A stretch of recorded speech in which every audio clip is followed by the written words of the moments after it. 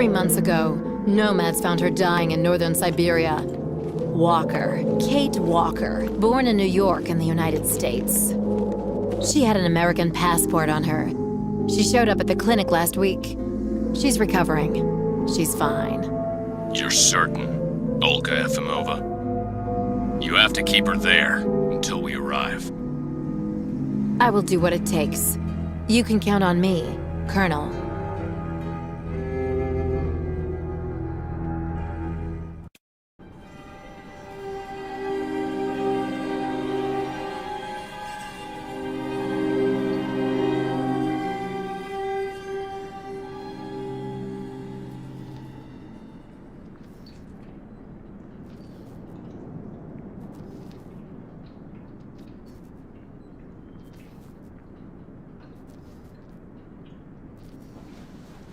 Oh, my head. Hello, Kate Walker.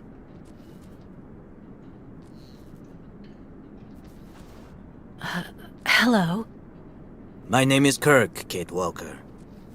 Kirk of the Yukol tribe. Do you remember the Yukols? Where are we? My memory's all mixed up.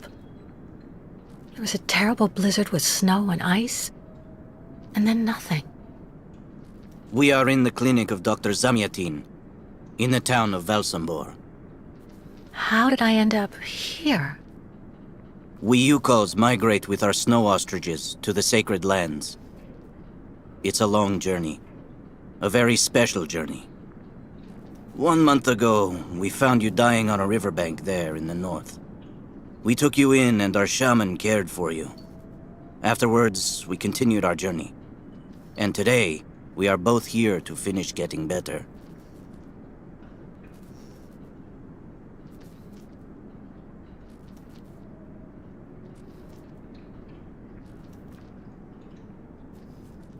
You lost a leg.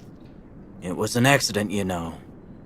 Some people don't like nomads like us. But don't worry about me. Dr. Zamyatin asked a master craftsman from Valsambor to make me a new leg, and he's going to put it on me when it's ready. It will be like a brand new leg.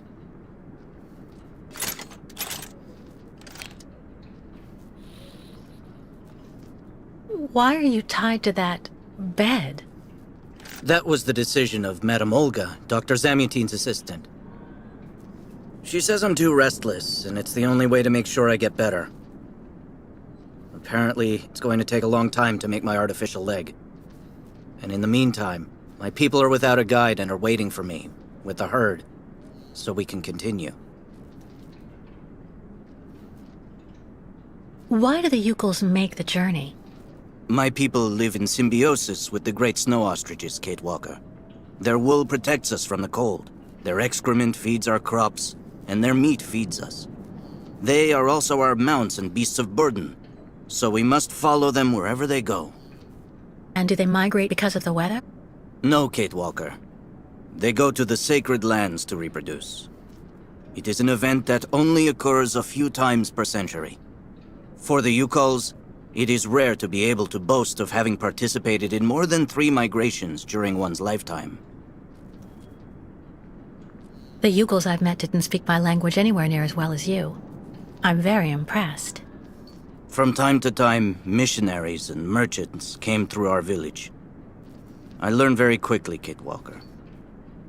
It's important if I am to guide my people. I don't mean to be rude, Kirk, but aren't you a bit young for that? The spirits do not take age into account when they choose a chief for the Yukols. And the spirits are very wise. They do not make mistakes when they choose the one who will guide our people on the sacred migration. If you don't mind my asking about your leg, what exactly happened to you? Soldiers bombed the route we were taking with our caravan. For no reason. Just to frighten us and force us to turn back. I was a bit too close to the explosion. A piece of rock. That's it. You mean the authorities did it on purpose? But why? They think that the snow ostrich migration has no place in today's world, and that my tribe should settle down once and for all. But we will never do that, Kate Walker. That would mean defying the spirits. And the Yukos fear the spirits far more than the soldiers. Well, Kirk, I'm delighted to have made your acquaintance. I guess I have to go tell the staff that I'm awake, I feel fine, and I have no intention of hanging around here. Of course, Kate Walker. I'm sure someone will be in the yard. Maybe even Madame Olga.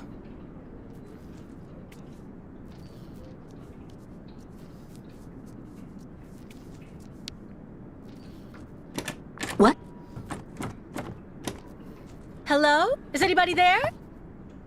I don't think anybody heard you, Kate Walker. Try using the call button that's located next to the door.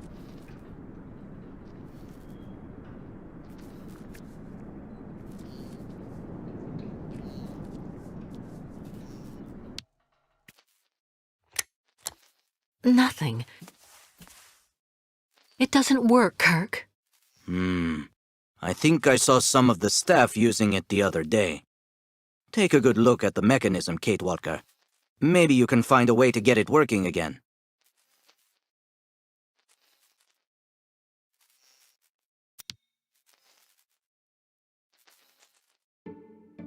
This diagram shows how to turn the call button on, but I can't do anything until I can get at the internal mechanism.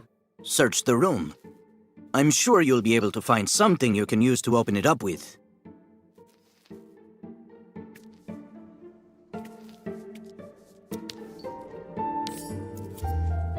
That should do the trick quite nicely. Now try to use it to see if you can repair the call button.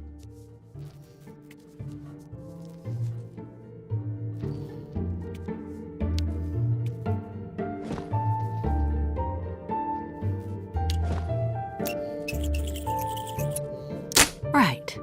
Let's see if I can repair the mechanism. If you're not sure, maybe the diagram you saw earlier might help. That's strange. The wire seems to have been disconnected on purpose.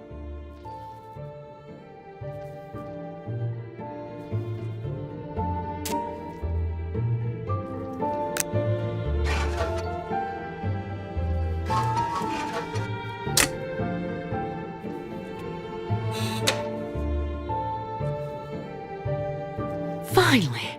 Right, now I just have to find a supervisor. Well done, Kate Walker. I'm going to have a bit of a rest now.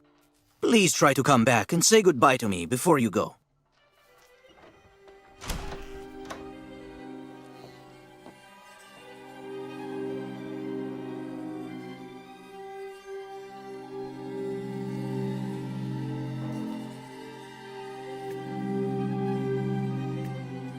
Wow.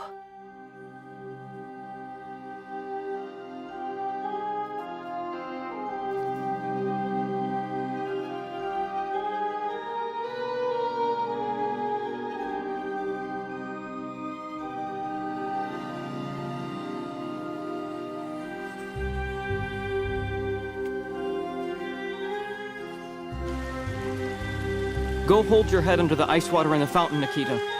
That'll clear up your damn headaches. Not his time. This isn't a normal headache. It's like a pile of rusty nails rattling in my skull. Well, that's you settled then. Did you speak Have to you Madame seen the Olga or mammoths Dr. too? Mongoline? Go tell the staff. That way maybe they'll believe Maybe me. they're the ones. And have you sticking seen any the damn dragons, nails too? in-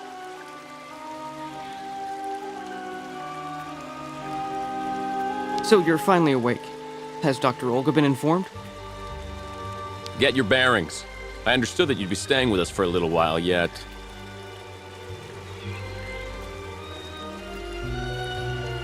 Dr. Mangling.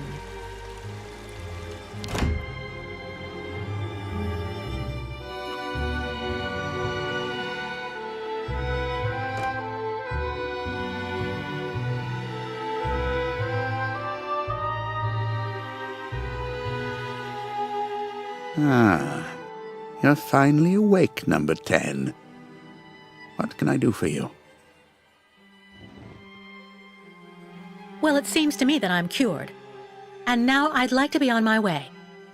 Given your condition, that would seem somewhat premature and perhaps even unreasonable, number 10. What What do you mean, my condition? You're in a coma for quite some time. That's not negligible.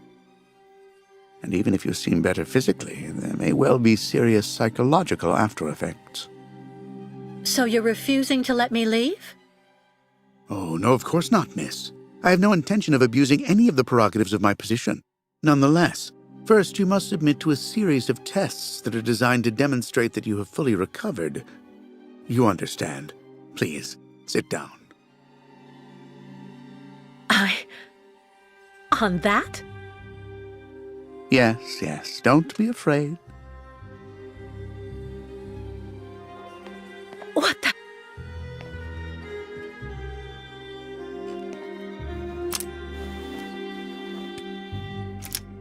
Don't worry about these restraints. Merely a simple formality that's part of the protocol that Dr. Olga, our supervisor, has implemented. Right, I do believe that we can begin. Now, be so kind as to state your first and last names, age, and place of birth, please. My name is Kate Walker. I was born in New York, and I'll be 30 this year. Good, miss. Up until now, my device would seem to corroborate what you say.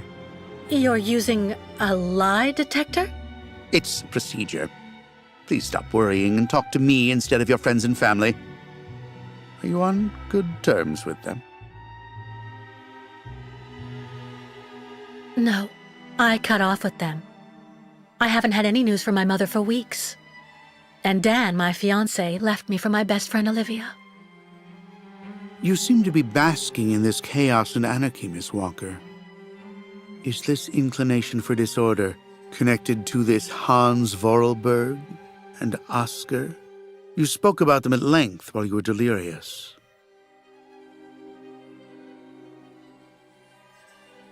Oscar was an automaton and Hans Vorarlberg was the person who made him.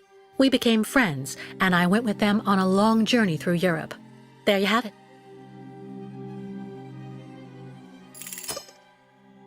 To be honest, what I'm interested in, Miss Walker, is that during your travels you were in contact with the Yukon people, the nomads who brought you here to Velzenbor. In your opinion, what should we fear from such a primitive tribe of savages who understand neither law nor border, refusing civilization and settlement? I think, Doctor, that the Yukols live in harmony with nature, time, and space. They have no real reason to change the way they live. Now that is an example of typical American idealism. Maybe you should go back to New York right away. I'm sure your brilliant ideas will be justly appreciated there.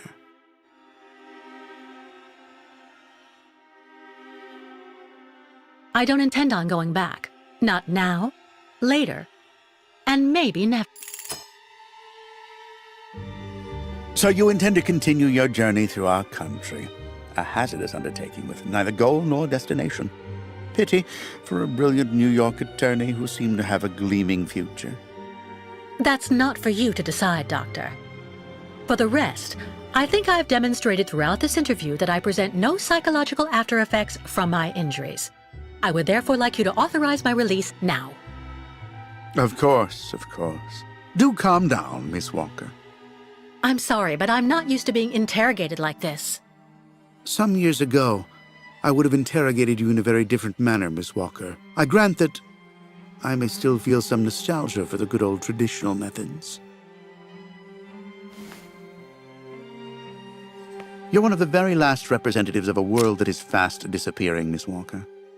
A disordered world that no one will miss. This key is much like you, unstructured and uncontrollable. If you're able to find a way to use it to leave this floor, then you shall have proved that you are permanently cured. I would like to get my things back before I leave. You will find them there.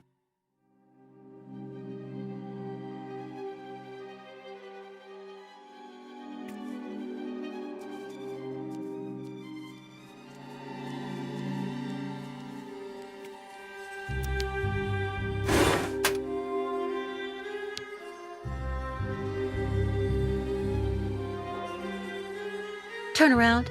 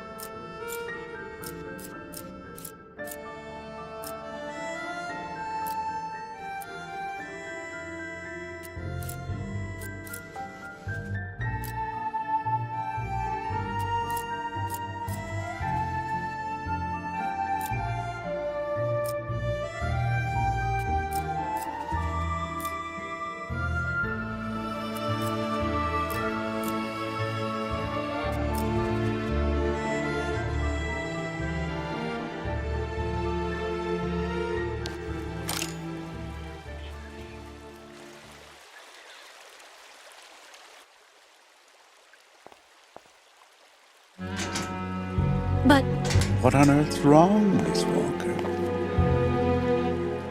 I don't understand. The key. It didn't work. I did warn you, you know. You can't be at all well enough yet to deserve to be released already. You've got to be kidding. I managed to use your stupid key. Gently, Miss Walker. Protocol clearly. I don't give a damn about your protocol. I'm cured, so let me leave and just stop it. Impossible, Miss Walker. The rule is very clear. Only those patients who are capable of opening the door may leave this floor.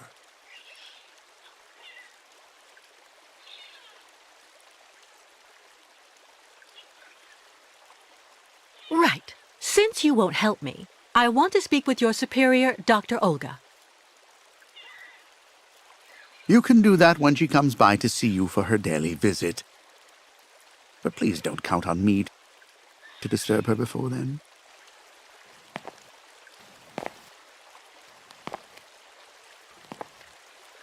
There's a problem with the key. That's obvious. I need to find out where it comes from.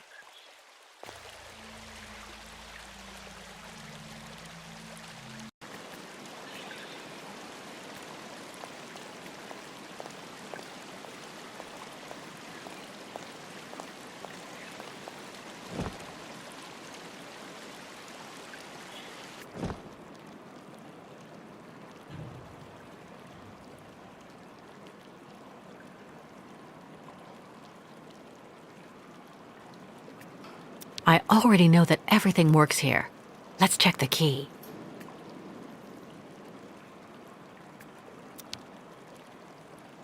These holes. It looks like something's been removed from the key. No doubt about it. My key's been deliberately damaged. I need to find a perfect copy if I want to be able to repair it.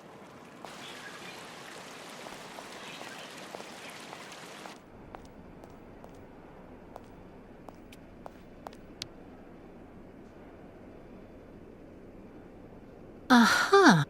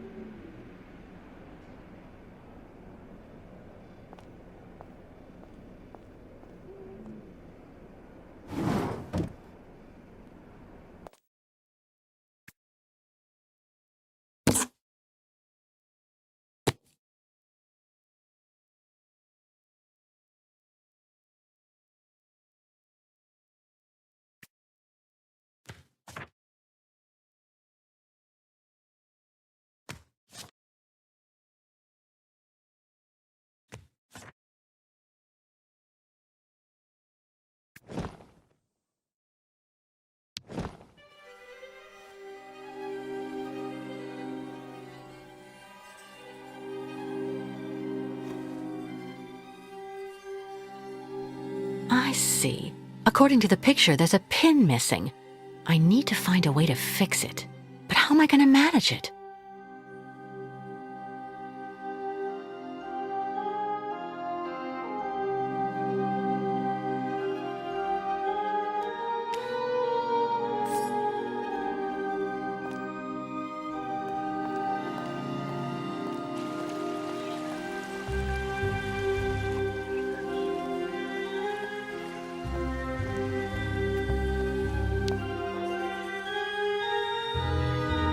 Hello. And who might you be, miss? Yeah. Who are we speaking to? My name is Kate. Kate Walker. Kate. Kate Walker. That doesn't sound too local. Yeah. So how did you get here, Kate? Kate Walker? The Yukos brought me here. The Yukos. They're nothing but chicken thieves. A whole bunch of scumbag morons doing nothing but infesting the streets of Valsambor. Yeah. Now they've come here to do their dirty work. You mean Kirk, I suppose. For 20 years we've been in this clinic. Since we got back from Baranor. Listen, this place has always actually been a quality establishment. I don't mind admitting. So we were pretty disappointed when we heard that Madame Olga is now letting in those degenerate scumbags from up north. Come on, Anton, come on. Madame Olga knows very well what she's doing. She must have her reasons for letting those midgets in here. So have you really been here for 20 years? Yeah. At first, we were kept for observation with some of our buddies after that damn mission to, Baranur. Leon and me, we're almost the last ones still here now. We don't know what happened to the others. Gotta say, some of them were pretty bad. Worse than us. Some guys who got it pretty bad. Fortunately, Madame Olga looks after us right. They look after us nicely here. Yeah. She looks after us good. She's a real lady, if you want my opinion. Baranur? What's Baranur? A place. It's a goddamn hellhole. What are you talking about, Anton? That's all I have to say about it, Kate. Kate Walker. Can't stir up the past. I'll be leaving you then, gentlemen. Goodbye. See you around, Kate. Kate Walker. Yeah. See you around.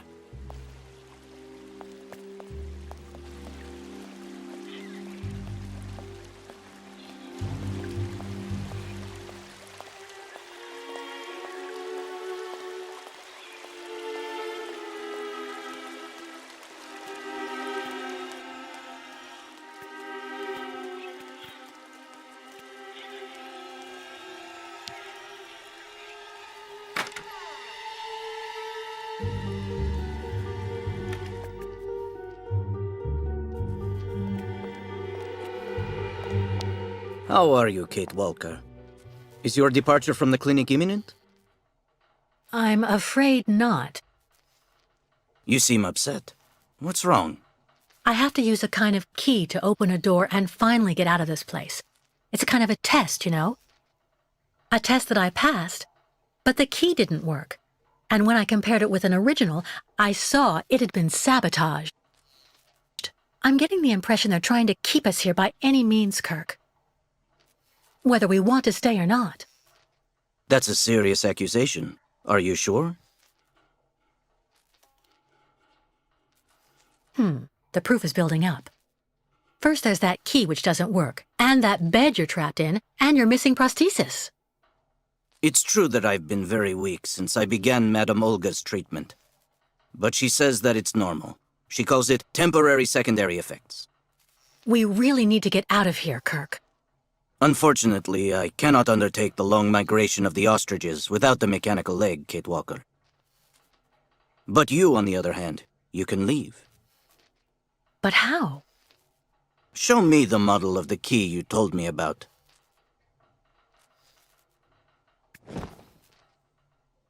Well, didn't...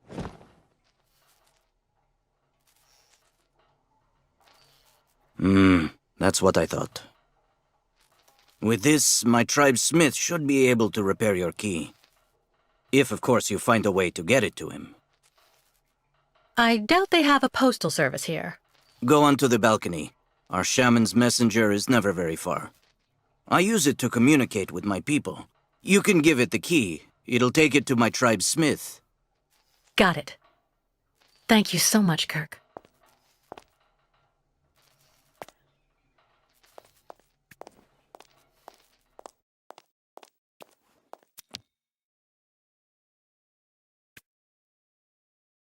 Hey there. That's it. Come on, come here.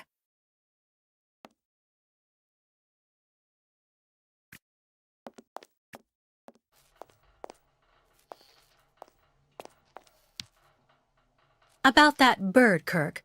I must be doing something wrong. It won't come to me when I call it. It's true that the old owl is a bit of a lunatic. Have you tried to get it to land on the balcony? No, but I don't see what I can use for that. Look around the yard, Kate Walker. You may find something that might interest the board. Why not? I'll give it a shot. Thank you for your help, Kirk.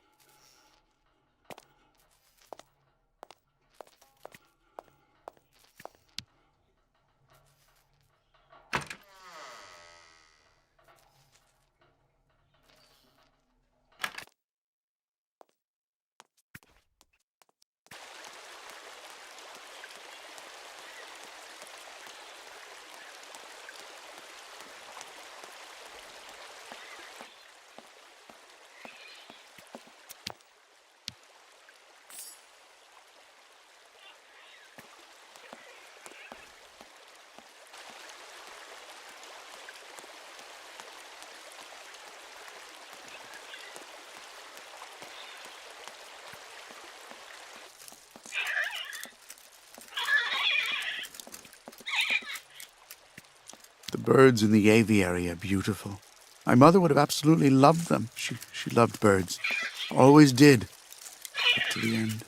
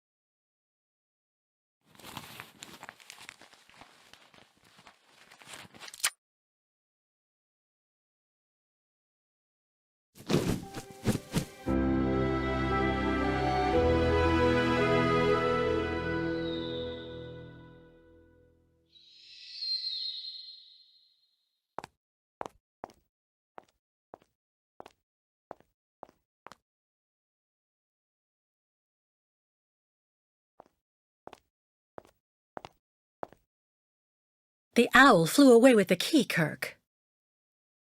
That's good news, Kate Walker. Now we only need... Kirk. What's wrong? Dr. Olga's treatment.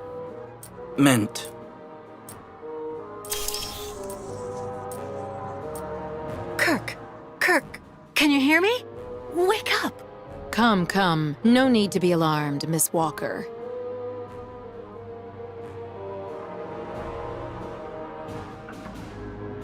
You're Dr. Olga, I suppose. We weren't expecting you to awaken for another few days, Miss Walker. This is surprising. Truly. If I had known, I would have come by earlier in the day to assist you in your return to the world of the waking. Unlike poor Kirk here, I have no need of help. I am very well, thank you. Fainting is a secondary effect inherent in the treatment, Miss Walker. Nothing more. In medicine, despite any discomfort, protocol must be respected. Oh, you mean that horrible mechanical bed where that poor boy is waiting for a prosthesis that never comes? That's protocol? And I suppose the same is true for the absurd interrogation I had to go through. You seem to have developed a singular paranoia since you came out of the coma. When we get the chance, I'll look into it. But for now, I'm going to ask you to please leave. I have to administer the next stage of the treatment to your young friend. Fine, I'm leaving. I hope all this is going to help him. Well then, I can't imagine why you might think the opposite, Miss Walker.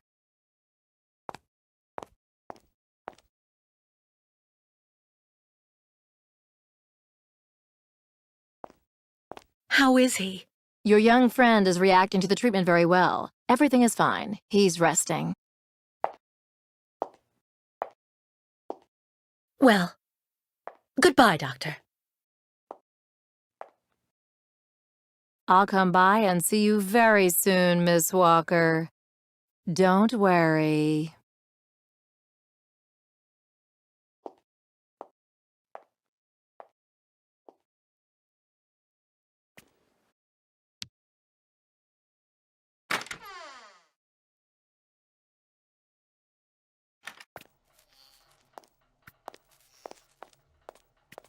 What on earth could that quack have injected him with?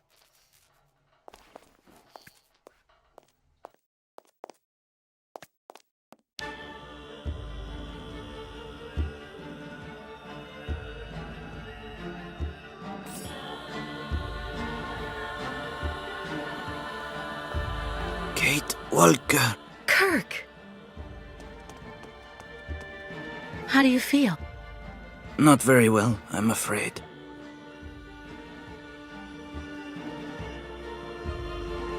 This situation can't go on, Kirk. So what can I do to help you get out? The best thing, Kate Walker, is for you to go alone. And if you really want to help me, once you are outside, go to Valsambor and try to recover my prosthesis from the craftsman. If you bring it back to me, Dr. Zamiatin will put it on, and I will be able to go back to my tribe. Can we trust Dr. Zamiatin? I'm not so sure when I see what this clinic is like. The man has always been a friend to the Ukols, and I'm sure he'll be able to help you leave the hospital and find the craftsman in Valsambor. Okay. I promise to come back as soon as I can with your prosthesis, Kirk. Until then, hang in there. Thank you, Kate Walker. And may the spirits be with you.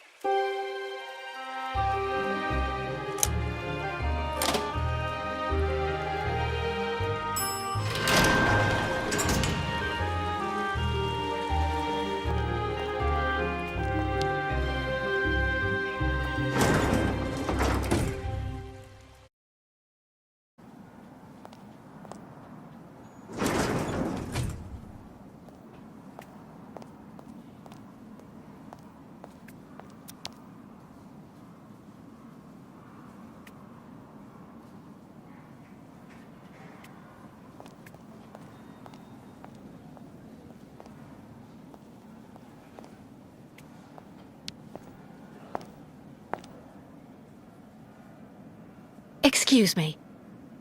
Yes? I would like to leave this clinic. Would you mind telling me where the exit is, please? Well, usually I'd have told you to go over to the other side of the courtyard to take the funicular that goes down to Valsenborg. But it seems Dr. Efimova has shut off the entire clinic for security reasons. The funicular has been stopped until further orders. I see. I'm looking for Dr. Zamiatine. He's in his office. You'll find it in the small corridor back there. The first door on your left.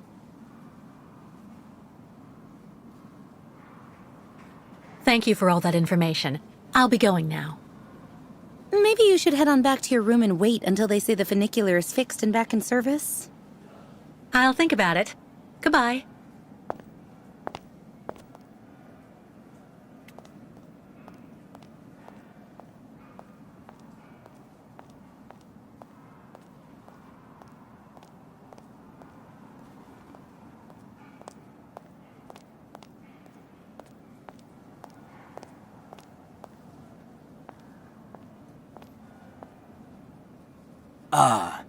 Hello, Miss Walker.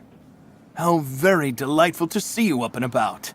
Even if I really have to admit that I'm a bit surprised. Our dear Dr. Olga painted a far darker picture of your current state of health. I don't want to say anything bad about someone you seem to appreciate, Dr. Zamiatine, but quite frankly, Dr. Efimova worries me. And why is that? She and her associate, Dr. Mangling, put me through a real interrogation. They're also keeping Kirk, the young Yukol, prisoner, attached to his bed. Not to mention the psychological grip she seems to have on everybody here. Listen to me, Miss Walker. I know that waking up after a prolonged period in a coma is difficult. In such a context, anxiety attacks are very normal. But please, do not project it onto Dr. Olga. I'm not getting any younger, you know, and running this clinic is a very heavy burden. The last few years, Olga has shown she is capable of assisting me. I have every faith in her. But The subject is closed, Miss Walker. Please tell me about that pendant you have around your neck. I must admit I noticed it as soon as you walked in. it belonged to Oscar, a friend who passed away. I understand, Miss Walker. I myself have borne the weight of grief for decades now. Wearing a token from someone dear to you is a natural thing. Dr. Zamiatine, I promised Kirk I'd go to the craftsman in Valsambur and bring back his mechanical prosthesis. The poor boy has been waiting for it for ages, so I'd like to try to speed up the process. Would you tell me how to get there? Now there's a truly noble initiative, Miss Walker. I asked my clockmaker friend Simon Steiner to manufacture the young Yukol's mechanical prosthetic leg. He's a capable craftsman and ingenious. You'll find him in his workshop, near the Valsambur port. I imagine he must almost be finished with his work by now. He makes amazing things. You'll see. Can you authorize my release so that I can see Dr. Steiner? Unfortunately, I've been told that the clinic is in lockdown. You will have to ask Dr. Olga, Miss Walker. She signed the current order to lock our establishment down. She's in charge of giving out the passes.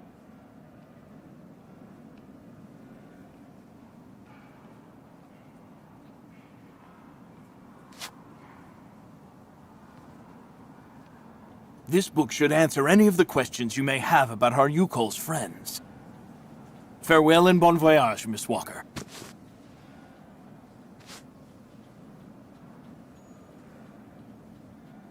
Why did the Yukols ask you to heal Kirk? On each of their migrations, the Yukol shamans and I have exchanged medical knowledge. Their trance therapy and materia medica have provided astounding results for my patients affected by psychological afflictions. In exchange, I do what I can to take care of those injured that they can't heal using their traditional medicine. Like, that poor boy who lost his leg. How many ostrich migrations have you seen? This is the third one.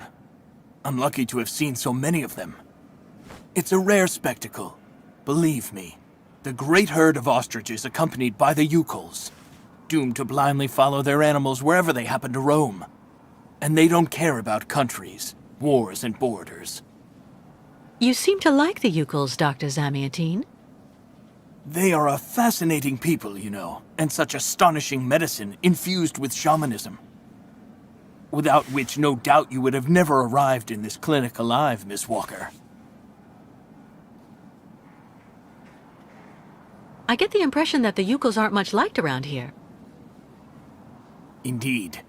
It would seem that most of the inhabitants of Valsambor are now quite hostile towards them. This wasn't the case a while back, you know. When I was young, the migration of the snow ostriches was an event widely welcomed with open arms in Valsambor. Why the change in attitude? Our region was actually somewhat devastated 20 years ago. Dramatic events changed the way people viewed the world. The people turned inward on themselves. They are less welcoming. And the fact that the Yukols have been stuck here, next to Lake Valsambor for several weeks, hasn't helped. It's really necessary for me to ask Olga's permission to leave? You're the director of this clinic, after all. Olga is my right-hand woman. I can't keep her uninvolved in current matters, Miss Walker. She is also currently your doctor. You should really talk with her about it. She isn't as evil as you seem to believe. You'll find her in her office, most probably.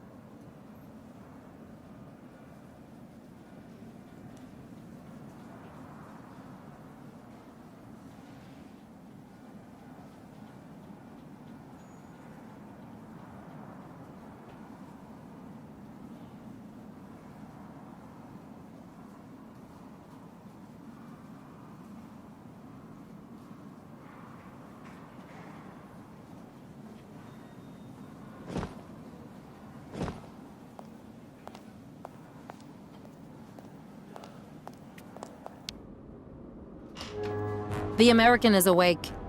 You must hurry, Colonel. How is she doing? Fine, apparently. She is docile for the moment. This may not last too much longer, I'm afraid. And what about the tribe of nomads? Just like the past 2 years, Lake Valsambor hasn't frozen over, so the herd can't cross the ice. They're stuck here. And also, their young guide is still in our control. If everything goes as planned, soon the Yukols will have no choice but to go back home. Especially as I have a plan to speed things up. Fine. There's also the American detective, Colonel. He should be arriving soon. Let him meet with Miss Walker if that's what he wants to do. No point alarming him just yet. But when all is said and done, we're the ones who are handling the young woman's case. No American is going to come here and tell us what to do.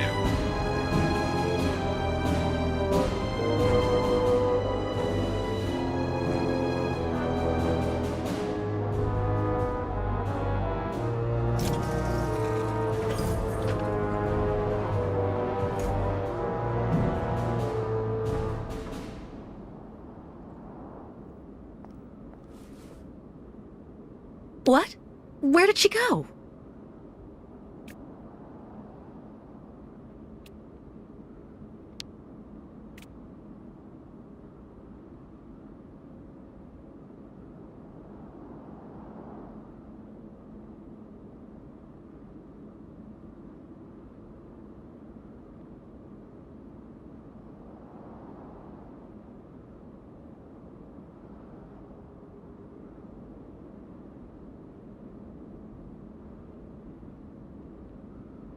Hello, Miss Efimova. I'm here to see you two. Kate Walker. It really is you. What a coincidence. I've been looking for you for weeks. Mr. Canton, I presume? Ah, I see that my reputation precedes me. Miss Efimova must have told you I was coming. No, I just now learned of your existence, Mr. Canton. A while ago, my employer in New York informed me that he was going to stick a detective on my back. I don't like to boast, but I'm the best detective on the East Coast. Never a problem with me. I've been asked to bring you back home safe and sound, Miss Walker. I should be in Balsamore in a few hours. I'm sorry to disappoint you, Mr. Canton. I'm sure that finding me hasn't been easy. Oh my God, you have no idea. I'm afraid this might upset you, but I'm not planning on going back to the United States for the moment, Mr. Canton. To be honest, you don't really have a choice. The U.S. Justice Department is looking for you, and I even have an international arrest warrant for you, Miss Walker. Who'd have thought? The feds are looking for me? But what's the charge? I've done nothing wrong. Embezzlement! Apparently you took off with a contract for the sale of the Clockwork Toy Factory in Vorarlberg. And you took advantage of the seller's senility. You're even suspected of being responsible for the death of one of them, a Mr. Hans Vorarlberg, the last heir authorized to sign contracts with the company you represented. That's not negligible. You know, Miss Walker. This is completely ridiculous. And as far as I know, you aren't authorized to represent the Justice Department in this country. You're just a detective. So you'll have to put up with it, Mr. Canton. I'm not going back to New York with you. So leave me alone. Wait, Miss Walker. Please be reasonable. Goodbye, Mr. Canton.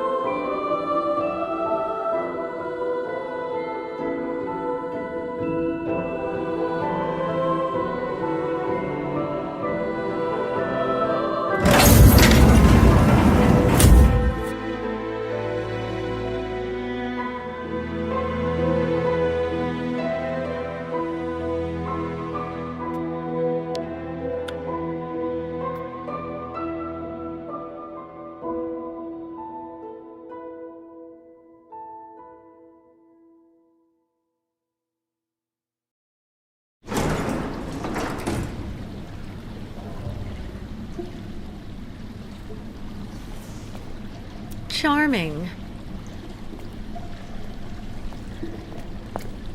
Hurry up.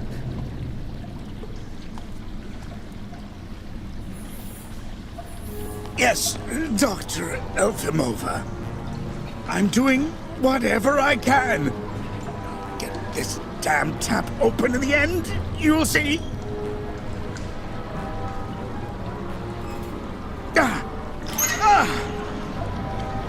That's it. Well, that should convince the Yukon scum to strike camp and go back where she came from.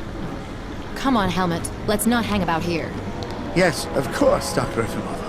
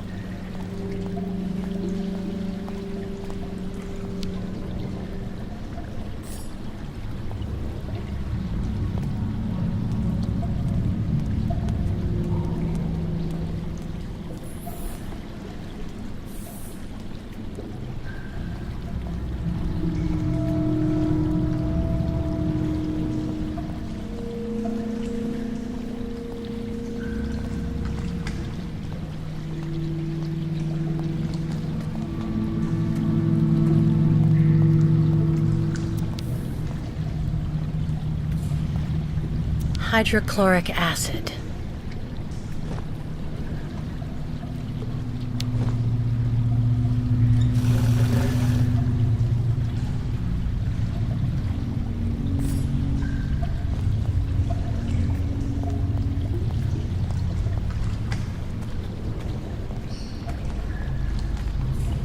What a catastrophe!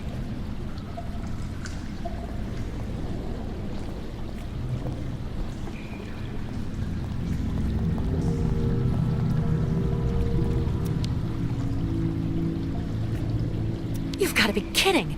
I have to get rid of this chain. Fast!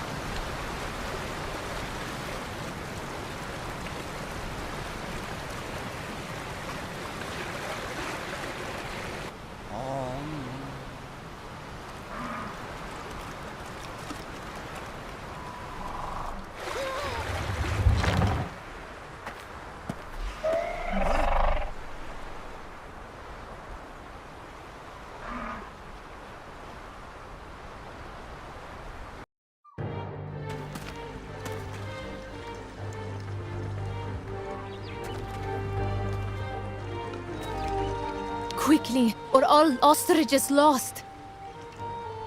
Miss Catwalk, help please!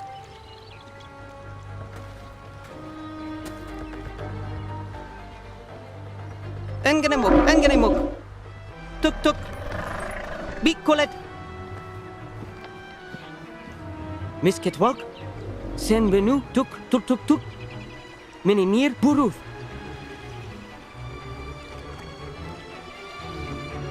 My God, what happened to that poor ostrich? Ostriches want drink very bad water, tuk. When ostrich is thirsty, and ostrich is not smart, Miss Ketwalk. She lako, tuk. Head hard like hard rock. Try to hold them back as long as possible. There must be a way to filter the river water. Unganemuk. But Miss Ketwalk, go quickly. Miss Kate Walker. Hello, ma'am. Da! You remember me, Miss Kate Walker. Me, ayahuasca. Great Yukul shaman. Me go there and find you somewhere there in the world of the spirits. So you're the one I owe my life to, Madame Ayahuasca. It's you who cared for me before taking me to the doctors in the Valsambor clinic. I don't know how I can ever thank you. Tuk, girl. Miss Kate Walker go clean river water right up there. Since she traveled long time in magic world, spirits now her friends. They will show her the right path. Very well. If you say that the spirits are going to give me a hand, I'll try to do that.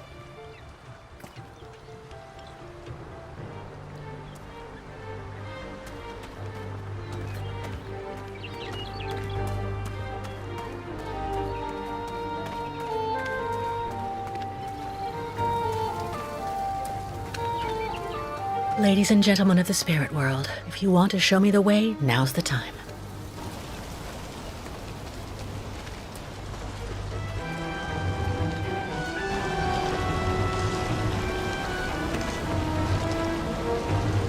Just had to ask, I guess.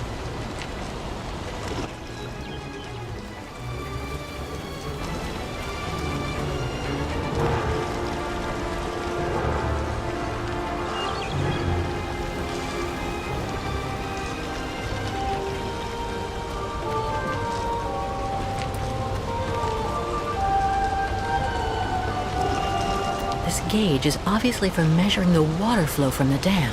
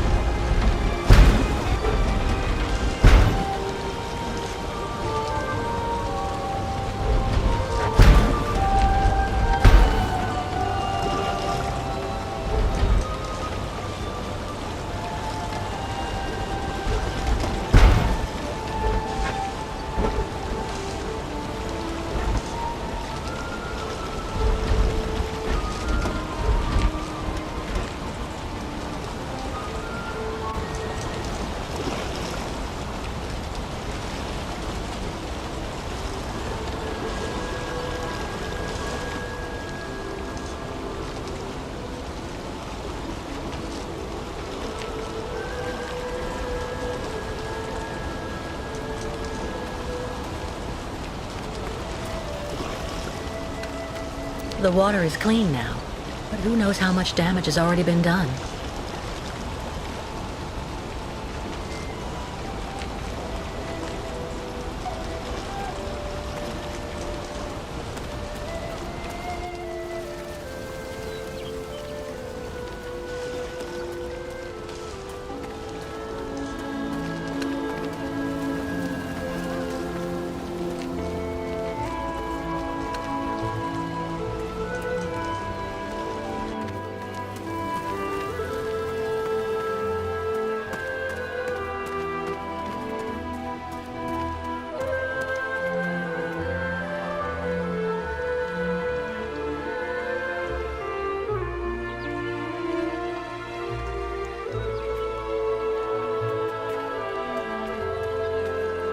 Bairla, Miss Ketwalk. Thanks you and spirits. Ostriches saved. Be careful all the same, Mr. Barut. The dam filtering the water may not hold very long. Za! Yukos leave here fast to make sure Ostrich is safe. But not possible without Kirk. Him our guide. I just came from the clinic. Kirk and I shared a room. Za! How going, Kirk? He's doing fine, though. I mean, for the moment. But he's stuck up there without the prosthesis, you see. No, Kirk. Yukos cannot leave here. So ostriches want continued journey without Yukos. Can't keep ostriches here very long. Ostriches cross Lake Valsambor alone. And then eaten by lake spirits. Tuk. The ostriches crossing the lake, so that has to be a part of the migration? Tuk tuk. Baranur, on other side of lake, is path of sacred plains. Ostriches lay eggs in hot sand on sacred plains. But lake, not anymore frozen, so not be able cross. Listen, Mr. Barut, do your best to calm your ostriches while I go to Valsambor. I promised Kirk to go get his prosthesis and bring it back to him. Bartla tuk. Miss Ketwalk, you friend of Yukos. I'm going to speak with the shaman now. Ayahuasca will be very happy. See Miss Ketwalk. She go with you and around you a lot in world of spirits, so they free you. You not die because of her.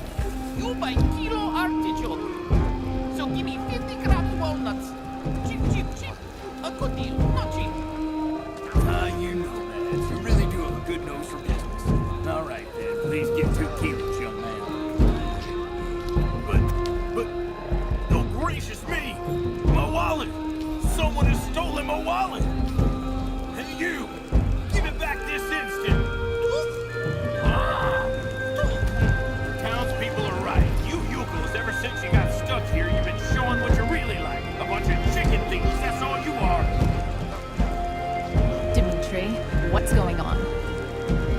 What's going on is that people are right to think what they think when they see this.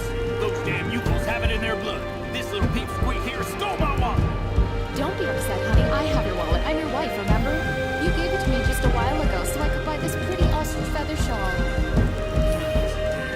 Well, anyway, that guy don't feel right. Let's get the hell out of here before you bankrupt. He can keep his artichokes.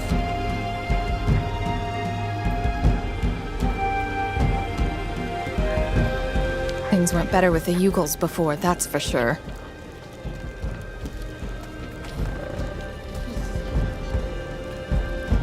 What an amazing jumble. Not at all like New York markets.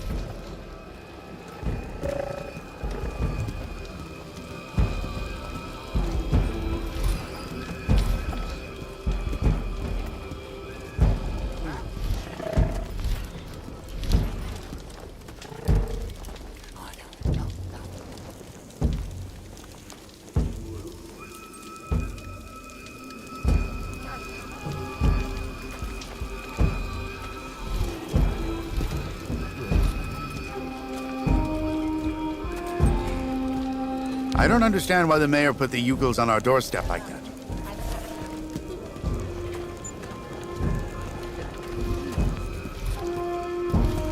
What a strange sculpture. Looks like a kind of octopus or squid.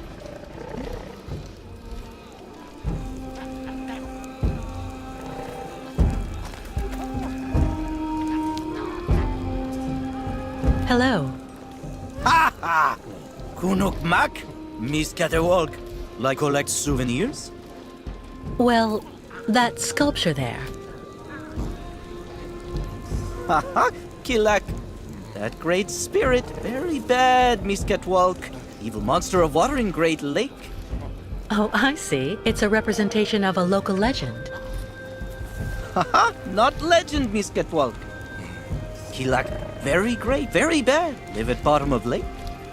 If the monster really existed, wouldn't he have attacked your ostriches when you tried to cross the lake to continue your journey? You calls always cross in day.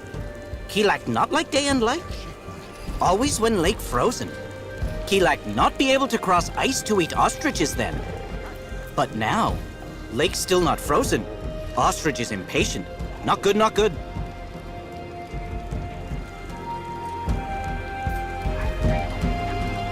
So, how's business? Tuk tuk. No more client tourists here. No more like you calls in Valsambor. Not good for business. Why don't they like you here? You calls stuck staying too long in Valsambor. Not good. Must leave fast. Kirk being gone so long really has you worried, doesn't it? Kurk, sacred guide. No guide, so not great journey. Miss Getwell comes with news about Kirk. His treatment is weakening him, but he was fine when I left. Ah, Kirk come back very fast. Or not good. One of you repaired a key to help me escape the clinic. Was it you? No. Smith, over there. Goodbye, and thank you for all the information. Okay, Miss Getwalk. Bye-bye.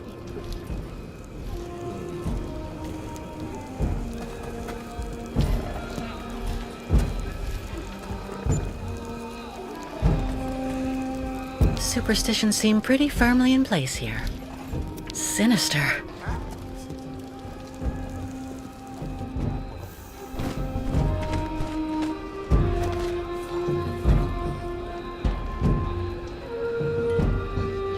Ha, Miss Kate Walker. You have good news? To be honest, nothing great. Kirk, your young guide, is in the hands of Olga Efimova. That woman has the director of the clinic, Dr. Zamiatine, under her thumb. She also seems to be in tight with a shady soldier. These people hate you, Ayahuasca. They can't stand your way of life. They're the ones who poisoned your ostrich's water. I think they're also holding up Kirk's prosthesis to keep him in the clinic and stop you from continuing your migration. People not like Yukels now. Yukels out of date. Tuk-tuks. If Yukels without guide, not able continue great voyage. Return to north and never leave again. And then ostriches die. Well, hold on.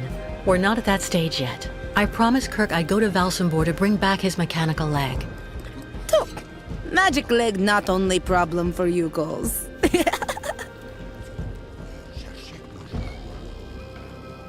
If the lake doesn't freeze, your herd won't be able to cross it. I suppose your ostriches can't really swim. It also seems to me that the lake really has a bad reputation.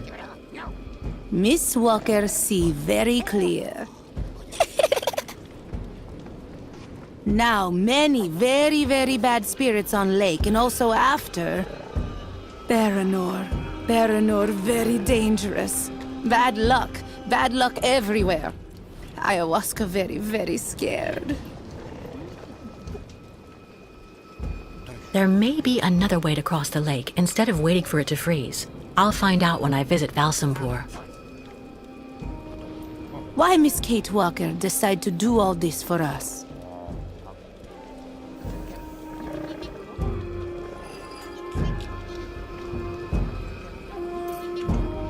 You're treated like pariahs.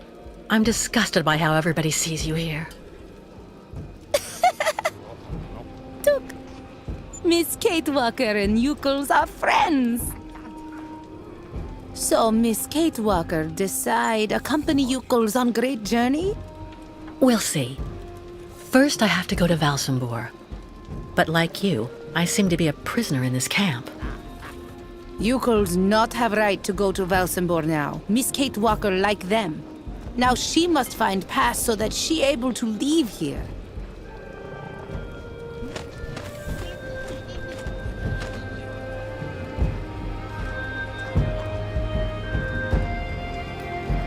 Where can I find a pass so I can leave the camp?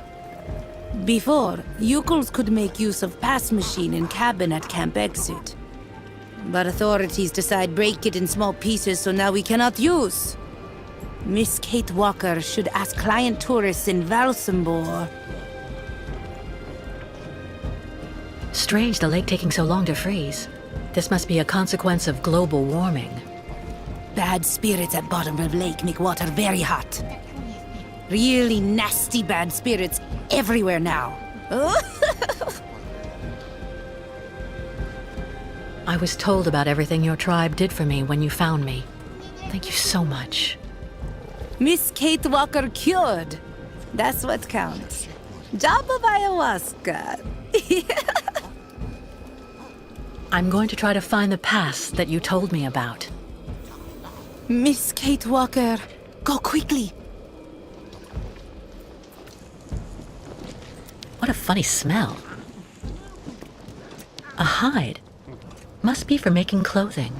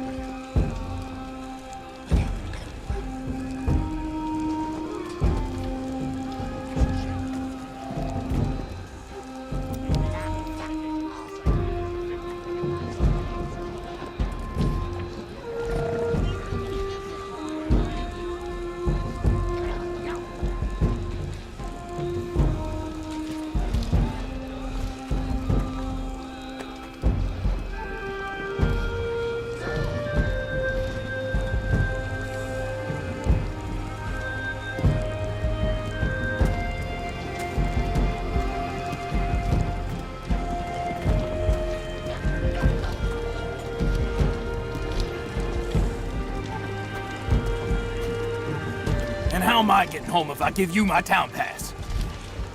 Give you my pass to enter the city, and then what next? No way I'm giving you my pass. That'll teach you a lesson about sneaking around. The Yukon craftsmen must make these statuettes by the dozen.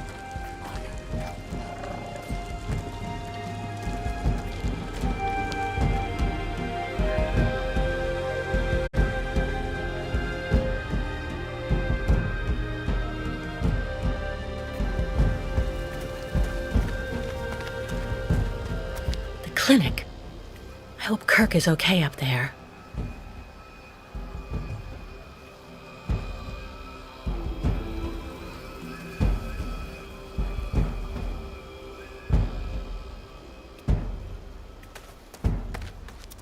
A checkpoint for the municipal employees. Stop! You may not pass. May I ask why not? Miss, as the inopportune loitering of the Yukon nomads in town was proving to be disturbing the tranquility of the inhabitants, Mayor Bulakin has ordered access to Valsenborg to henceforth be restricted to those presenting a duly stamped pass, which confers the authorization to access said town.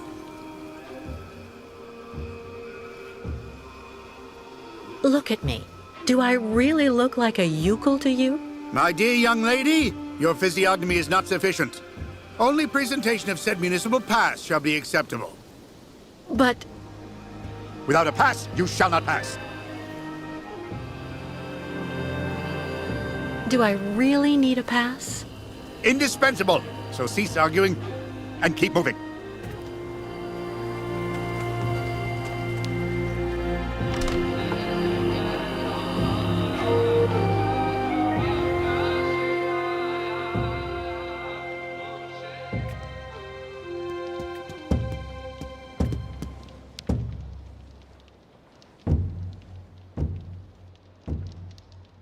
A stamp.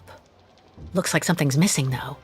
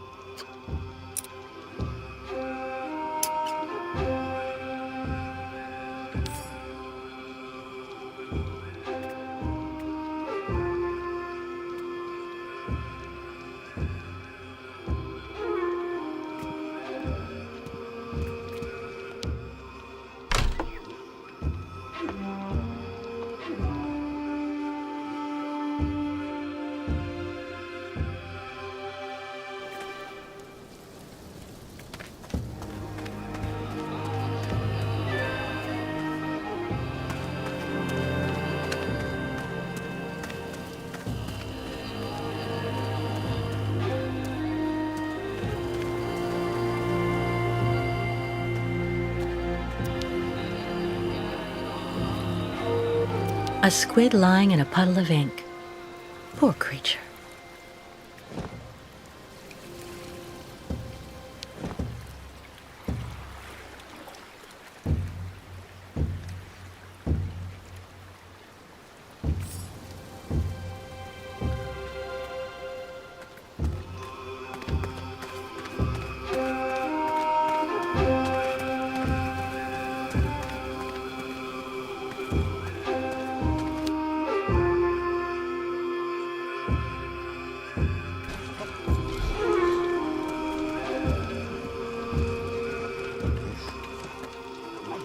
I can go inside this yurt.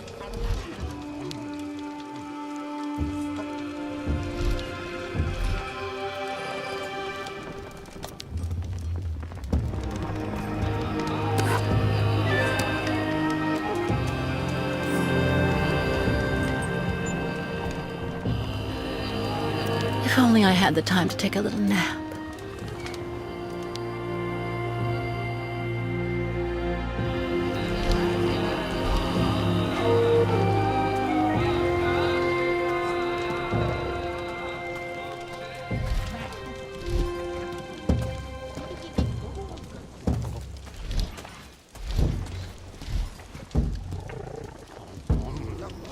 A town pass?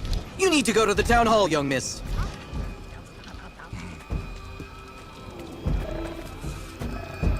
He seems more laid back than other visitors. Maybe I should try my luck with him.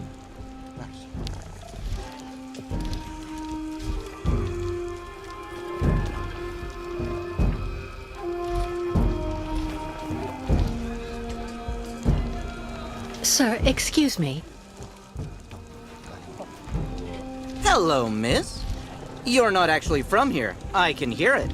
What on earth is a young American doing in our beautiful land? Business? Or perhaps tourism? Oh, it's a long story, believe me. I see. In any event, you must try and visit our town.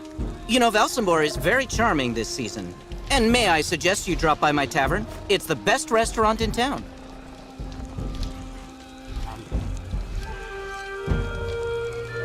Unfortunately, I don't have a pass to get into Valsambor. You wouldn't know how I can get one, would you?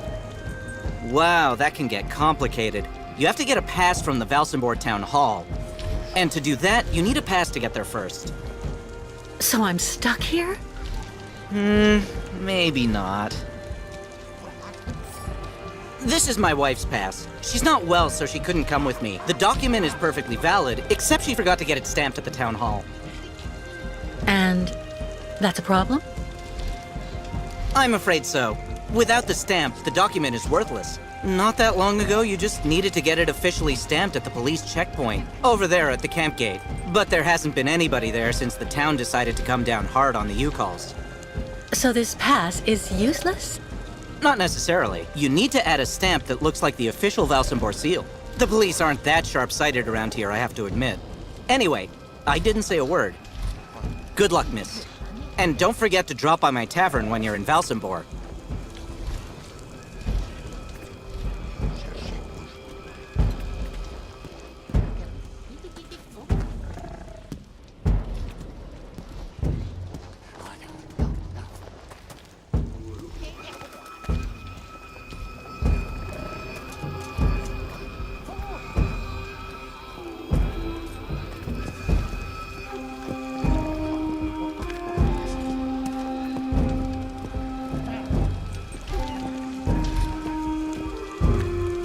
This forge is magnificent.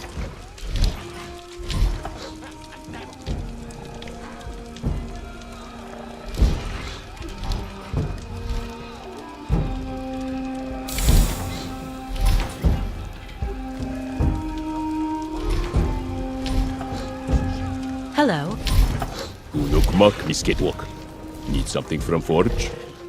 Well, yes, I do. I need a staff that has the same shape as the Valsambor seal and that I can use with the press at the camp gate. Complicated. Need model. Tuk tuk. You have that, Miss Catwalk?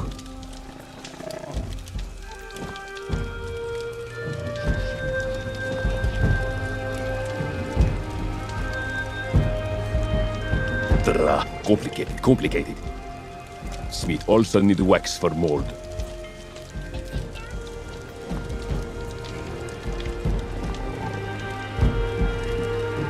Good junk. Step ready in not long time.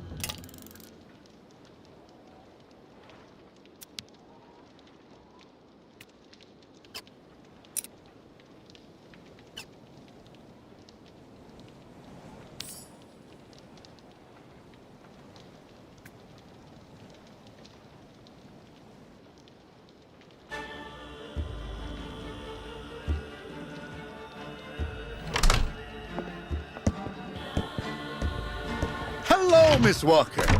Very happy to finally catch up with you. Mr. Canton, what on earth do you want? To take you back home, whether you like it or not. Come on, give me your hands, please. I'm not going with you. Do you hear? Leave me alone. You're alone here without friends or acquaintances, and you have nowhere to go, Miss Walker. So be reasonable. Turn around and hold out your hands. Don't make me use force to restrain you.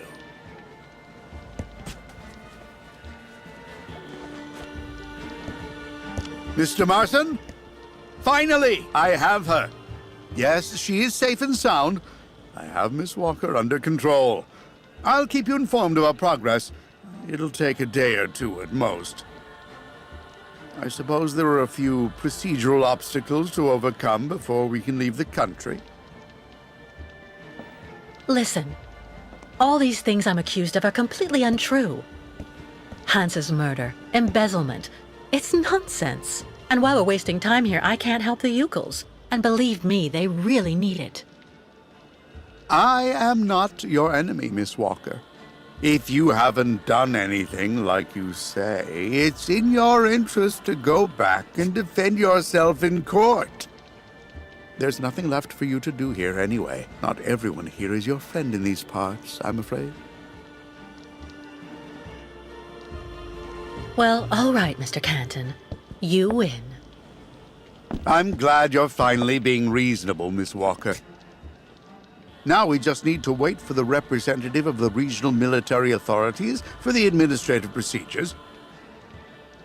I don't think it'll take long to get our papers, so we can leave this place then. How long do we have to wait? I've been through a lot over the last few months, you know. I'm recuperating. I'm still a bit weak. Well, it could take a few hours at the outside. Would you mind bringing me a glass of water? I don't feel too well. I feel a bit dizzy. I'd have to leave you here in the meantime. I'm not sure that... Please, Mr. Canton. I really think I'm going to faint. Don't worry, Miss Walker. I'll see what I can do. But don't move. Quick! I have to get free and get out of here while Canton is busy.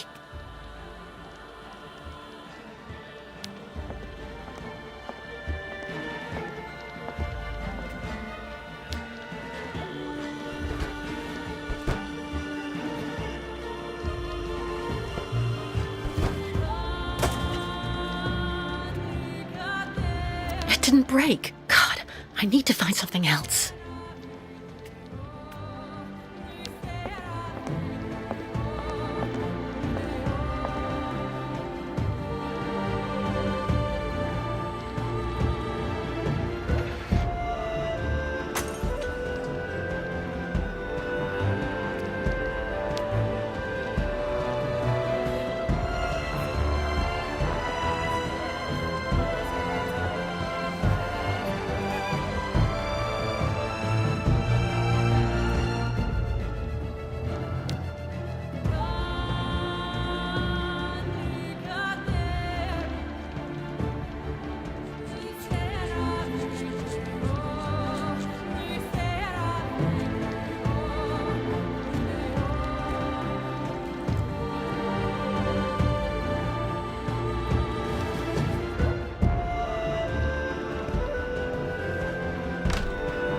Free at last.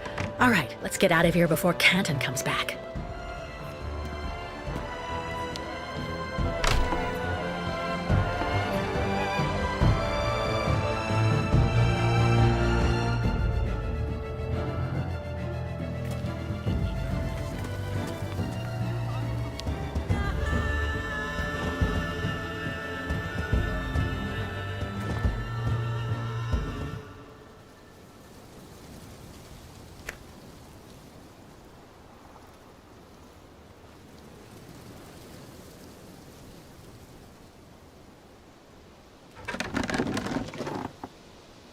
Miss Walker! No, wait! I have an arrest warrant for this woman. Arrest her!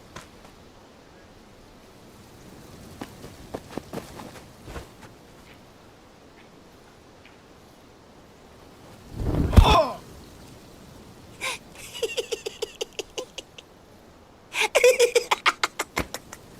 My pass!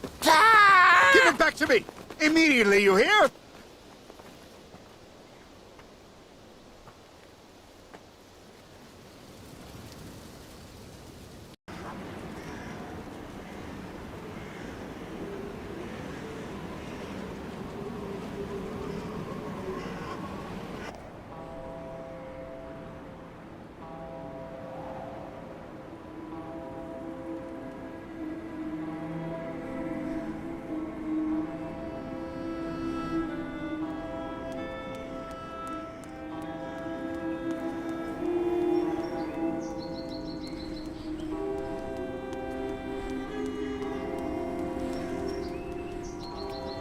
Believe me, it's a really good thing that the nomads can't just come and go around Valsambor as they please anymore. That big boat, the Crystal, it's been rotting at the dock for years. Things are heating up for Mayor Bulyakin.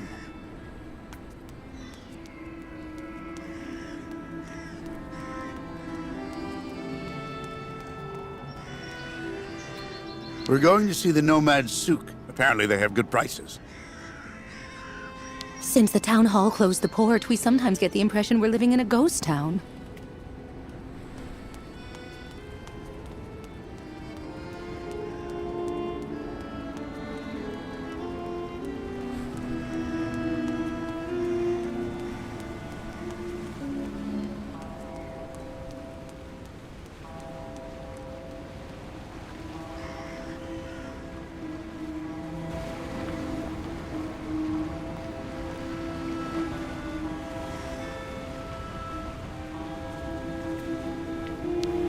Hi there. Anything biting? As if. 20 years there's been fewer fish, but sometimes you can get lucky. Go figure. It's really odd. You seem to know the region well. Maybe you can fill me in a bit. I'd like to know a little bit more about the local legend. I was told that there's a monster down there, living at the bottom of the lake. It's not a legend. And how can you be so sure? Back when, the lake froze over earlier in the season. People would go out and make holes in the ice in the middle of the lake, then fish like that. Sometimes they would even set up these cabins for the winter next to the hole. The old folk always said you should only cut a small hole, just wide enough so the fish could be pulled through when you landed them. No more than that. One day, this guy who was kind of odd cut a really big hole. To make it easier, he said. In case he caught a really big one. You don't have to believe me, but he's the one who went into the hole. Backwards. Into the depths. In less time than it takes to say it, the monster's arm came through the hole, then dragged the poor guy down to the bottom of the lake. That's why the old folks say never make a big hole in the ice, because of the monster that lurks below. And how do you know all that? Because the poor guy was my older brother. And I was fishing just next to him that day. So you think what you want. You have a good day, miss.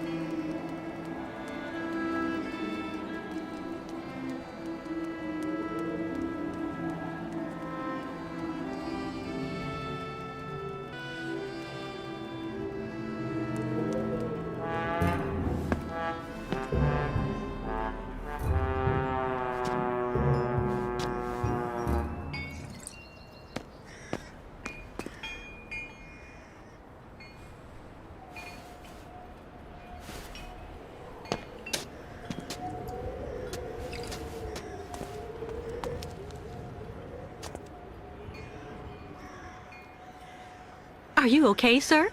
One more step and you were in the drink. Oh. Pardon? It's me, Captain Obo. Obo! Proud commander of the just as proud Crystal. So don't you, sir, me. Well, delighted. Captain, I'm Kate Walker. I'm looking for Steiner's, the clockmaker. If I fall in the water, Taylor, it'll be to go straight to hell. So don't fall in the water, Sailor. You understand? Bastard's waiting for me. Who are you talking about? The monster of the lake is waiting for us all, miss. Everyone's time comes eventually. To finish the work. Come on, back in the fight. Because you can never lower your guard. Never.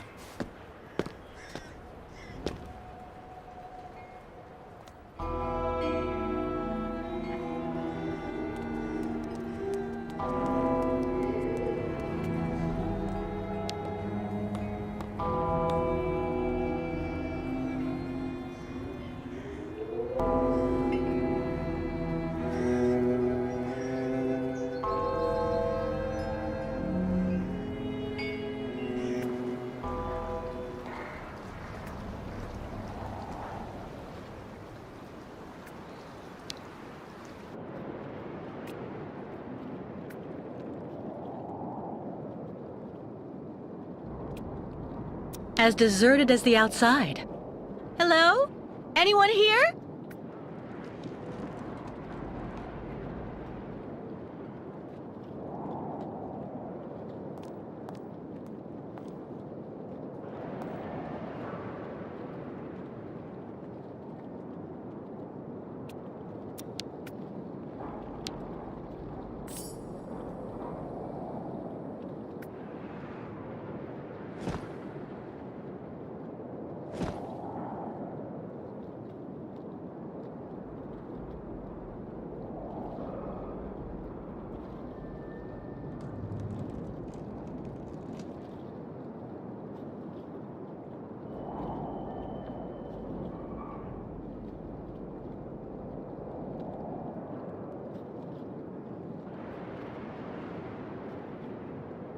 Poor Captain. Even though his superstitions terrify him, he's obviously dreaming of a second chance.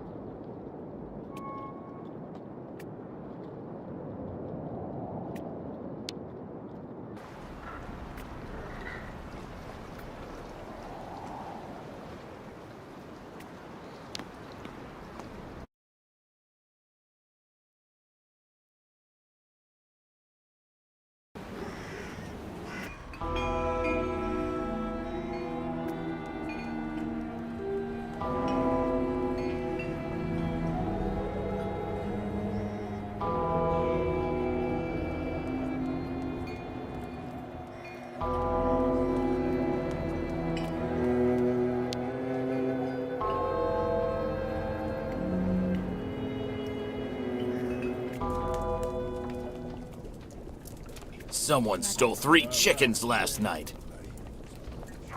I bet it was those damn thieving yukels again.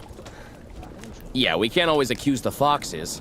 You should go see about complaining to the mayor with all the others. I can't understand why those damn savages are stuck here. It's not like anybody's making them stay, the damn pipsqueaks. They should jump right into the water, with their damn ostriches. Then they can wash behind their damn ears for once. There's some making them stay connected to their religion. They believe in a whole pile of nonsense. Oh yeah?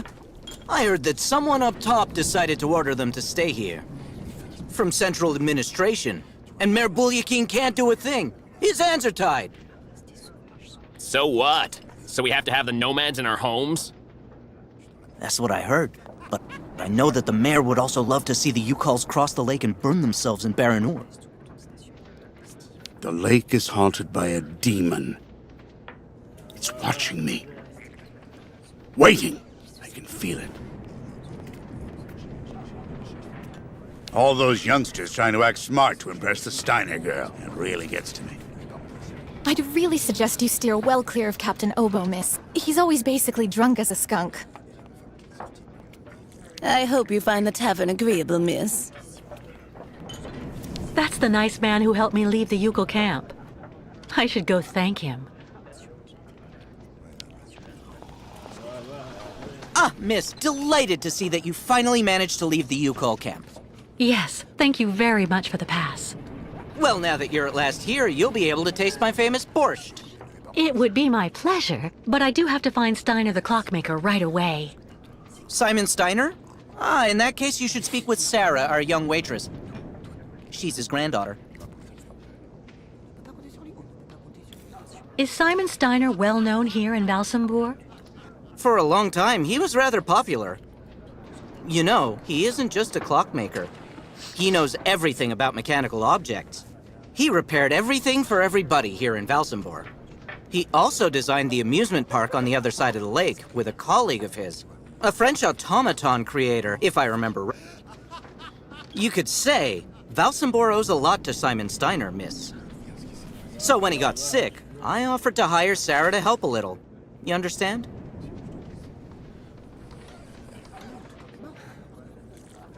I met that man recently.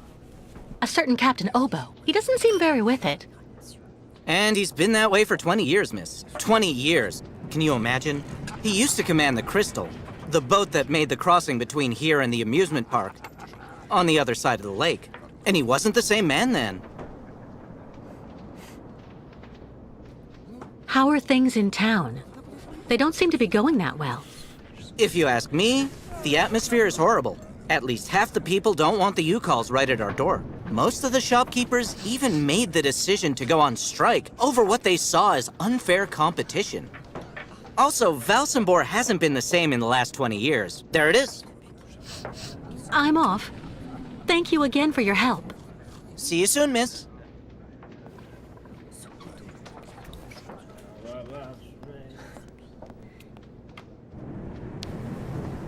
Excuse me, please, miss. Yes? I'm looking for Simon Steiners. Simon Steiner is my grandfather. My name is Sarah. Sarah Steiner. Pleased to meet you, Sarah. I'm Kate Walker. Can you tell me where I can find your grandfather's workshop? Of course. You'll find his shop is at the end of the alleyway, on the left, just as you leave it, in the main avenue. Can I ask what you want with him? Because he's rather old, you know. I'm accompanying the Yukol caravan. Apparently your grandfather is supposed to be making a mechanical prosthesis for Kirk, their spiritual chief, who had a bad accident recently. Without the artificial leg, Kirk won't be able to go along with the great migration of his people. And on top of that, the Yukols won't leave without their guide. You're accompanying the Yukols? My God, you're so terribly lucky. When I was little, Grandfather used to tell me all about their adventures, full of mystery and magic. You seem to like the Yukols, Sarah. I get the impression that's rare in Valsambor. It's true that when it comes to the Yukols, people around here can be a bit silly. They go out of their way to make the nomads scapegoats for all of the town's problems since they got stuck here. But you don't, do you? Of course not. Grandfather told me that he has actually seen 3 or 4 of the great ostrich migrations in his lifetime, and he always really respected those strange people. He even made sure I would admire them too, you know. I guess you're pretty close to your grandfather? Yes. Of course he can get a bit grumpy, especially the last few years. But he's actually really adorable, and you should see the work he does. Give him a few cogs and springs, and he'll give you some unbelievably incredible invention. He almost makes mechanical objects seem alive. I see exactly what you mean. I used to know someone like that, too. The only problem we have is that business collapsed when he got sick. I really do believe that if I didn't have the waitressing jobs to make ends meet, we'd probably have to close up shop. Do you like life in Valsambor? Oh, there's really not that much to talk about here, you know. I spend all my time here or with grandfather since he got sick. There was no one who could keep an eye on him for you? We can't afford it, I'm afraid. I also think I prefer it this way. My grandfather is my only family. Thank you for your help. I'll be stopping in to see grandfather on my next break. Maybe I'll see you there. Yes, I hope so. Goodbye, Sarah.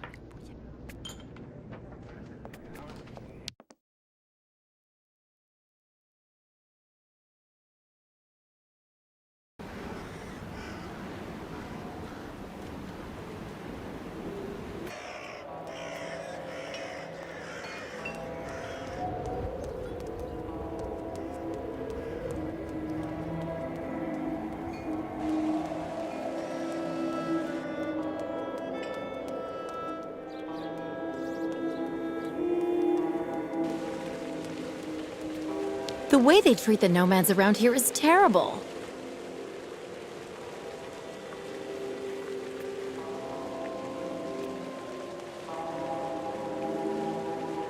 Everyone's been surly the last few months.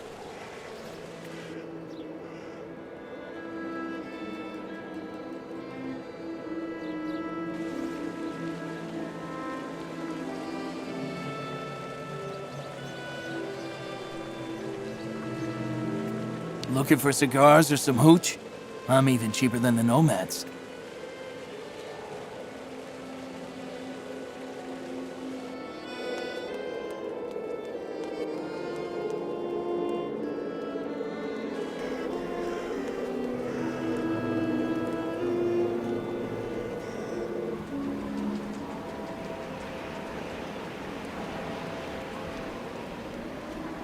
No Yukos in Valsambor! The shopkeepers are on strike for the first time in ages.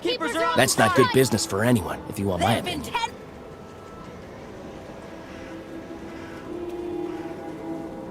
Mr. Mayor! Do your job and come out onto the balcony! The voters want to talk to you! The nomads are stealing our merchandise and our customers. The Yukos don't belong in Valsambor. The shopkeepers have had enough. Thieving Yukos in Valsambor! The shopkeepers want them out the door! Thieving Yukos in Valsambor! The shopkeepers want them out the door! Close the Nomad Souk! Throw them all out or we'll stay on strike! There have been 10 thefts from my shop since those savages showed up! Mr. Mayor, who's gonna pay? Come outside! Show yourself, Mr. Mayor! Yeah, come outside now or we'll throw you out in the next elections! Mayor Buyakin! Mayor Buyakin! Thieving Yukos in Valsambor! The shopkeepers want them out the door! Thieving Yukos in Valsambor! You should have seen it back when the port was still open and booming. We're You'd never even heard of a strike.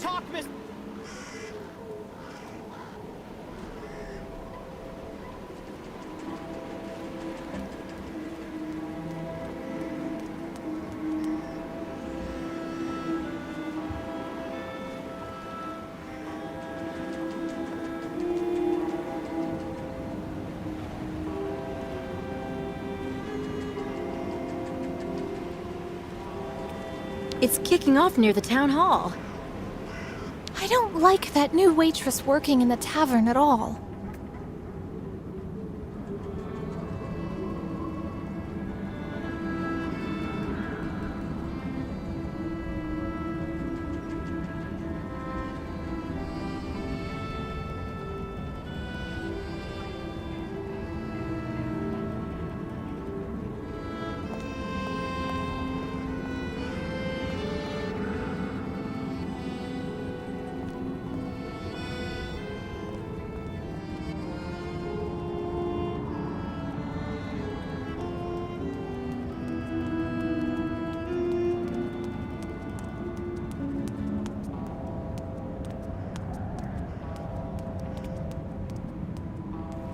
Steiner.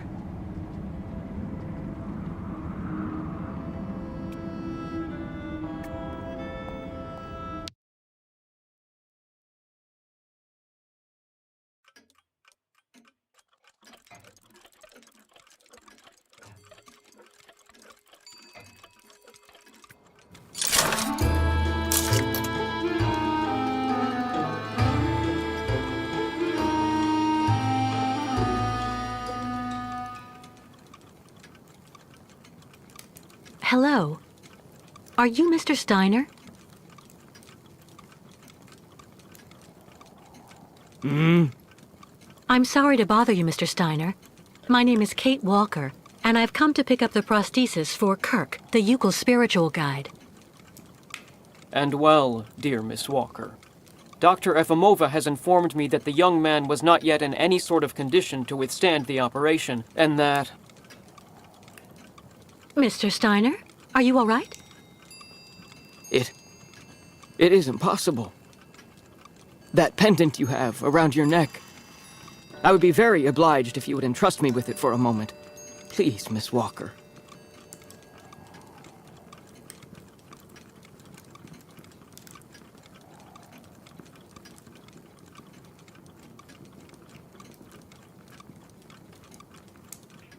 Mein Gott!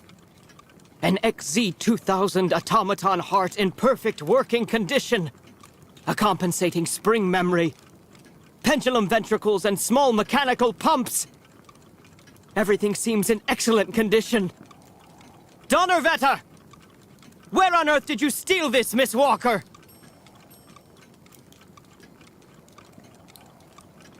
What? Are you calling me a thief, Mr. Steiner? I haven't stolen anything from anyone. This is all I have left of my friend Oscar. Give it back to me right now. Ah, so. And yet I am actually very familiar with this type of precision mechanism. An infernal precision. Incredible, unique expertise. For this was a Vorarlberg automaton, Miss Walker. Yes.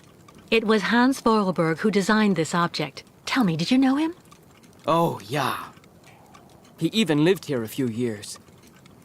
We did a lot of work together. He taught me so many different things, you know. So it is useless to try and make up silly stories, Miss Walker. And I am afraid that I am not about to allow you to leave here as long as you have not told me the truth about where this object comes from.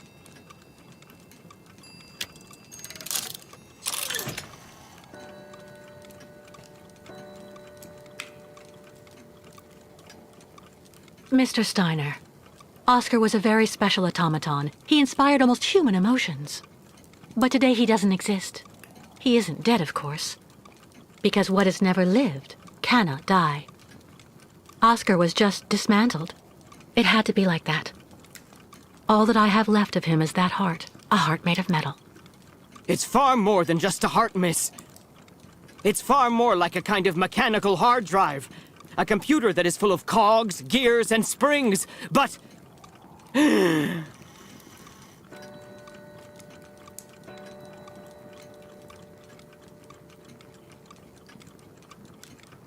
Mr. Steiner, are you all right? My heart... need... my medication. Quickly! Just don't move. I'll go and get your medication right away.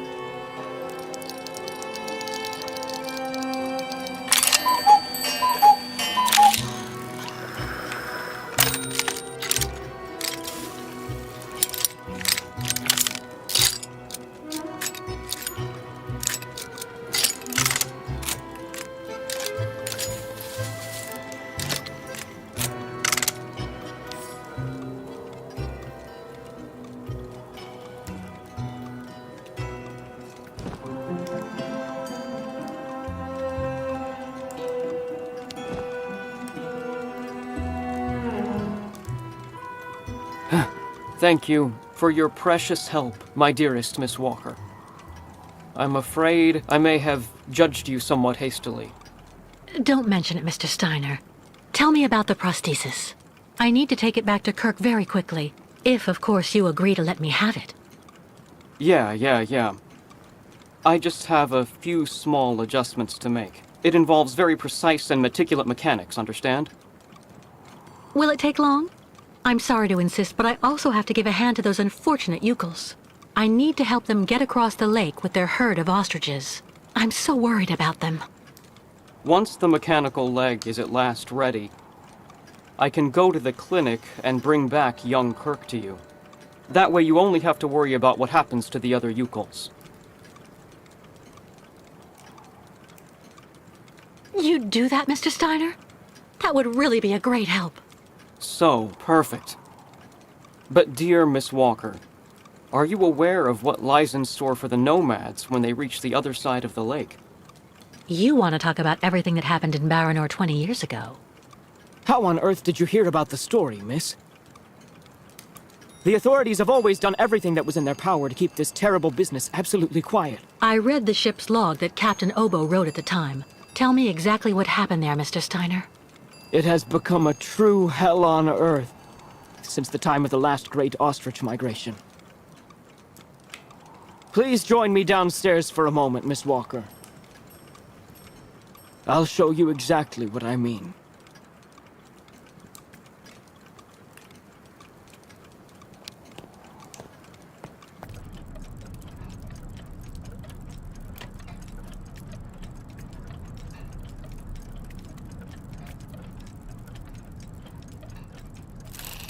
Look just next to the films there, Miss Walker. You should find a film on Baranor.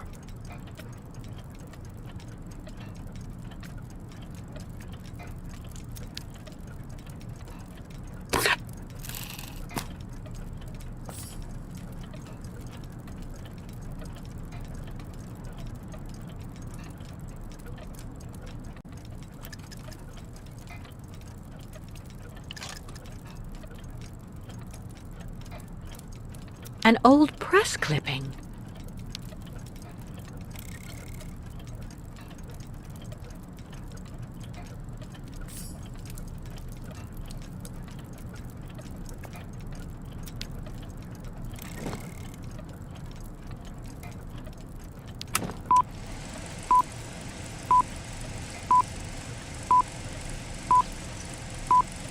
Baranor, the cursed city.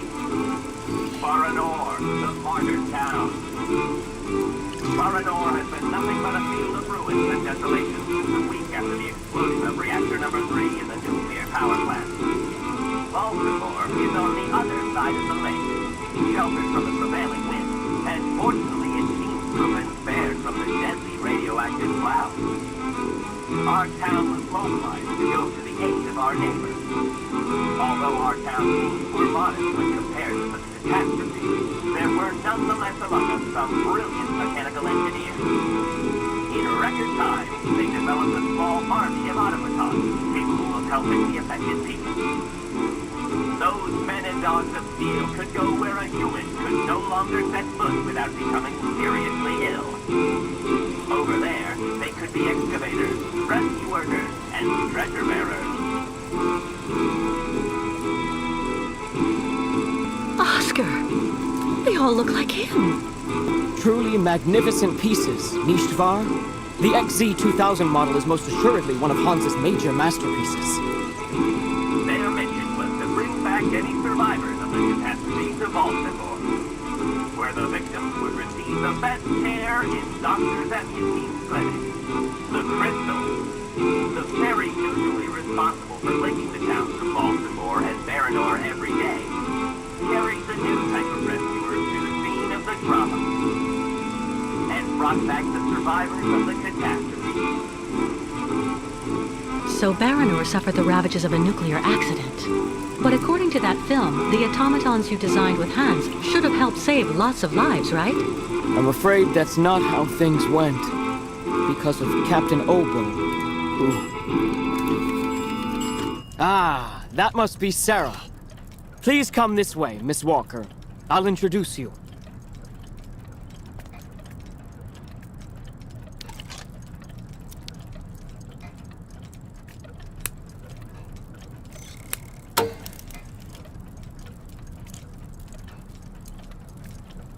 Fantastic!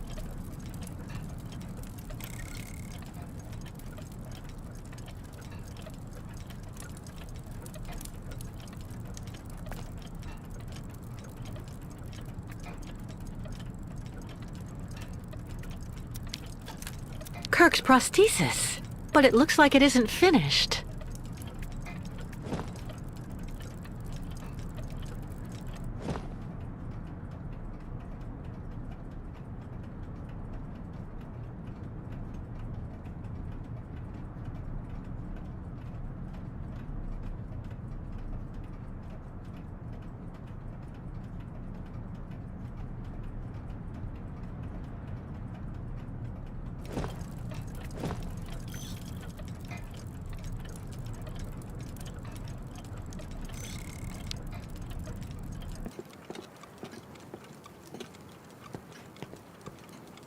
Miss Walker, may I introduce you to Sarah, my granddaughter? We've actually already met. Haven't we, Sarah? I actually owe Miss Walker a candle. Thanks to her calmness and peace of mind, I'm still here and on my feet. She found my medication and gave it to me before it was too late. Donnerwetter. You don't mean you had another attack, do you? Ah, you're being so very naughty, Grandfather. You absolutely must let Dr. Zamiatine examine you. Come on, stay calm, my little child. When I go to the clinic to take the prosthesis to the young Yukol, I'll stop by and see the good doctor. Until then, why don't you make yourself really useful to Miss Walker? She's looking for some way to transport the Yukol caravan to the other side of the lake. Well, I think I've already found the solution. The boat in the film, the Crystal, it must be the ship that's docked in the port. If it was able to transport the automatons you and Hans built, it could carry the ostriches across the lake. Ah, that's not a bad idea. But unfortunately, there's a slight problem of size, dear Miss Walker. Sounds like you're talking about Captain Obo's alcoholism. I saw him earlier on the dock. That coward has been hiding himself in alcohol ever since he abandoned our automatons to Baranor.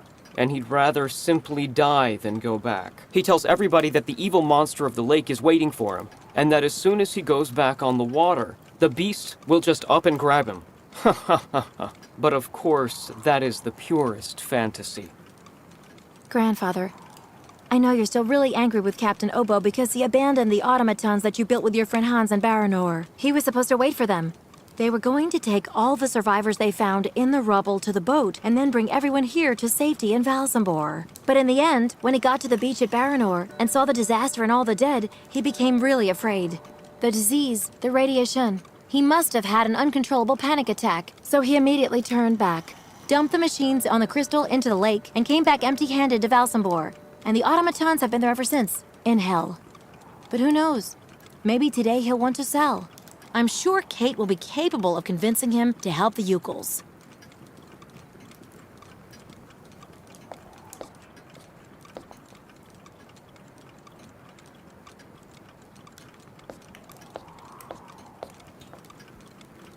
All right, then. I'll try and convince Captain Obo. Thank you for everything, Mr. Steiner. I don't know if I really should wish you good luck, dear Miss Walker. Baranor is only an open grave now.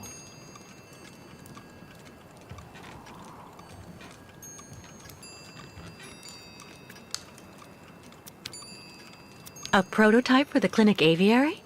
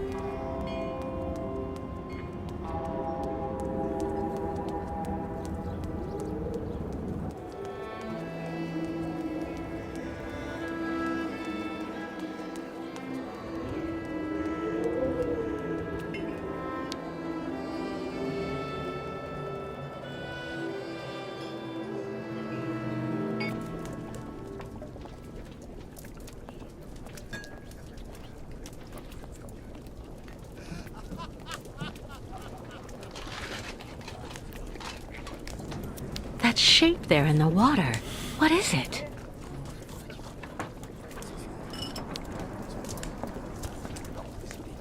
Captain Obo?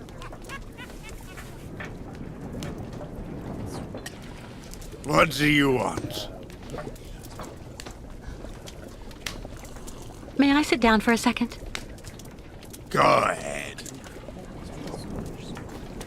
Well, I'm sorry to impose, but I actually really... You know, you kind of remind me of someone. The wife of the quartermaster that served on board the Crystal after the war. Do you realize he got married to the first cousin of the wife of a machinist? Oh, okay. That's all really interesting, but what I wanted to ask... That's a really great story, really.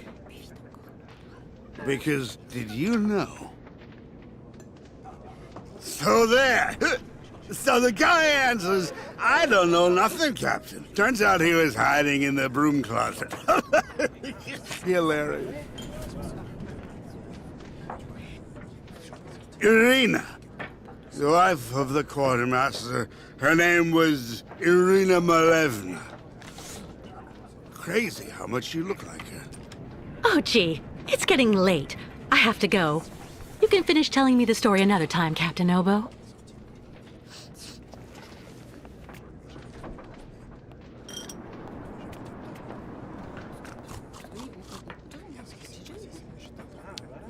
Is everything okay, Kate? Not really. I'd like to ask Captain Obo if the Yukol caravan can go on board his boat to cross over to Baranor. But I can't get a straight answer. He's completely sloshed. I'm sorry, miss, but I really think you're wasting your time. He's getting drunk again to forget his crimes, like he always does. To forget he wasn't brave the way a captain should be. Can you believe it? In Baranor, he just picked up and abandoned his passengers.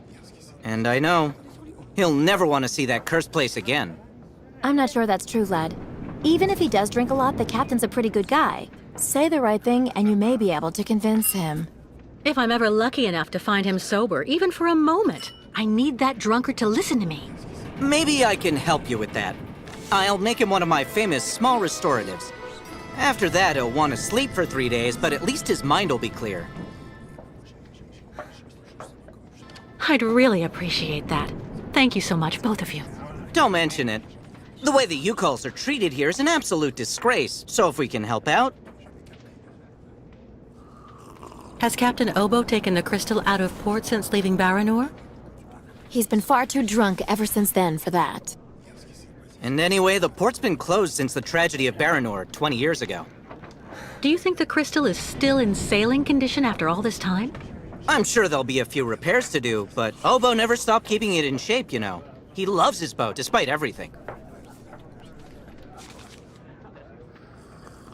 Do you know why Captain Obo fled Baranor? He must have been completely traumatized by what he saw there. The catastrophe, the victims, and then the radiation. He unloaded the automatons on the beach, but he didn't expect they'd bring the survivors back right then. He just cracked, completely snapped. Full astern and goodbye all. Can you even imagine? Afterwards, he came up with that story of a sea monster appearing and attacking his boat. Yes, the old legend of the monster of the lake. Convenient, isn't it? Who knows what became of the victims and automatons the captain abandoned? No, everybody hates the captain for that. But nobody volunteered to take the helm of the crystal in his place to pick up the survivors. If there are any left in Baranor. They're all dead now, that's for sure. Grandfather says that the automatons would have broken down really quickly with nobody to maintain them. Go see the captain. Sarah will bring you the restorative when it's ready.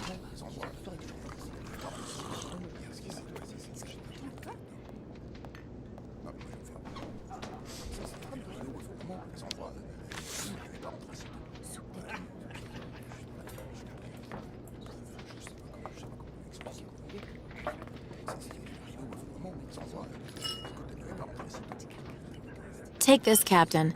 This one's on the house.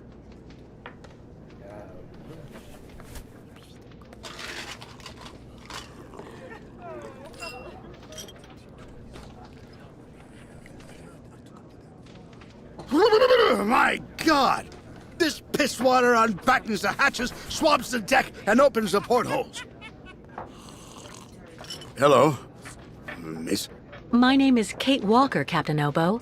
We met each other earlier. To what do I owe the honor of your presence at the table of the regrettably famous Captain Obo? This is good news, Captain. You're back at the starting block again. You have a new beginning, a new dawn. Now that's a good show of spirit, Miss Walker.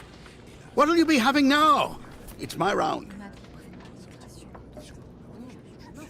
I'd rather you listen to me. You're my only hope of finding a solution to my problem. Do tell me about it, please, miss. Because the Yukels and their ostriches are stuck here in Valsumbor, it's causing a serious problem among the people in your community. Plus, the nomads have to continue their great journey. Only you, Captain Obo, can defuse the situation by taking them on board the crystal. You're very wrong, Miss Walker. Everybody will tell you that I'm incapable of giving a hand to anyone. I took a look at your logbook, Captain. I read what you wrote when you fled Baranor. So in that case, you know what I am, right? I'm damned and rotten to the core. Let me tell you something, Captain. I know that you need to redeem yourself, and I just may be able to help you do that. How in the hell? Take the Yukel caravan to Baranor in the crystal. The migration must go that way. Baranor? That's impossible. You can't go to there anymore. Never again. Too much happened. Too many died. And also there, in the water, I saw the hellish red eyes of the monster of the lake. Beast as big and long as my boat. Ask your Yukel friends what they think about it. They call it the Kilak, the evil spirit of the lake. The devil guarding the doorway to hell. Captain, I think it's time for you to clear your head of all these fanciful stories designed to scare people. Everywhere in the world where the water is deep, people have come up with legends designed to keep children safe. Come on, get up, Captain Obo. Show me what you're made of. Miss Walker, first of all, I have to say that you're an incredibly stubborn woman. I'd even say that you're a real, Anyway, I'll stop there. But I get it. And what am I to conclude from your appraisals? All right. You can get your gang of little savages and board the crystal. I'll take you. Oh, thank you, Captain, really, with all my heart. And thank you on behalf of the Yukels. Oh, but be careful now, Captain Girl. You're not there yet. There are 2 conditions, and they aren't negotiable. First, we stop by Narodas. It's a little town just a bit south of Baranor. That will mean we avoid the most radioactive zones, but it won't actually take you too far off your path. And second, we also sail by day. I'm not going to finish up on the lake monster's plate. And it sleeps during the day. The beast is usually a bit of a night owl anyway. I accept, Captain Obo. In that case, all hands on deck now, sailor, because we've got work to do before we can hoist the anchor. Come on, Kate. You hurry off and meet with the captain before he changes his mind. I'll go tell Grandfather to join you on board the Crystal with Kirk. Thank you, Sarah.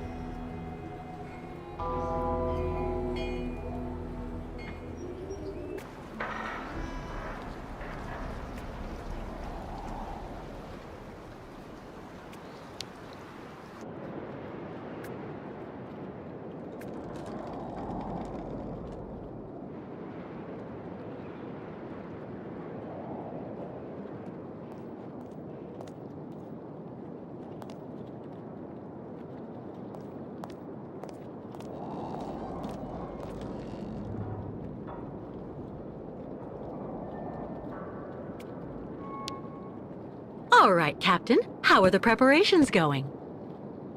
There's quite a bit of work to do before we can hoist the anchor, Miss Kate. Maybe I can help you out with something. Well, the coal needs to be stocked up. As for myself, I'll look after getting the water tanks ready to be filled. Take this. It's the code you need for entering the hangar where the coal is kept. You actually need it to use the crane to load the coal onto the crystal. Don't forget to open the storage hatchway first.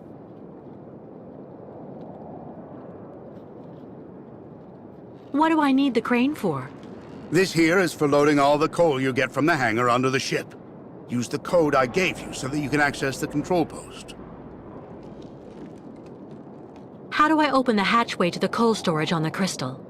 Just turn the wheel on the ship's bridge, sailor. What do I need to do in the hangar? That's where you'll find all the coal you need for the crystal. One container should just about be enough. And don't forget to use the entry code for the crane that I just gave you. I'll take care of that, Captain. We need to set sail as soon as possible, so better hurry up.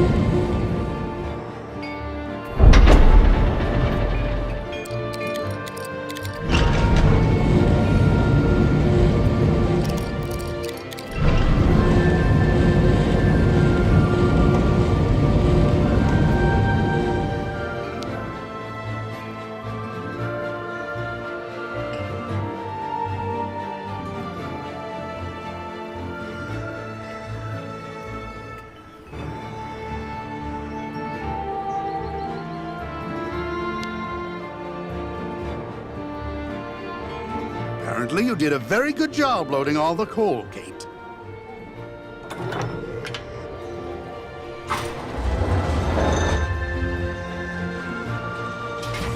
Right.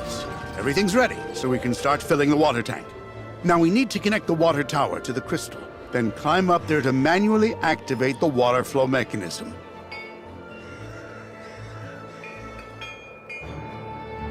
Let me guess, you're counting on me? When you're finished, come and see me on board. There's still a lot to do before we're shipshape.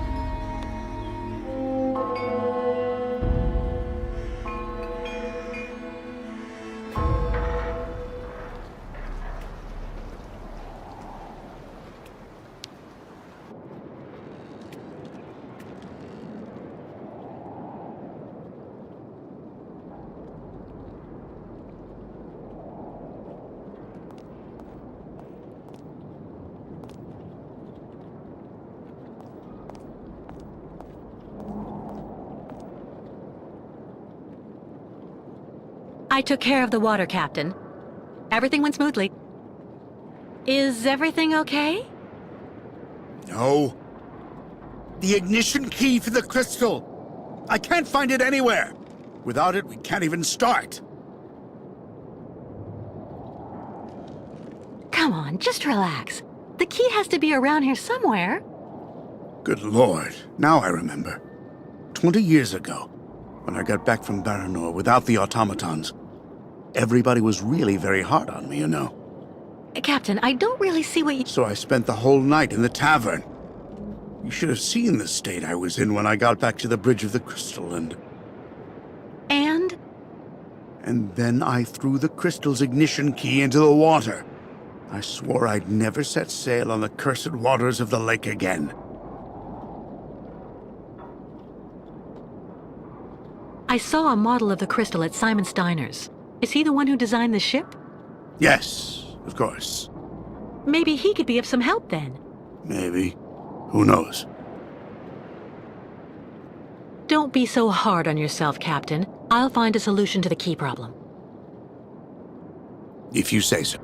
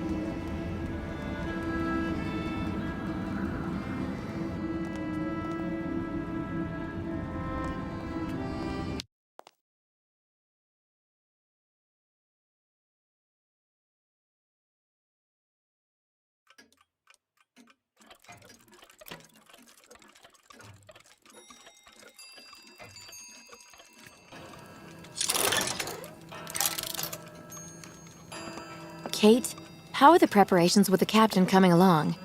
We're making progress, but actually we need some help from your grandfather. Is he here? He just left for the clinic with the artificial leg he made for the Yuko guide, Kirk. I'm minding the shop until he gets back. Maybe I can help you with something? It seems the captain has misplaced the ignition key for the crystal, and without it we won't be able to leave. So as it was your grandfather who designed the crystal, I figured he just might have a duplicate. I have to admit, I don't see where you could get one of those. Apart from the model downstairs, I don't think he kept a lot of souvenirs of the time when he built the crystal. Would you mind if I had a look?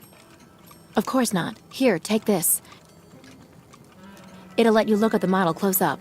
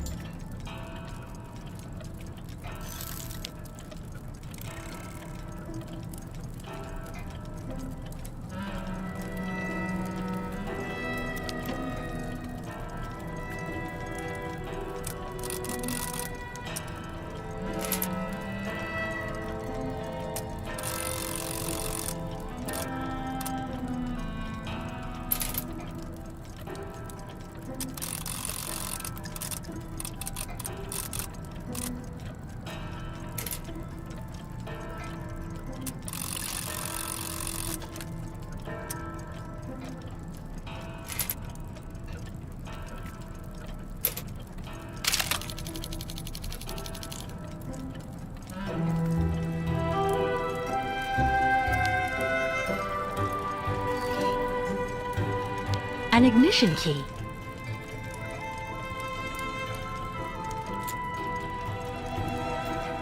But it looks far too small for the crystal.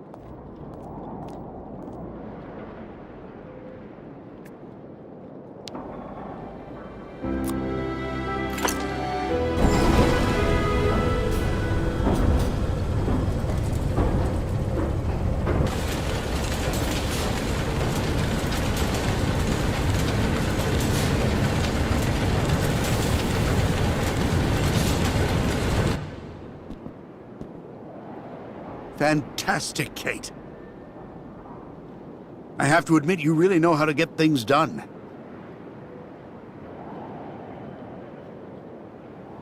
Thank you, Captain. Are there any other preparations to carry out? There's just one last problem to solve. The locks we need to use to get out onto the lake. They're shut by order of the town hall. You have to find some way to get them open. What do you suggest? The best thing to do is to ask Mayor Bulyakin for the authorization to reopen them. But just to give you fair warning, he's about as straight as a crooked waterspout, so you mind him. Or you could just get a hold of some explosives and then kaboom! First, I'll try talking to the mayor. Thanks, Captain.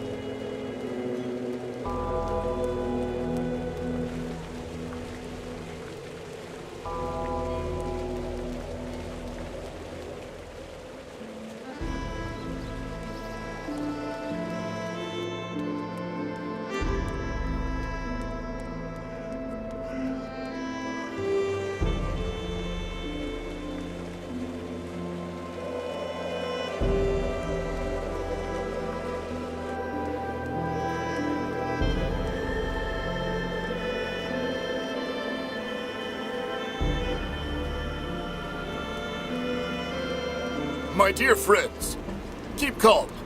Please, keep calm. I beg of you. We'll calm down when we get what we want! Yeah, Nomad's out! Kick the Yukos out right now, or the strike will get worse! I know just what you mean, my dear friends, and... It's all words! We want action! Listen, my dear friends. I'm ready to work with you to find solutions to your very legitimate concerns. And starting tomorrow, I'll receive your delegation. Yeah, you better, and don't try outsmarting us, Bulyakin!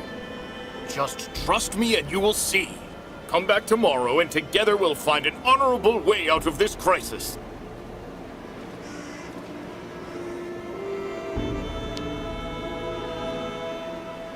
Excuse me. What's happening here? Isn't it obvious? We're demonstrating against having the Yukon nomads parked on our doorsteps. But what for? Since they came to Valsambor, there's been no end to the shoplifting and vandalism, and on top of that, their souk is taking our customers. Mayor Bulyakin has to do something, and fast. We're not leaving until he receives our delegation. But why won't the mayor talk to you? Because he's a schmuck. He wants the nomads to continue their migration as much as us, but he's too afraid of annoying his higher-ups. And while he's gaining time by playing both sides of the board, we're watching our sales go through the floor.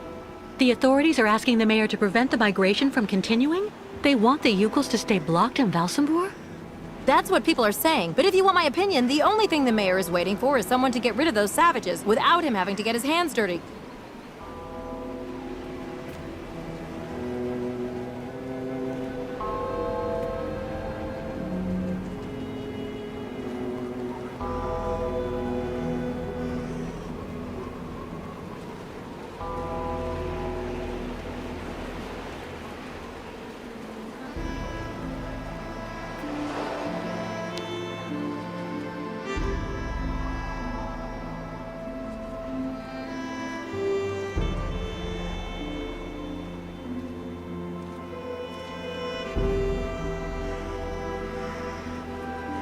Mr. Mayor?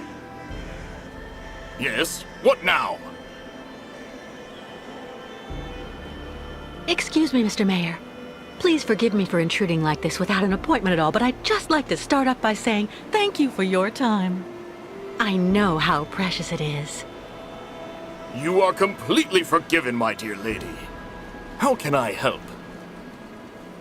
Do you think it would be possible to open the locks in the port? I beg your pardon? Did you say the locks? What on earth for? I'm actually accompanying the Yukon tribe on their long journey right now, Mr. Mayor. I've asked Captain Obo if he would take us to the other side of the lake on the Crystal to now dusk. Oh, Captain Obo, the Crystal, the Yukons. Do go on. Anyway, it would be very ungracious of me if I were to criticize you for removing that burden from our good town. Nonetheless, I'm afraid I must refuse your request, dear lady. The locks will remain closed until further notice. This decision came from above, you understand?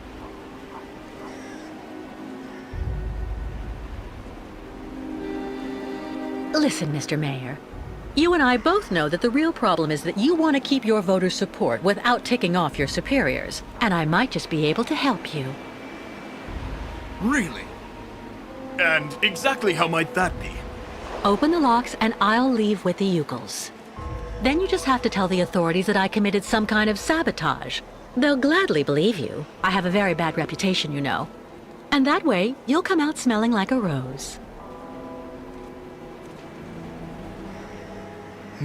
Well, I have to admit, dear lady, that your arguments have convinced me.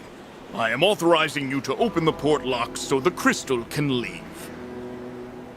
Nonetheless, you should know that there is a technical problem that means the locks have to be opened manually. I imagine that such an inconvenience isn't likely to deter a woman as determined and resourceful as you. Do you mean that? Yes, as the local technician is absent, I'm afraid you'll have to delve into the murky waters yourself to open the locks.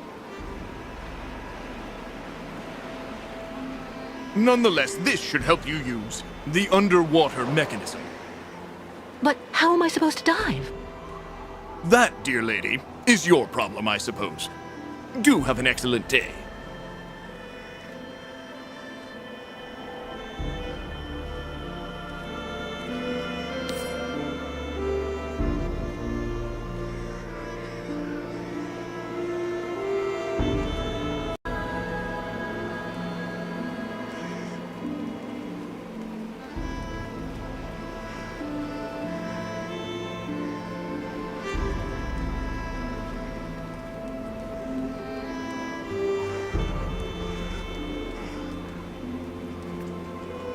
If you were only here to see this, Oscar.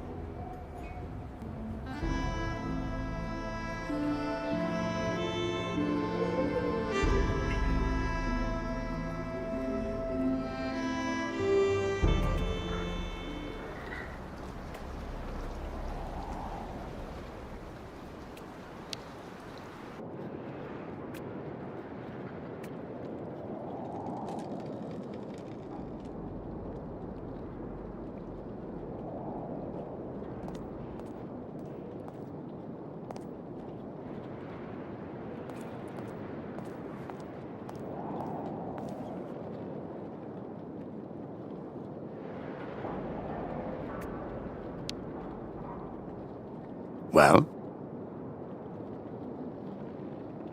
The mayor gave us authorization to open the locks, but I have to do it manually, by diving down into the port.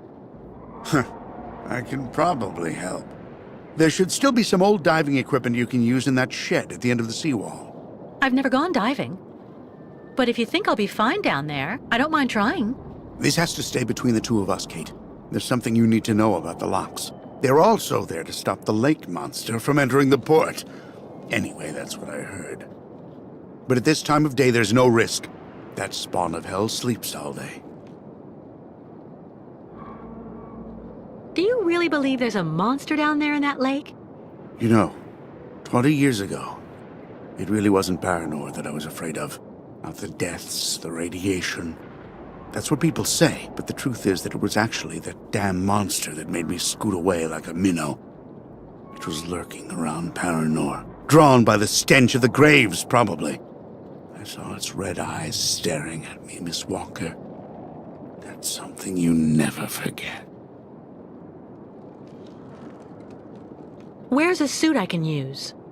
Meet me in the shed at the far end of the seawall. There should be something just about your size. I mean, near enough, anyway. Underwater? How am I supposed to open the lock gates?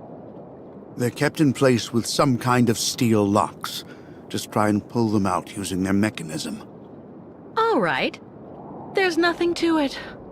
Meet me in the shed at the end of the seawall.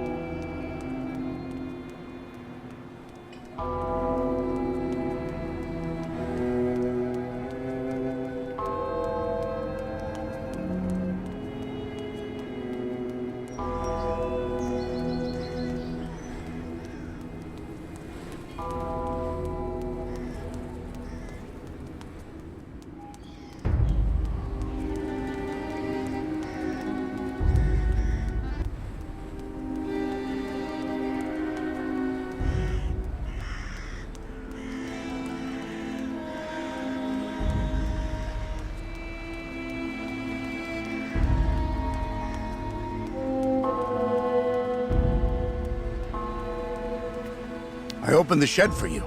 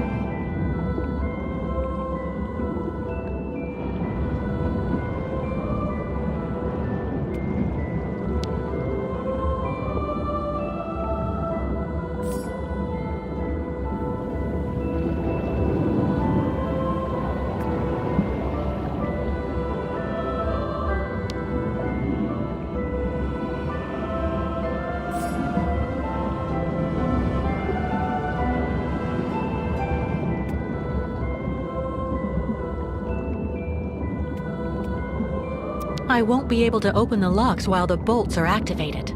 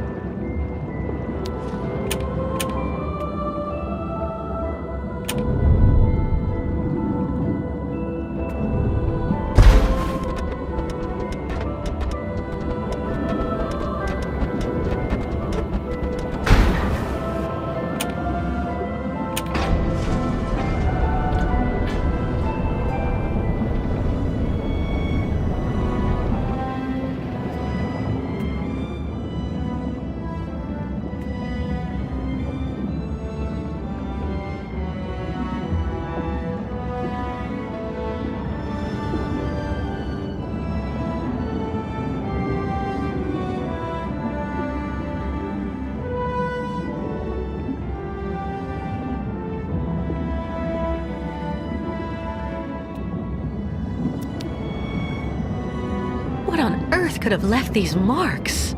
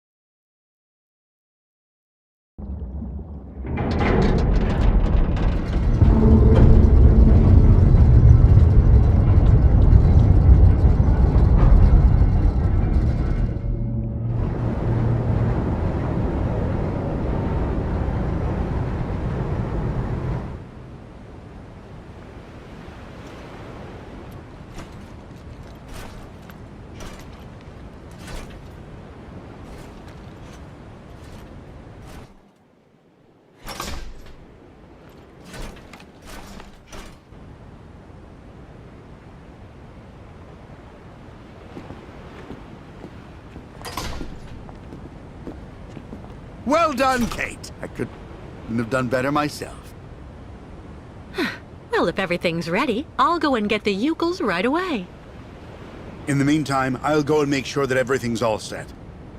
By the time you come back here with the Nomads, we'll just have to cast off. Perfect. I'll see you later, Captain.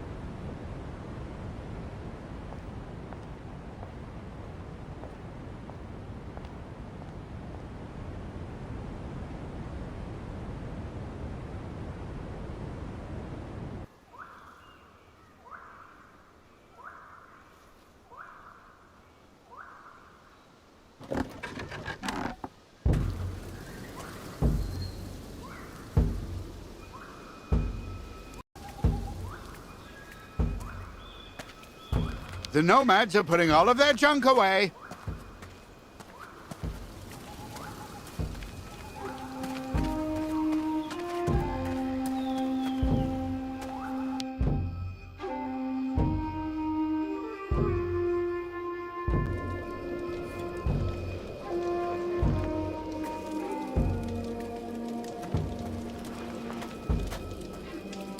Route's still long for tribe. Day was very, very long. Route to travel still very long.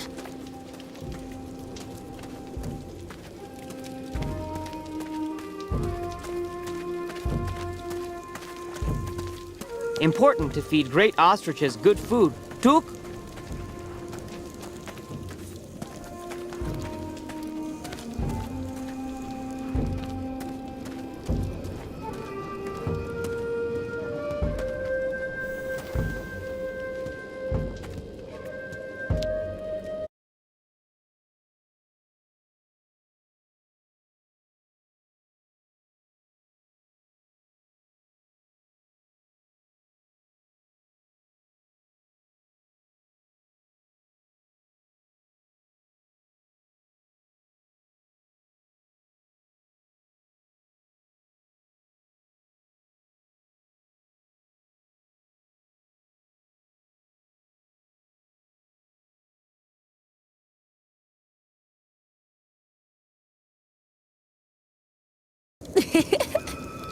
Miss Kate Walker found another way for yokels to cross Sacred Lake? Yes, it's unbelievable. I found a boat that can take all of you and your herd, too. The captain, Captain Obo, is waiting for us at the port. First, we all must wait Kirk. Guide of yokels, made like new with his new magic leg.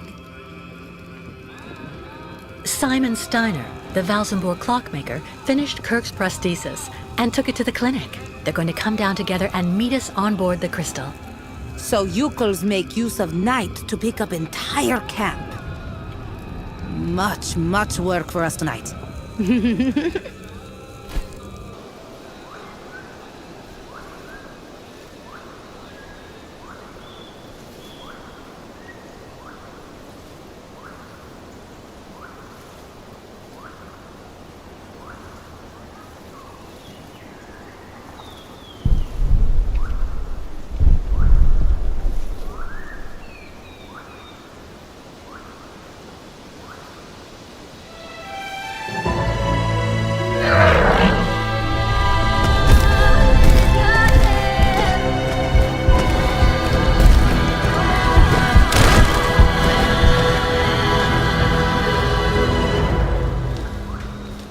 Well done! Great! Now we're really getting somewhere.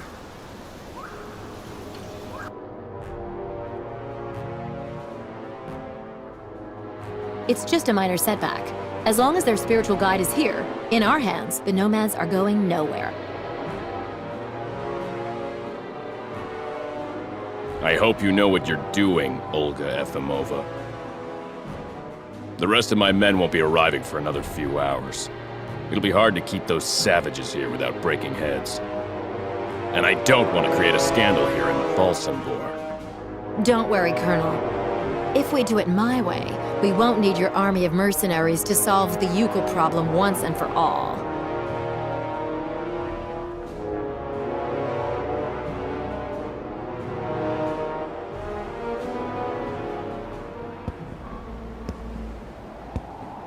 My God, what on earth can they be doing? What are they doing? Please calm down, Captain. Sarah promised to send Steiner and Kirk down as soon as they get there from the clinic. I'm sure they'll show up. It doesn't matter if they turn up now or an hour from now. We were supposed to leave before nighttime. I'm warning you, there's no way I'm taking my ship out onto the lake just when it's the monster's mealtime. Listen, if it makes you feel better, we can leave tomorrow at dawn. Until then, I'll go see how everyone is getting on. And you try and calm down a bit. Everything will be fine, Captain.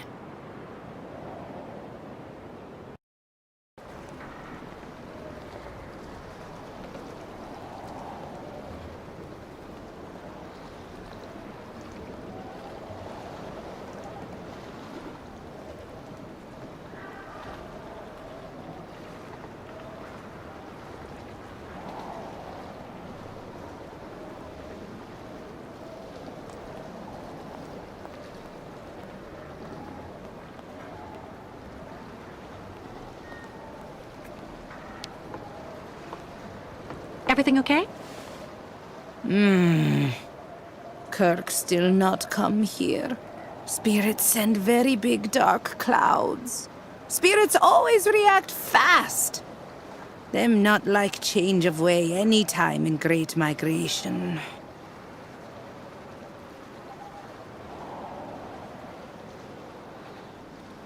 Avoiding Baranur by going through Now Dusk is a problem for you? Spirits sometimes like procedure, you know. Don't you think they'd rather tolerate a minor detour instead of seeing the entire Yukon people contaminated? Bad atmosphere in Baranor is like challenge set for us by spirits on our route. They don't like to see tribe run from signs of trouble. Don't worry about Kirk. The clockmaker Steiner will bring him back here very soon.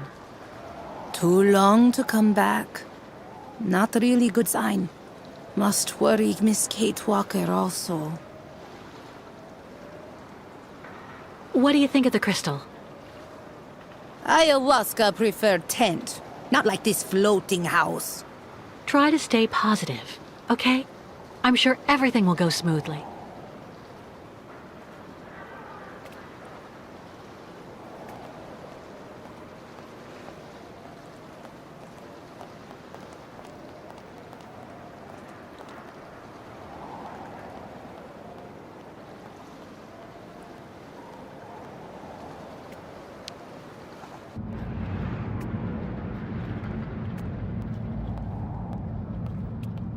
Boat must not leave at night, Miss Catawalk. Who'll need much fresh air when ostriches leave? Nanook metal really safe?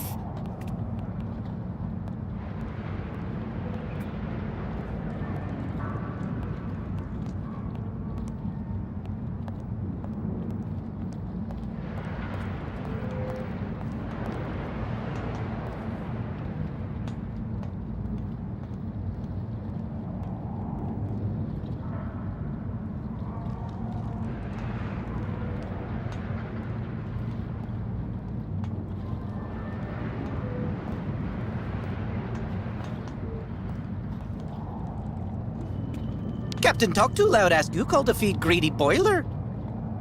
Phew. Captain could maybe help.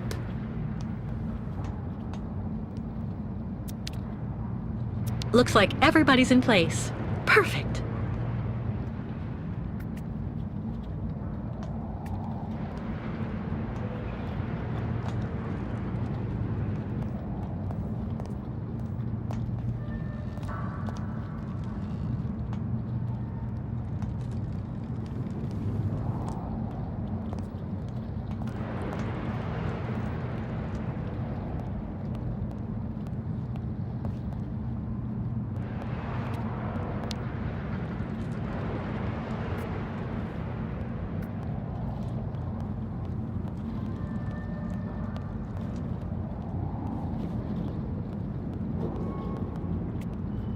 If you squeeze tight in Nanook metal.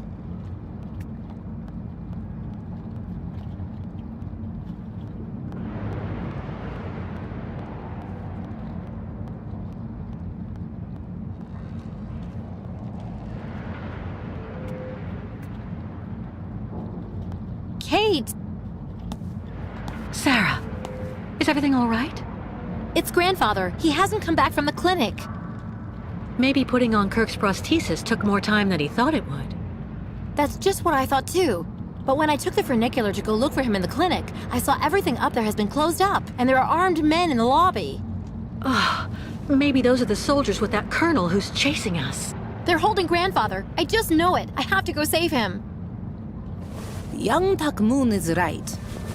Miss Kate Walker must hurry and go back to clinic and save Kirk. And grandfather, what will you do about him? No way, I won't leave anyone behind. Miss Kate Walker must not forget all the things that Yukols did for her. Remember, you owe grandfather a lot too. Calm down, both of you. I'll bring them back, but I need the two of you to keep your heads. Miss Kate Walker must take this. We'll need it up there. What's that? And how can you know what I might need? Spirits not just send really bad signs. Now, Miss Kate Walker must return back in clinic. I'm off. In the meantime, tell the captain to be ready to leave. Too bad if it's dark out. If the colonel and his men are really up there, we'll need to leave the second I come back here with Kirk.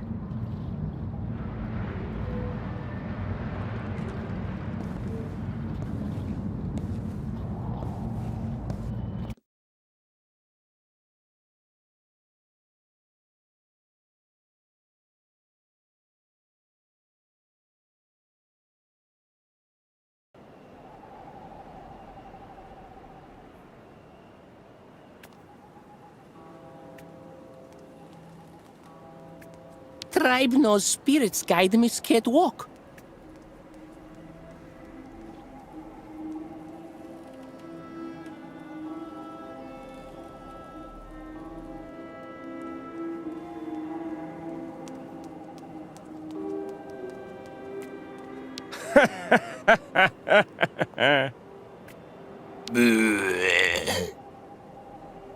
I'm supposed to be meeting someone, but I can't remember who.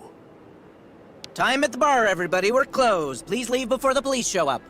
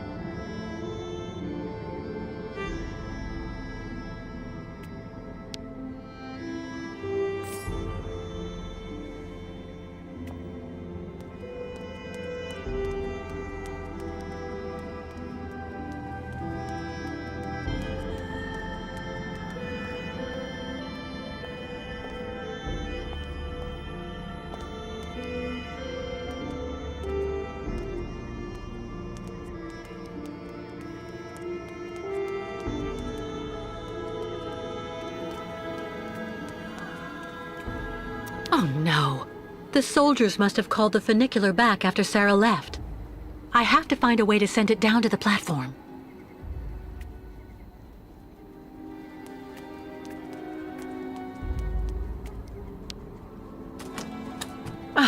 No, I need to find something else. That's a pretty big gap.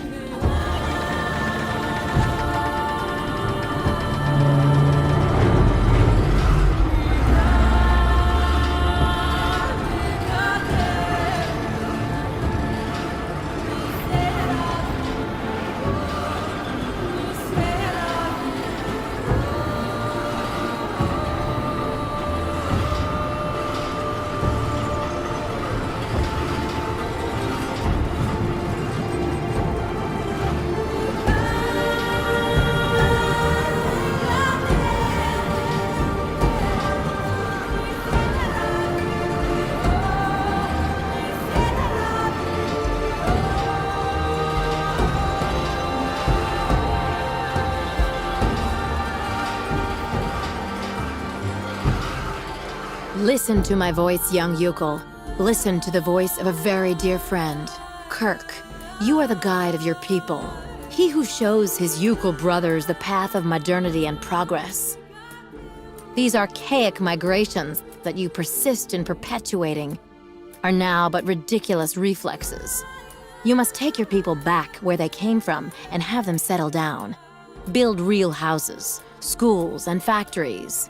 The nomadic life will no longer be possible in the world of tomorrow.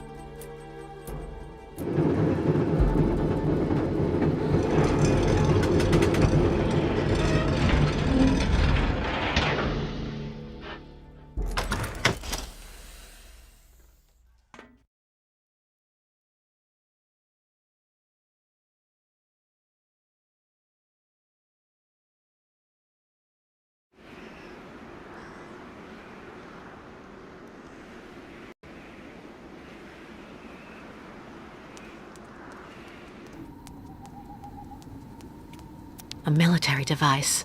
Sarah was right.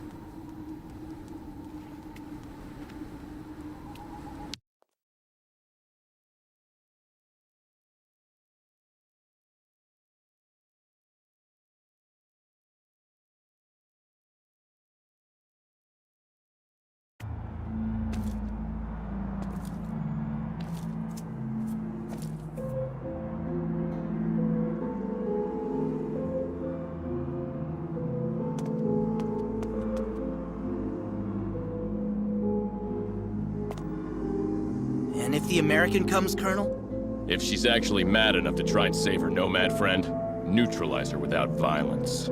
We must send her to American justice in one piece, if possible. And the young nomad? Olga Efimova is on it. I've met a lot of people in my life as a soldier, Colonel. I've seen things. And, Sergeant? Dr. Efimova gives me the shivers. Indeed, me too, soldier. Me too. Can't leave while they're still there. As for taking them on...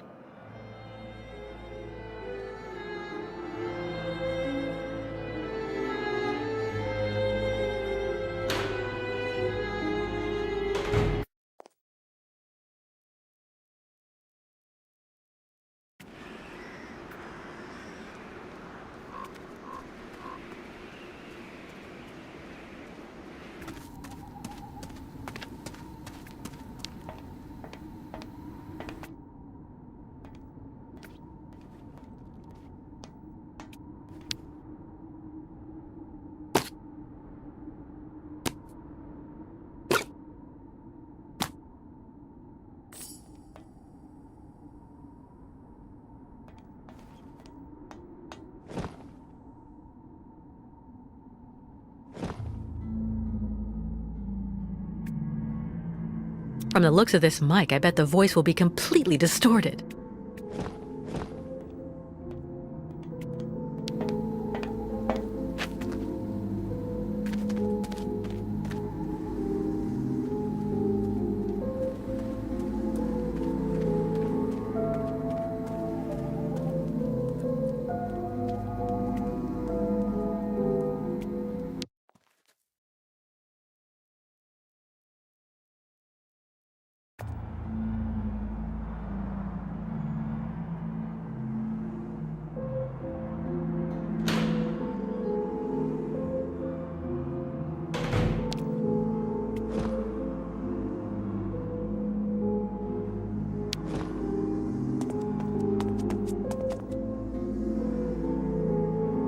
This is Dr. Olga Efimova. Come in. Over.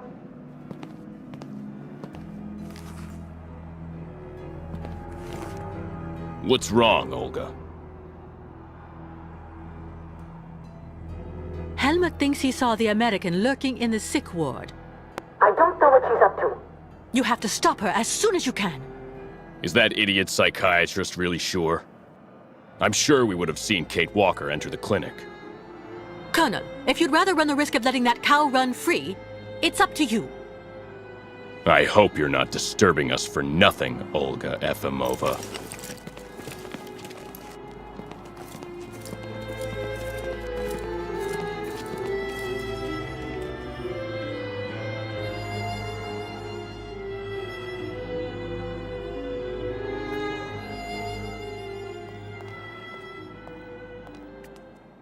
What on earth happened here?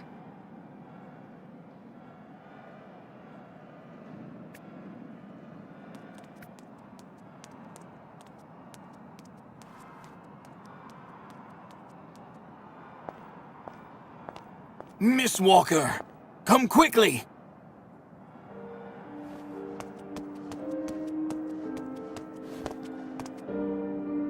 Dr. Zamiatine, but what's going on?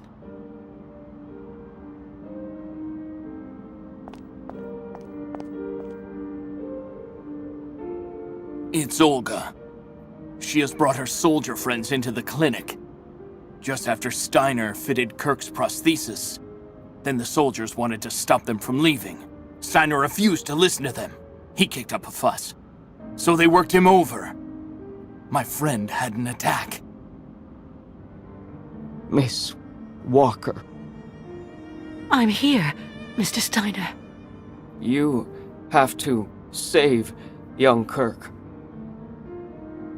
That woman, Olga, she's a real monster, you know.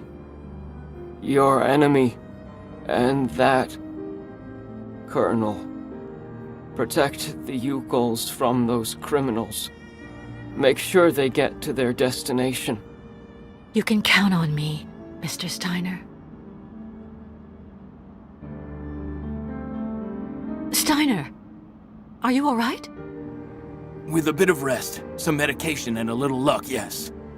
But please now, you really must hurry and help young Kirk, Miss Walker. My dear Miss Walker, your medallion, the heart, you know, it's in very good condition. It contains a lot of essential data from an XZ-2000 automaton. Everything as it were. You understand, on that particular model, the heart and intelligence were intermingled. So then, it wouldn't take all that much for you to get your friend Oscar back one day. Yes, Mr. Steiner. Of course. I'll remember.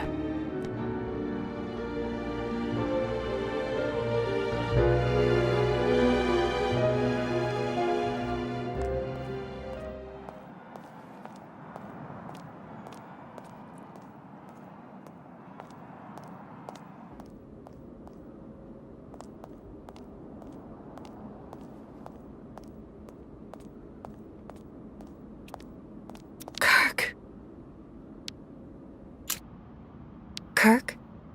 Completely fascinated.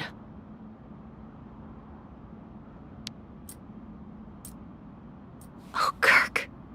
If you can hear me, please just listen to me. Your tribe needs you. The migration can't happen without you.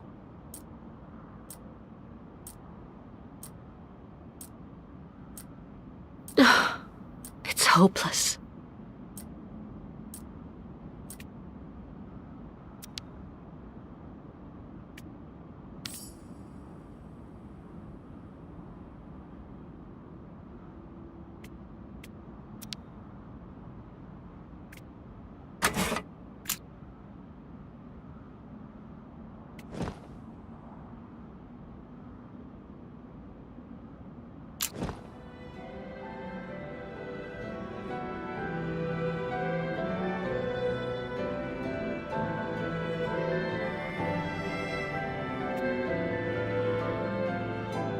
He's unconscious. I have to wake him up.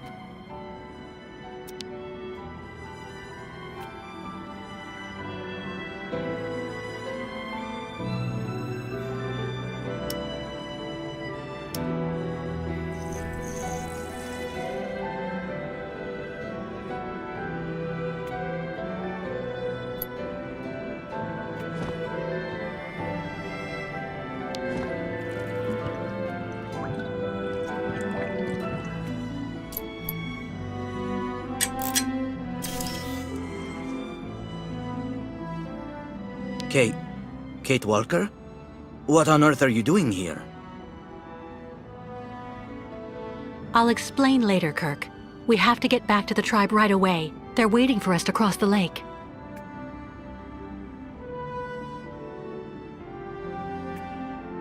I can't remove these restraints with just my hands.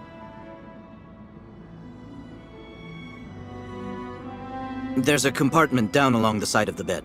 The staff handled it each time they released me.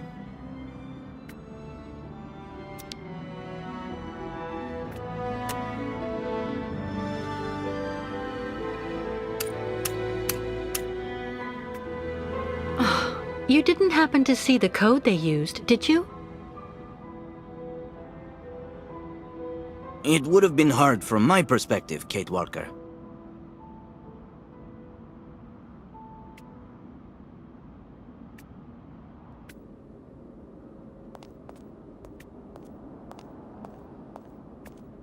There's a note stuck underneath.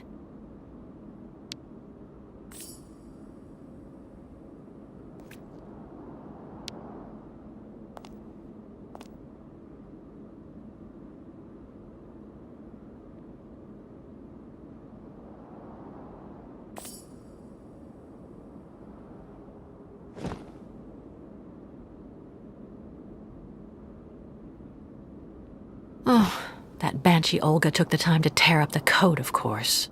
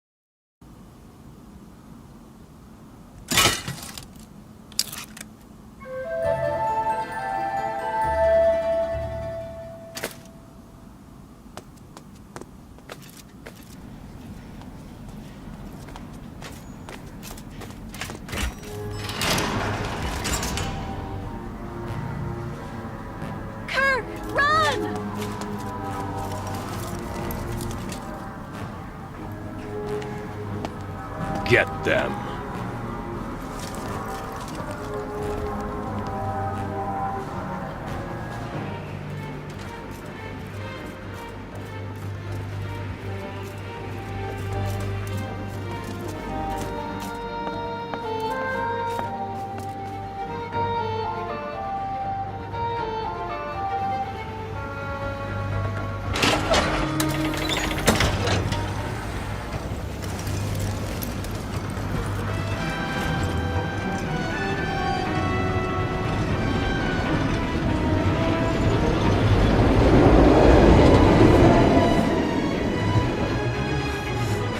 Thank you for coming back for me, Kate Walker. Did you see how fast I can run on my new leg? Yes, Simon Steiner is definitely a genius craftsman.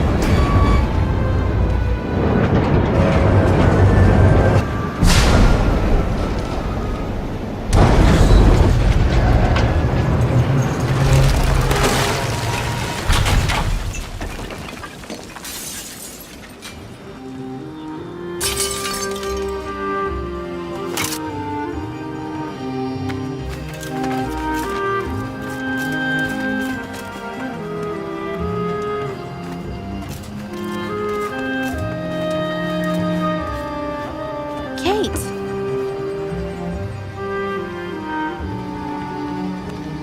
Grandfather, did you find him? Isn't he with you now?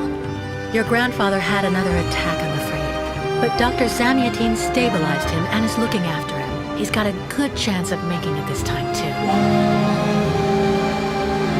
Kate Walker, we have to go.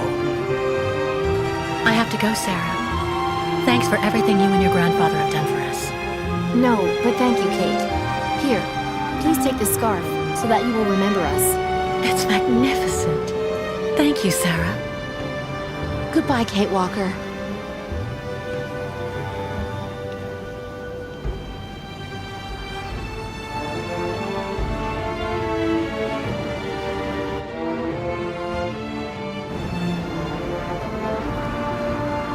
You have underestimated that woman, Dr. Olga Efimova. Doubtless.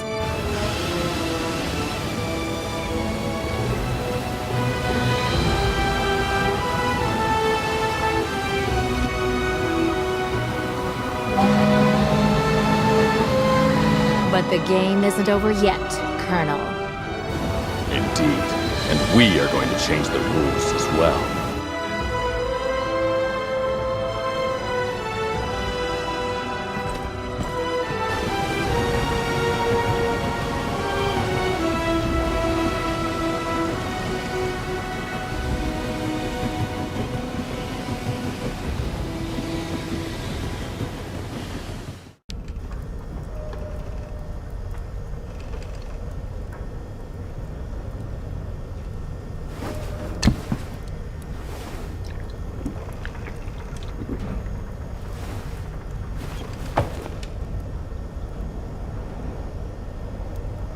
I'm not sure drinking at the helm is a great idea, Captain. It's not a great idea to go sailing off into these waters at the Lake Spirit's mealtime either. In fact, it's completely insane. Captain, please don't start talking again about that so-called It's him! It's the lake monster! Oh my god! Not at all, Captain. Look outside.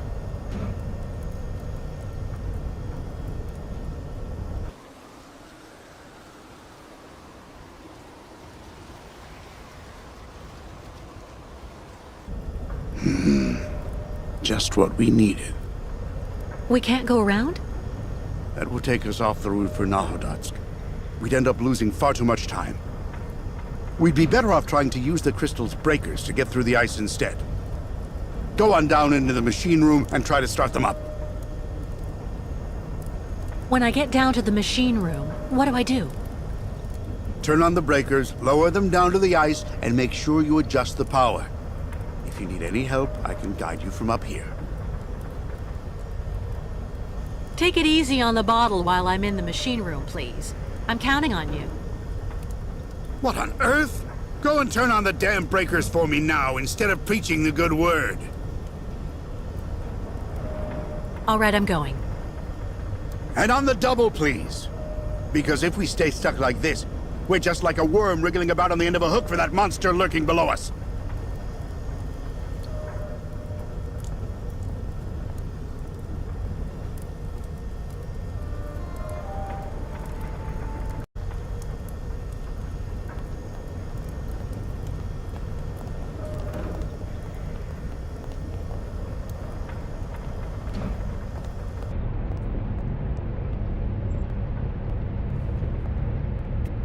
Euchal matches.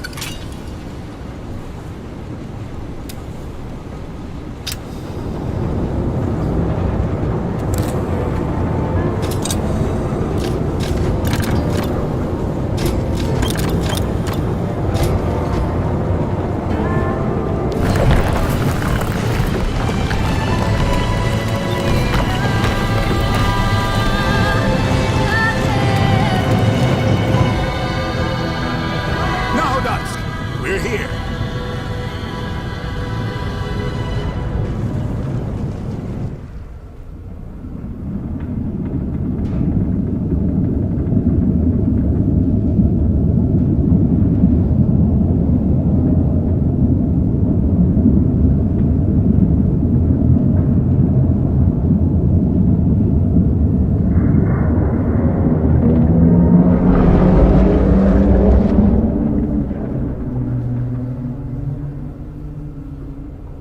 Job well done.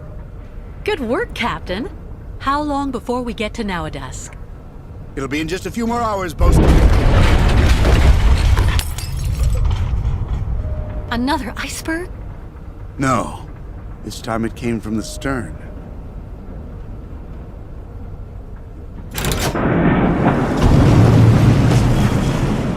Stuck. Good lord. Go and see what's holding us up and report right back fast.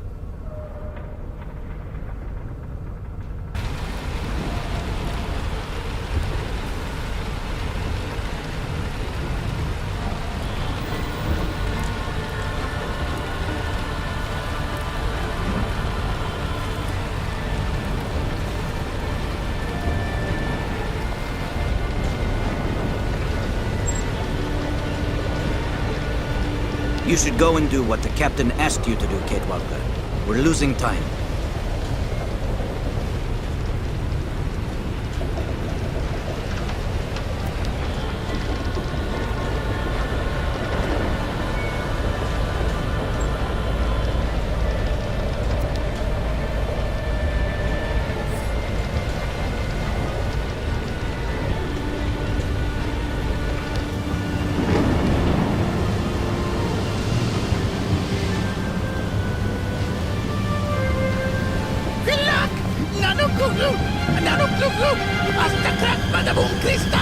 What the?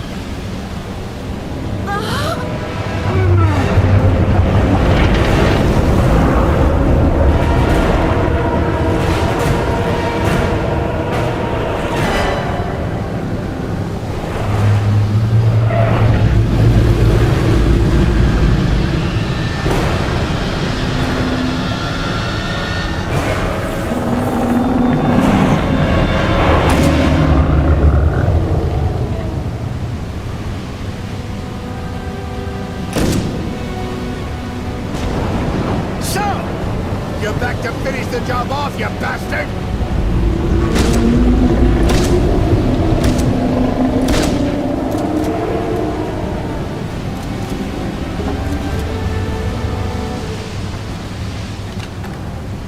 Thank you, Captain. Later, Kate! That bastard's attracted to the running lights. Gotta shake a leg and turn them all off! Can you tell me how to turn off the running lights? Just get there and break all the bulbs, damn it! And you? I'm going to try to start the engines back up and get us out of here. Good luck, Bosun.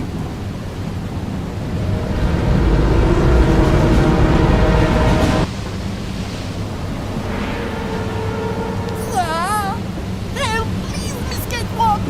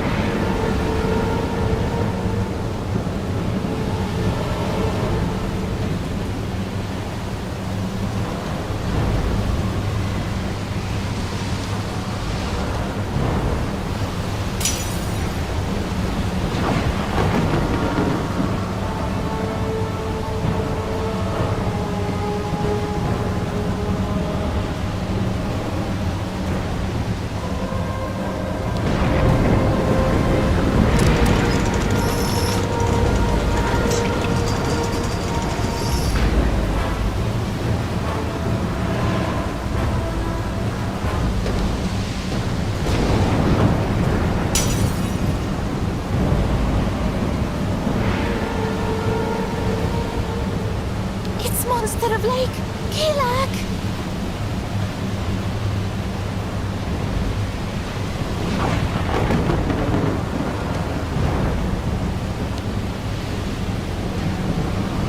It's stuck.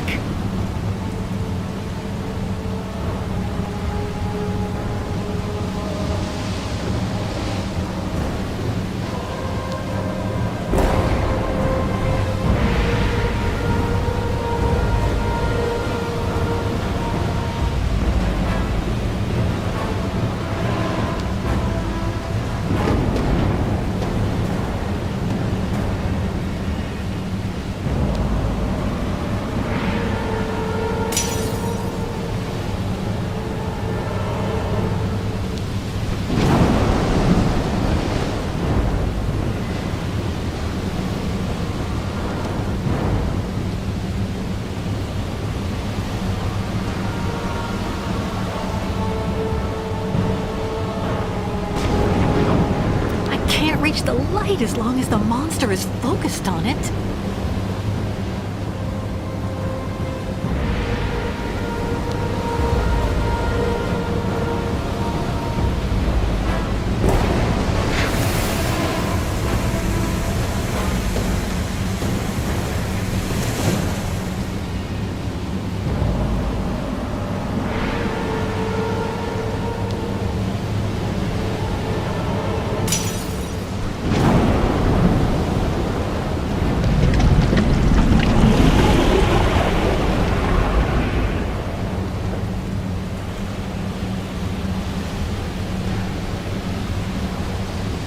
It left a bit too easily, Captain.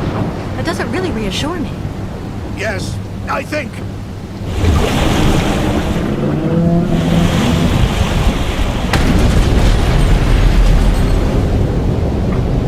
God, that bastard is taking us straight to the bottom. I thought if we destroyed the running lights, we'd get away. Me too, actually. Now we have to try and see if we can come up with something else. What do you suggest? Go cut the engines. The sound must be what's drawing it to us still. I'll go get the next part ready. What next part? Don't worry about that. Just get a move on. Hurry!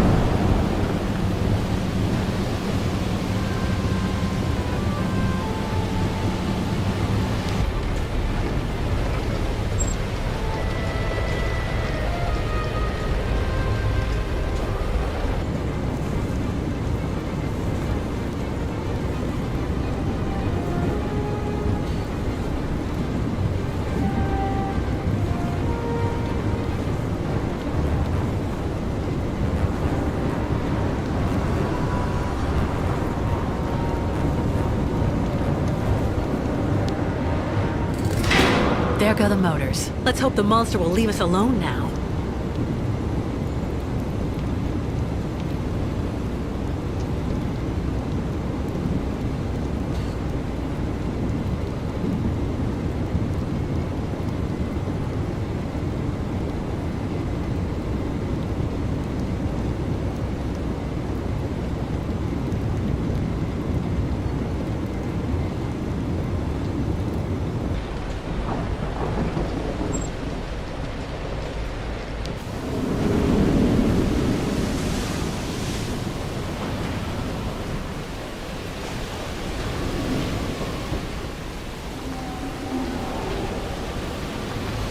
It didn't work, Captain. The monster's still there. I'm well aware of that. That's actually why we need a small diversion. What kind of diversion? What are you talking about?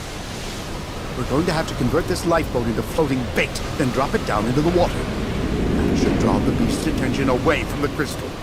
I'll go and fix the gramophone, and you go get the light. Hurry!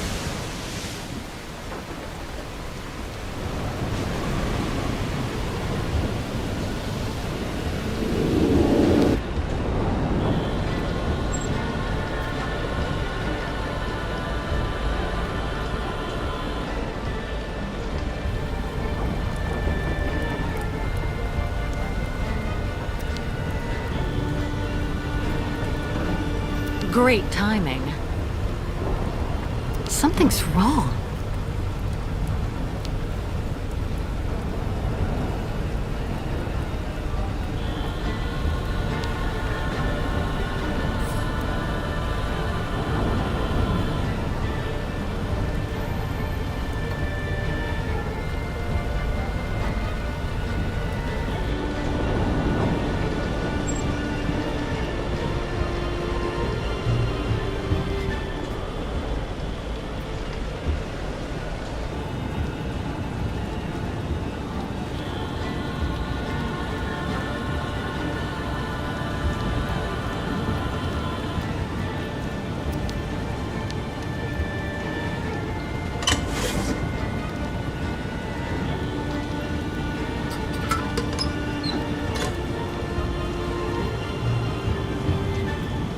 empty. Of course.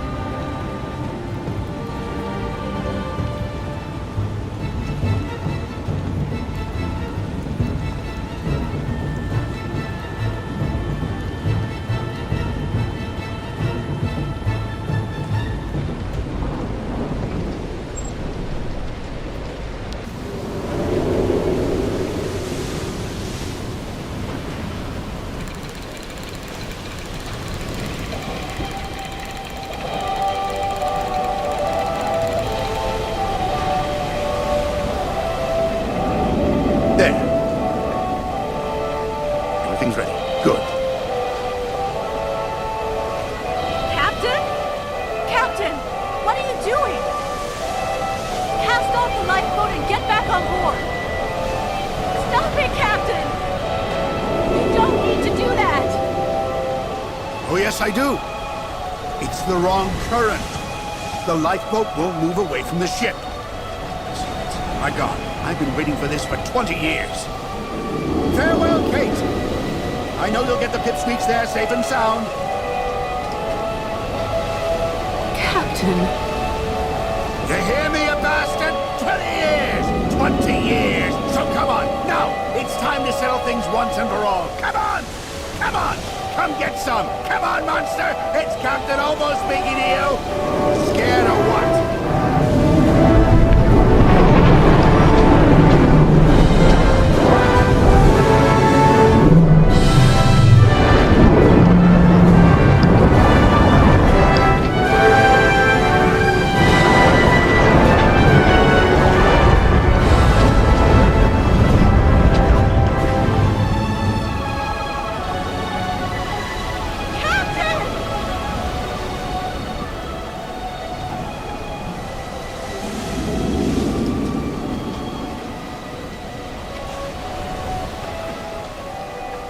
Kate Walker!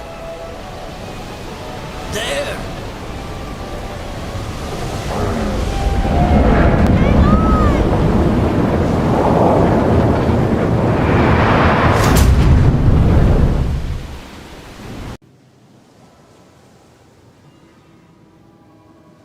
Took Miss Kate Walker better?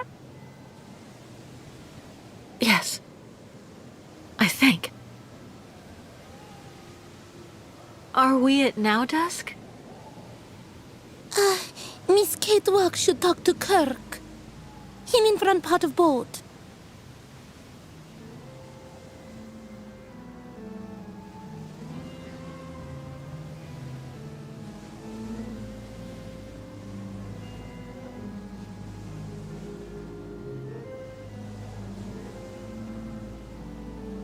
Kirk, what's going on?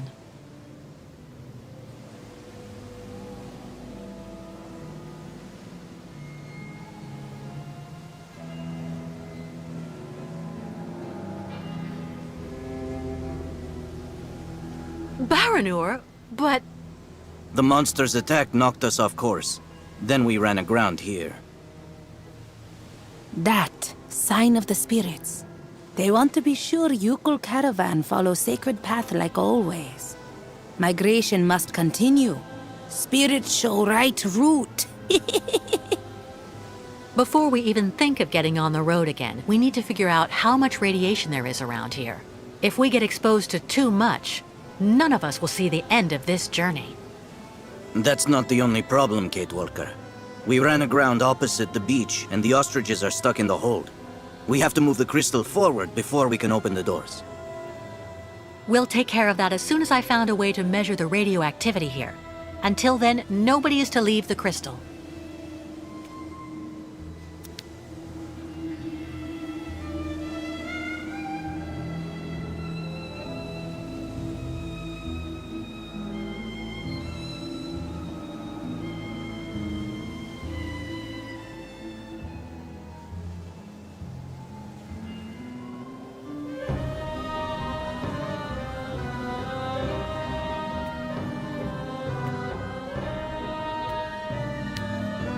The level of ambient radiation is indicated here, but I need to be sure that the entire zone is safe.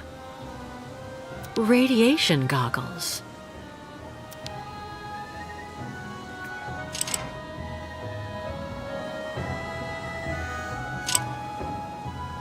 Empty.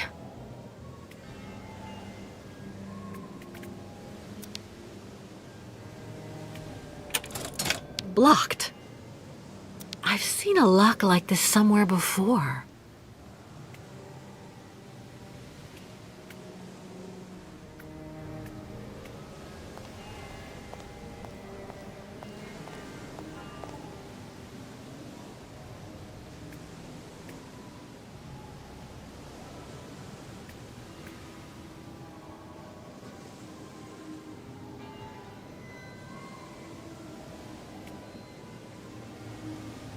Oh, Captain.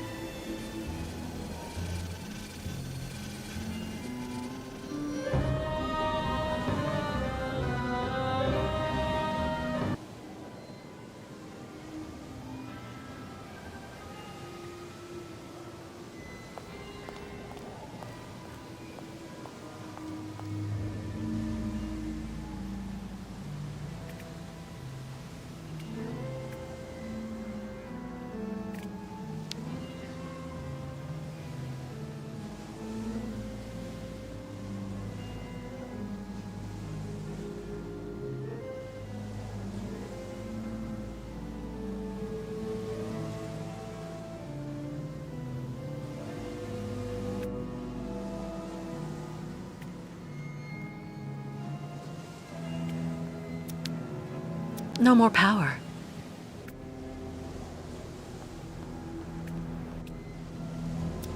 I may be able to tow the crystal using this tractor. I just have to get to it first.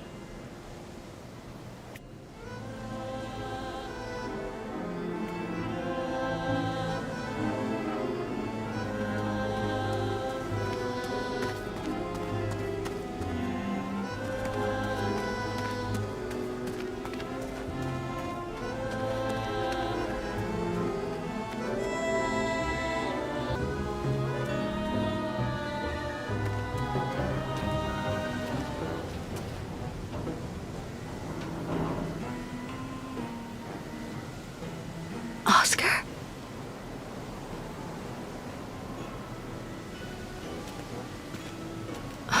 Stupid of me.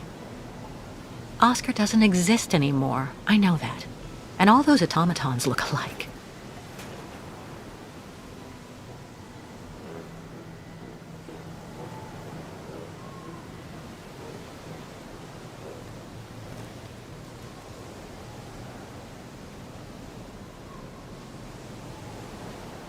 Your medallion. The heart.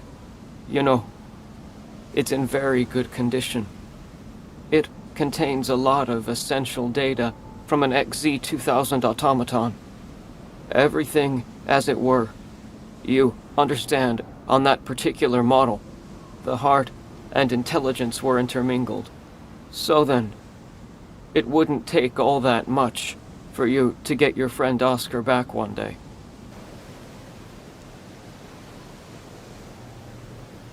Maybe if I could...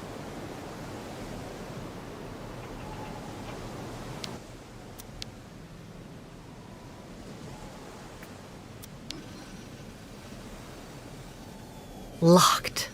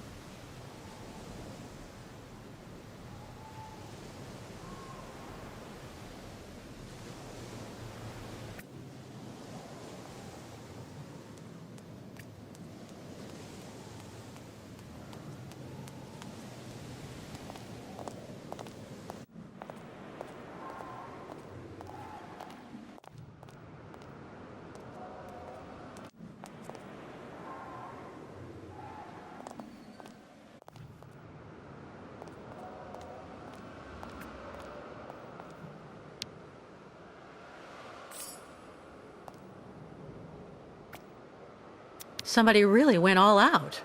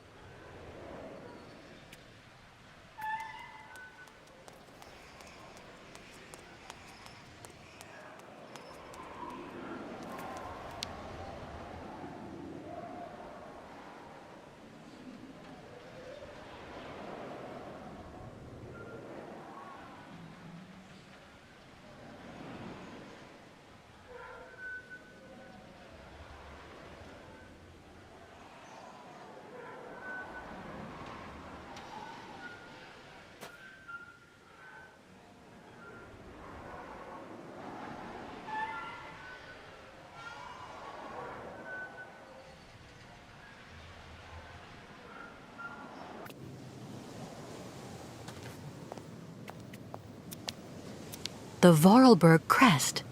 Hans put it on all of his inventions.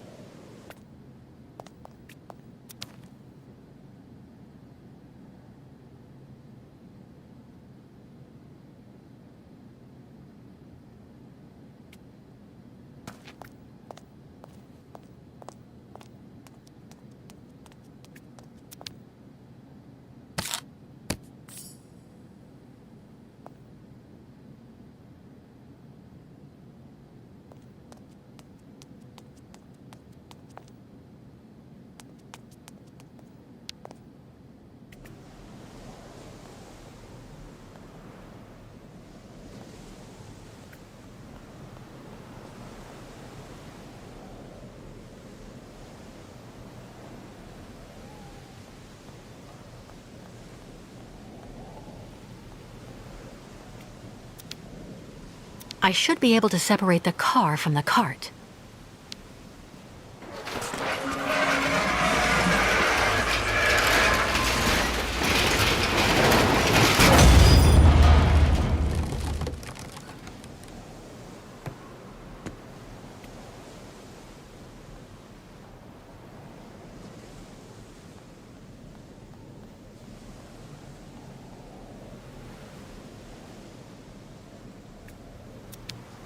Another rundown automaton.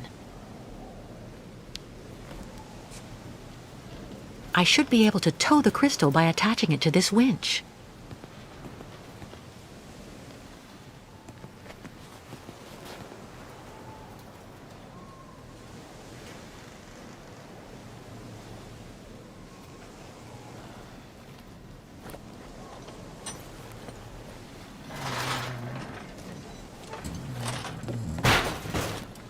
Sorry.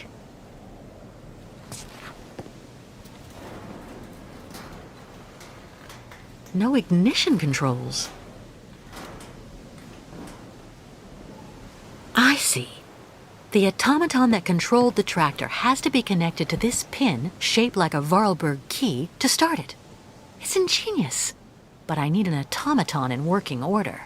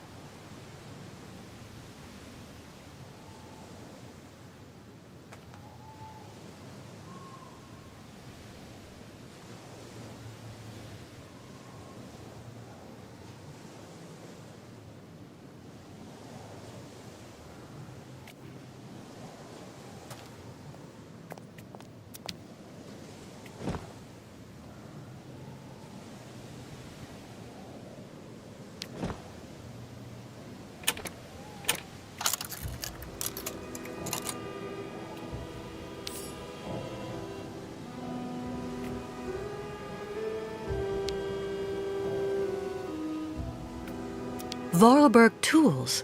Nothing better for fixing automatons.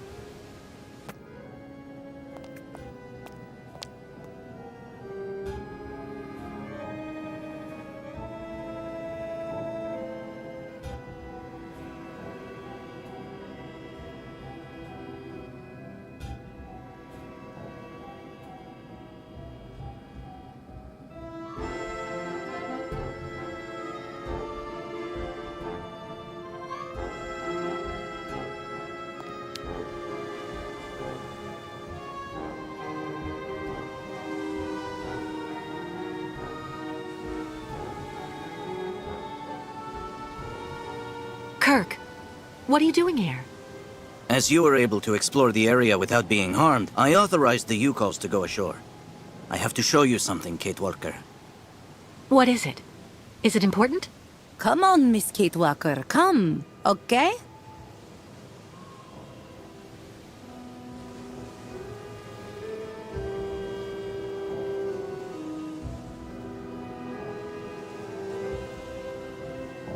Below stinking rotten asphalt is sacred path of the migration. Miss Kate Walker must hurry and quickly bring out all ostriches so Yukos can take this route. Listen, I do understand that you want to respect your customs to the letter. But moving your caravan through there is suicide. That avenue is completely contaminated. No blah blah, Miss Kate Walker. It is the will of the spirits. Miss Kate Walker saw what always happens when Yukos oppose spirits. But... Our shaman is stubborn like an old ostrich, Kate Walker.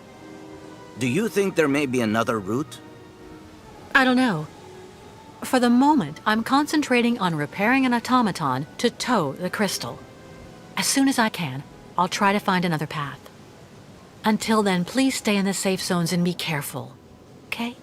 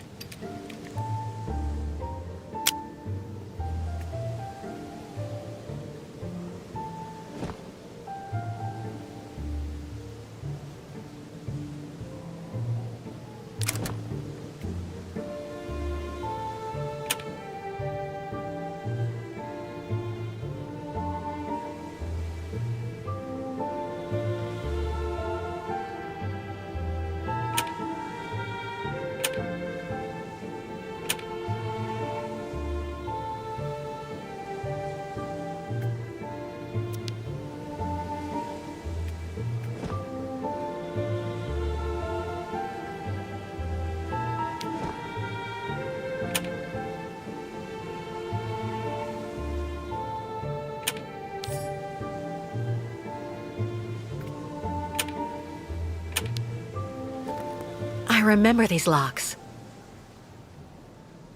They're used to activate all of Hans's inventions.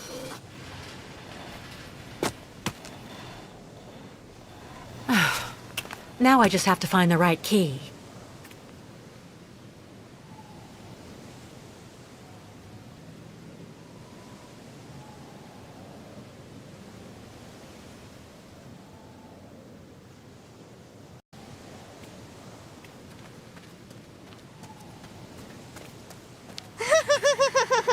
Woohoo!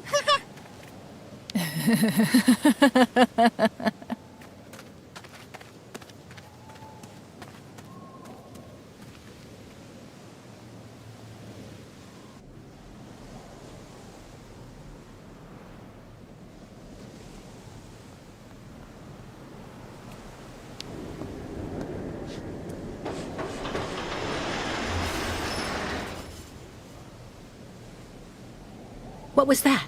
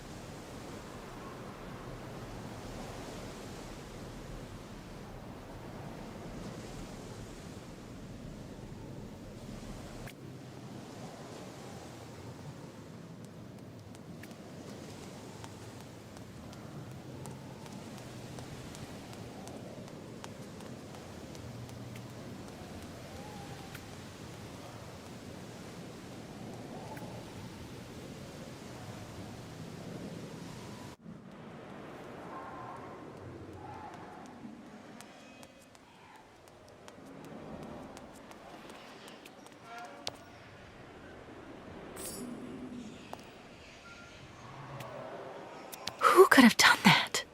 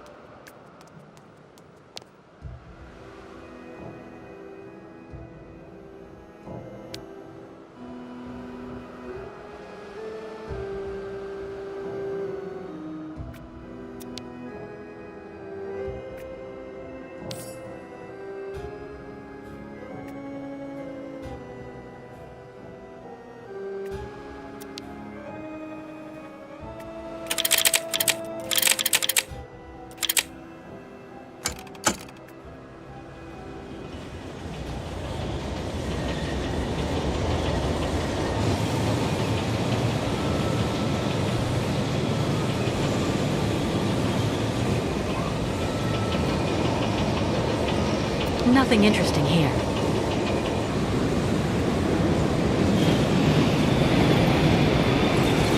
There's radiation everywhere.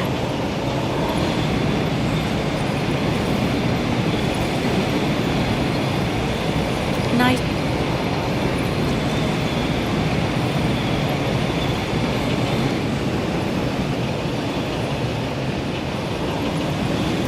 I wonder where this passage leads.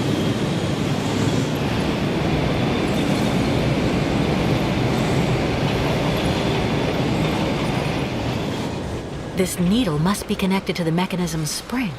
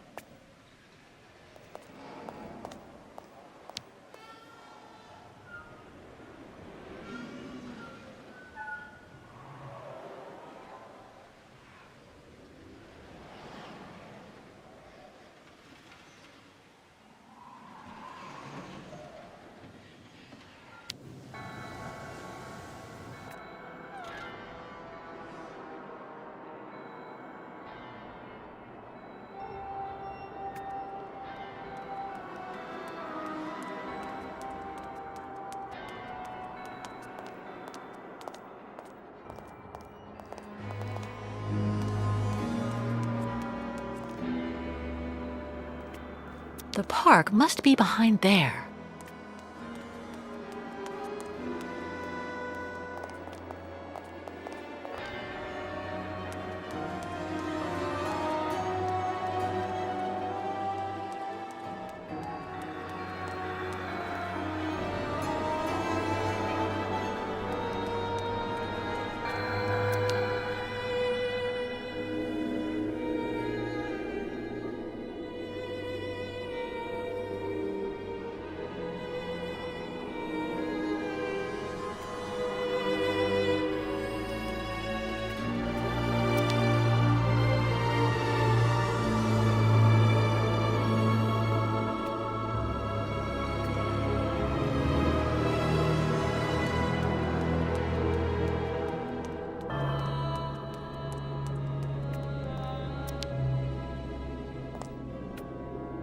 Still fresh. For Andre, my proud soldier.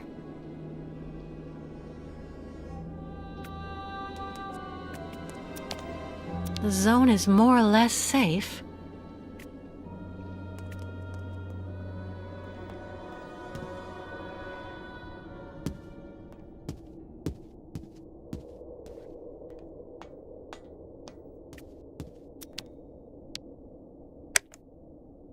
Here for the last act of our exclusive episode of Reactors of Passion, your favorite series, an exciting mix of love, greed, and plutonium. Today, Piotr confronts his best friend Yuri. Why? Over the heart of the beautiful Genia, promised to the one, but madly in love with the other. And while nobody knows how their confrontation will end, one thing is for sure. There will be lots of testosterone and passion on the air today. Yuri, I'd never ask you something like this. You're my best friend. If it wasn't so important. You asked me to call off my wedding to Zhenya, and you still dare call yourself my best friend? Come on, Yuri. You know she loves me. You can't blame me for that. Really? And what does Tatiana think of all this? And your families? Do they know you intend to call off the wedding for Zhenya? They'll just have to accept it. And lose your inheritance from Uncle Joseph? You can be so naive, Piotr. What do you mean? Didn't your parents tell you? Your uncle's will was read this morning. Old Joseph seems to have played one last posthumous joke on you and Tatiana. You're lying, damn you! Not at all. It is clearly stipulated that you and her can only inherit his fortune if you get married and stay married for at least 10 years from his death. Unless one of you dies before then. And that's the end of this exclusive episode of Reactors of Passion. To find out what happens next, tune in later on when we come back on the air.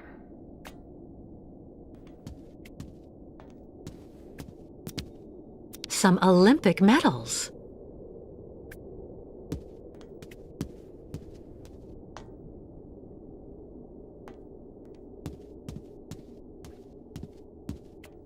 A real girly girl's room.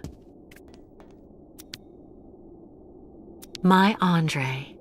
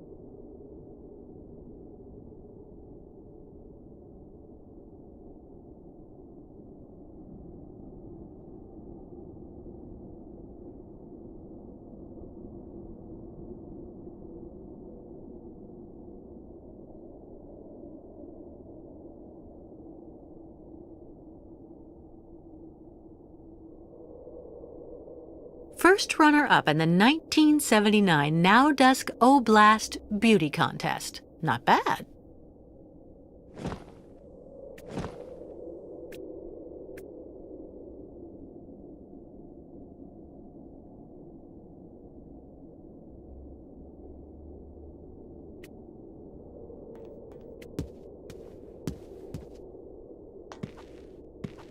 Huh?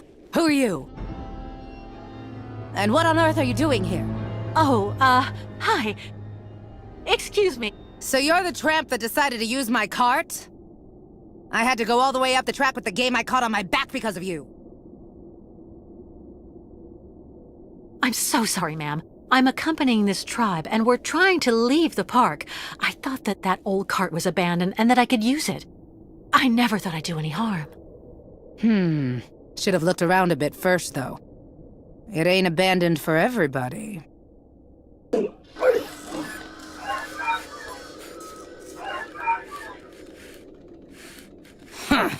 Don't that beat all?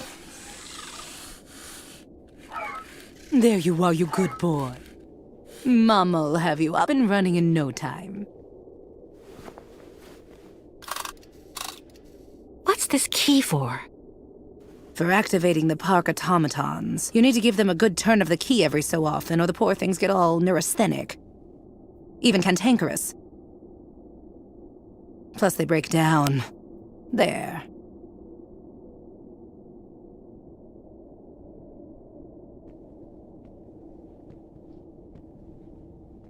Listen, I didn't really want to get off on the wrong foot with you. Let me introduce myself. I'm Kate Walker. I'm accompanying the Yukon tribe on their migration to their sacred lands. And you're... Oh, an American.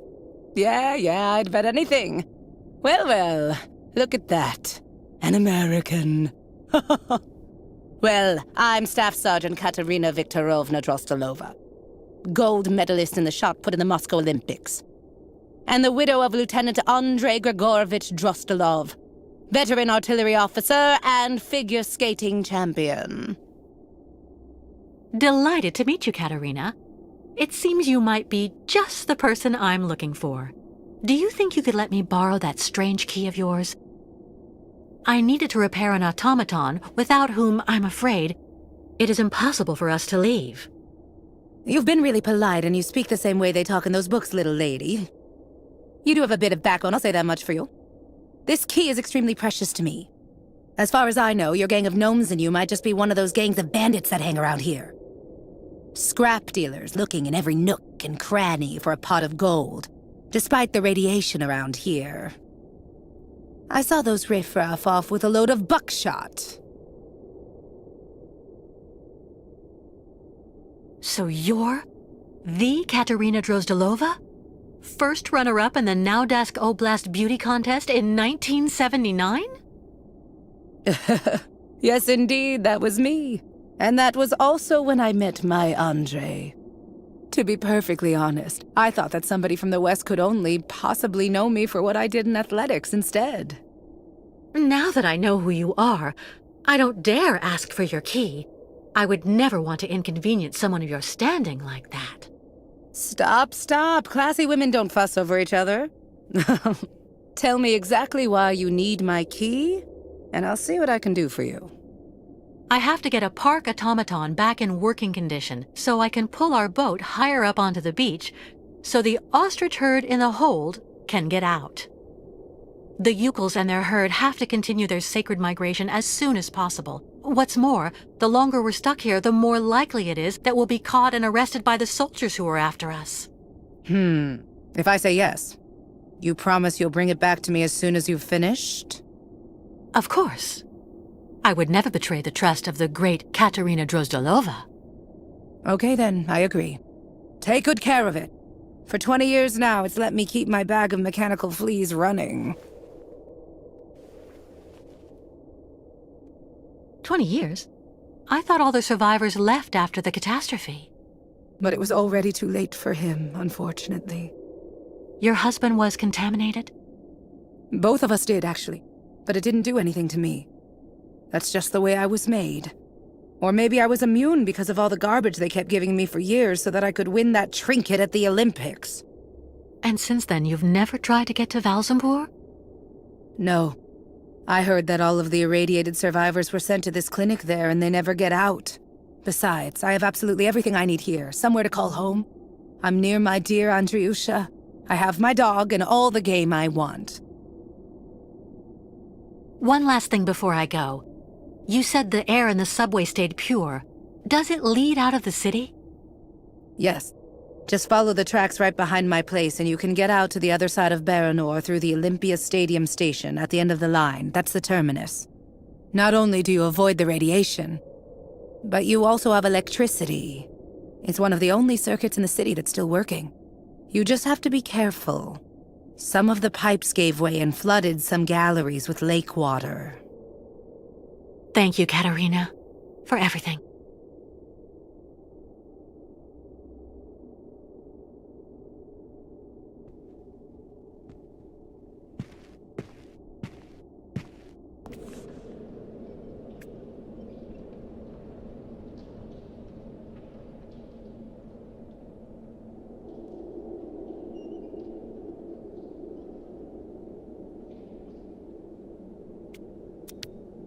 How charming.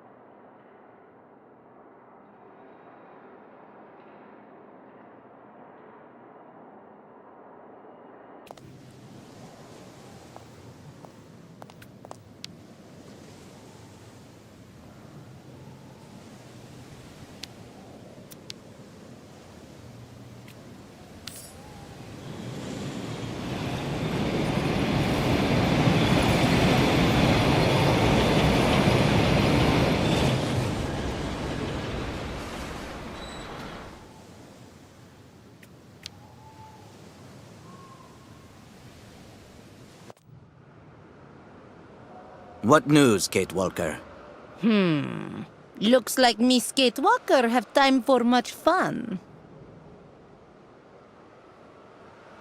I wasn't having fun, Ayahuasca. I was finding a way to help the caravan get us out of this place safely. Don't be upset, Kate Walker. This cursed place makes the Yukols a bit nervous. What did you discover? So we'll take the subway line. The air is pure, and the station at the end of the line lets us leave the city while staying on the sacred route of the migration. Where does the station exit to? Some kind of sports complex. Olympia or something like that. Olympia. Land of martyrs. Good work, Kate Walker. I don't know what the Yukols would do without your help. First, we have to hoist the crystal onto the beach. How can we help you, Kate Walker? Well, your ostriches obviously can't use the cart to get to the subway line. Can the Yukols clear the rubble from the station entrance while I take care of the crystal? Go find volunteers. See you later, Miss Kate Walker.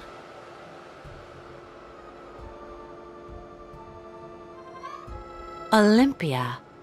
Ayahuasca didn't seem to like that. The truth is, I was told that the previous migration went through some bad times. A tragedy that left permanent scars. But you have enough to do for the moment. We'll talk about all that later. Once we've left Baranor, what is the next step? The river Balaton. Once we cross the sacred bridge over it, we'll be past the border and in Yakistan. Our pursuers won't be able to harm us there. Any news from the Yukols who are still locked up in the crystal? Everyone is fine, even if the ostriches are getting impatient. We have to get them out soon, Kate Walker. I'm going, Kirk. I have to find an old friend.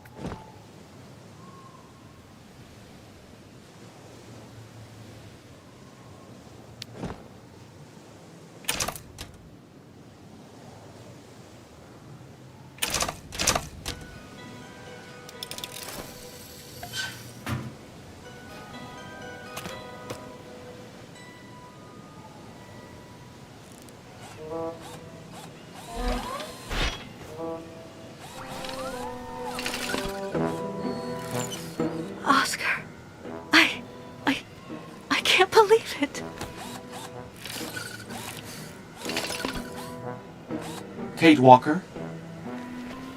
Hello, Kate Walker. So is everything set? Are we ready to go now? You have refitted the train spring, haven't you? And what about Mr. Hans Vordelberg? Is he on board? There's no more train, Oscar. And there's no more Hans Vordelberg. I beg your pardon? You were supposed to be dead, too.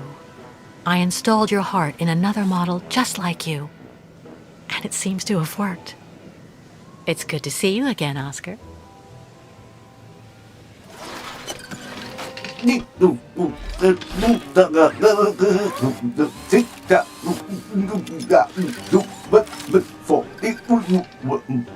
Are you all right, Oscar? I suppose I am indeed, Kate Walker. To the best of my knowledge, I have not been programmed for anguish. I guess not. But you know, Oscar, you were always very talented. This new body is in great need of maintenance. It is suffering from osteoarthritic rust at every joint. Oscar, I need your help. Of course, Kate Walker. That is my function. I'm accompanying the Yukals on their voyage. You know, they found me when I was dying next to a river in the west of Syberia and took me in. They are accompanying the migration of the snow ostriches to their sacred lands, where they go and reproduce. Now we're being chased by fanatical soldiers who want to send the Yukals back to where they came from. To top it off, they want to hand me over to the American authorities. I've been accused of all sorts of crimes. The Yukals, a primitive nomadic people in the far north that live symbiotically with large herds of Struthio nivis, commonly known as snow ostriches. That about sums it up. Kate Walker, American deviant. Intellectually and politically unstable, influenced by both circumstance and encounters, despite possessing an unquestionable moral fiber.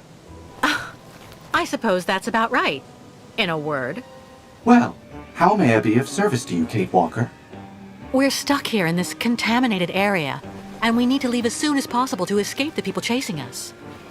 But the Yukals and their herd are locked in the boat that brought us to this poisoned beach.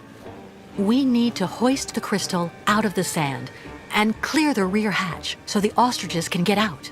There's a vehicle on the pier over there that I think we can use, but it looks like only an automaton can drive it. I will gladly do what I can to help you, as long as this worn-out body should prove up to the task. We'll make do, Oscar. You can trust me. Well, I shall indeed do what I can to help, Kate Walker. But, Kate Walker, my clothes. I don't have any clothes. Come on, what's the problem, Oscar? In New York, I saw fashion shows where you would have made a splash. No, no, no, and no, Kate Walker. It is completely out of the question for me to stroll around without covering. My mechanical intimacy is protected by industrial patents that ensure the durability of Vorarlberg productions. I need clothing, that's all there is to it. Oscar, please. Do not insist, Kate Walker. I will not move from here without decent attire. All right. I'll get you some clothes. It's incredible seeing him alive again.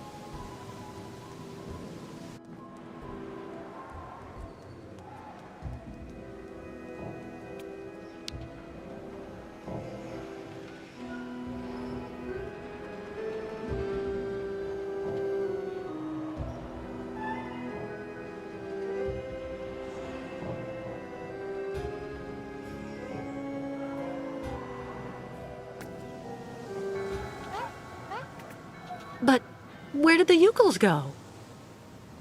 Getting there. But it's not enough to get the ostriches through yet. Yukels who dig are all gone.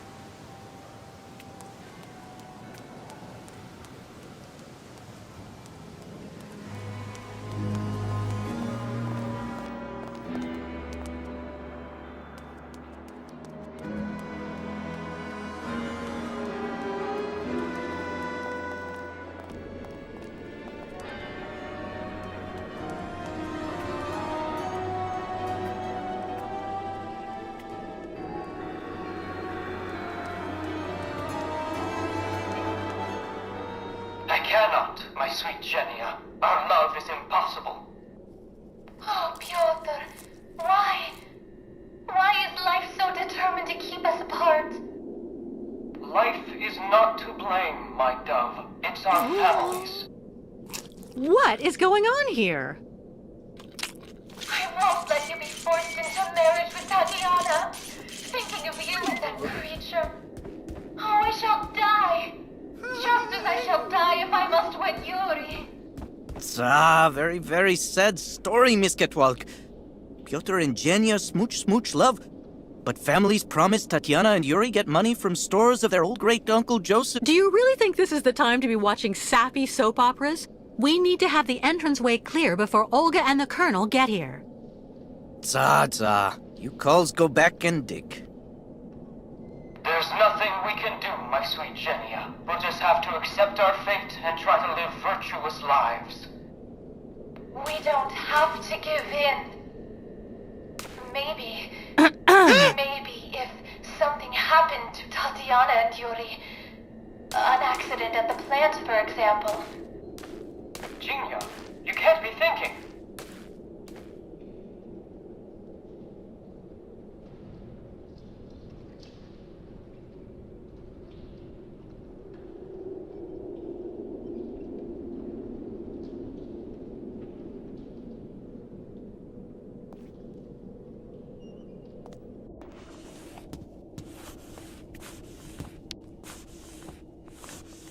Katerina? Ah, you again. Here's your key. Thank you again. What do you need? Clothes.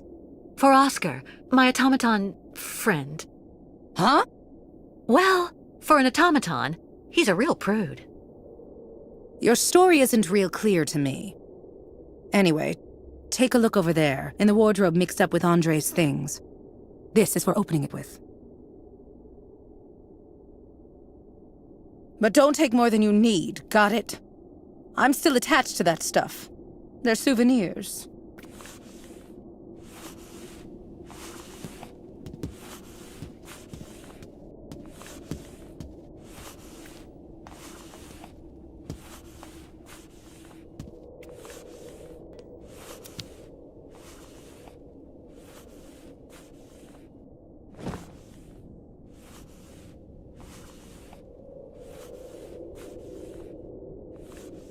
Impossible.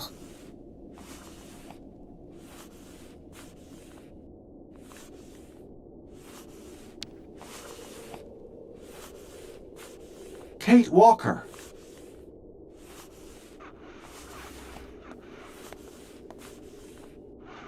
Look at you, Oscar. So you finally succumbed to the temptations of nudism. The sooner I am decently attired, the better I will feel. While I was coming to join you, I came across a gang of hairy and very rude small folk. I will spare you the jibes to which I was subjected. Don't short-circuit on me. Here, take a look at this wardrobe. These clothes in here should fit you.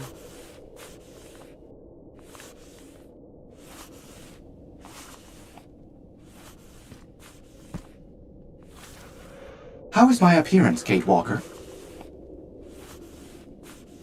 Very becoming, Oscar. Perfect. Thank you, Kate Walker.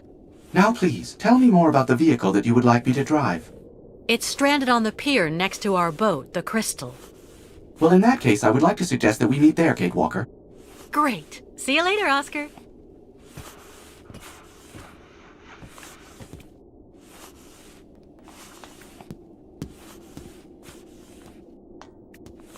Be careful in the subway. The lake water has entered some of the tunnels.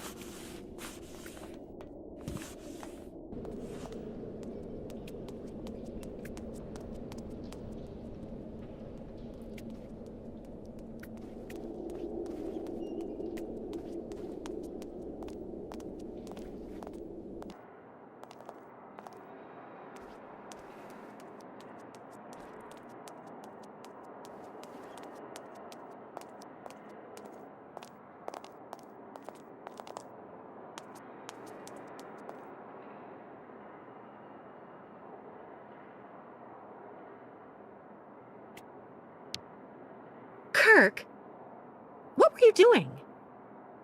Well, I just... Tell me something. Was it the other Yukels who told you about the soap opera Katerina had on? No. So of course there's no way you'd be here to watch it too, is there? A great spiritual guide like you would surely never indulge in such silliness. Of course not, Kate Walker. So, you were about to go back to the tribe to make sure that everything's going well? Yes, that's right. And I really must be off. Later, Kate Walker.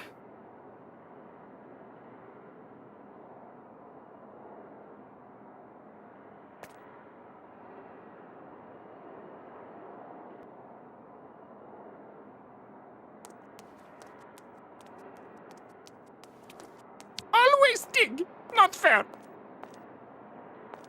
Dare not tell Shaman that tambourine gives bad headache.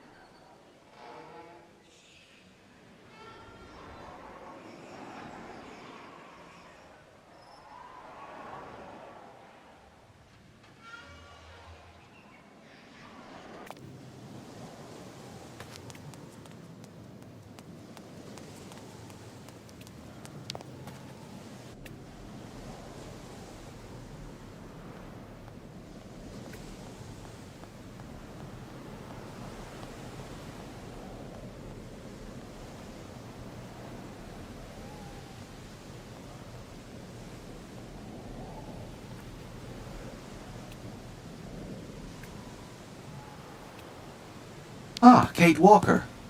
What do you expect me to do then? I'm going to need you to use this vehicle to lift the crystal onto the beach. Do you think you can do it? You will remember that I was the driver on the Vorarlberg train, Kate Walker. Driving this tractor is not something I will find difficult. I will just need some help to complete this mission. What do you need? First of all, you must connect the crystal to the tractor. Okay, Oscar. And then what? I won't be able to do anything as long as this tractor has no electrical power. All right. I'm going to try to restore power to the park then. Be careful, Kate Walker. Living creatures can suffer permanent serious bodily harm in the event of inappropriate handling of electrical components. I'm so glad you're here to remind me, Oscar.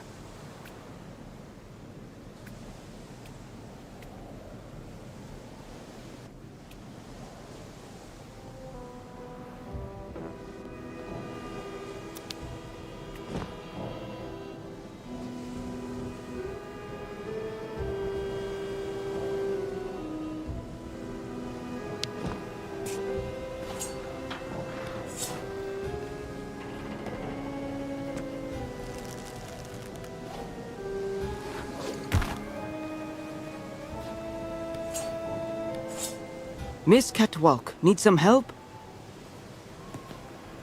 Yes. Can you connect this cable to the crystal? Maybe that way I'll be able to restore power to the park. No problem. Okay. Thank you so much for your help, Mr. Baruth.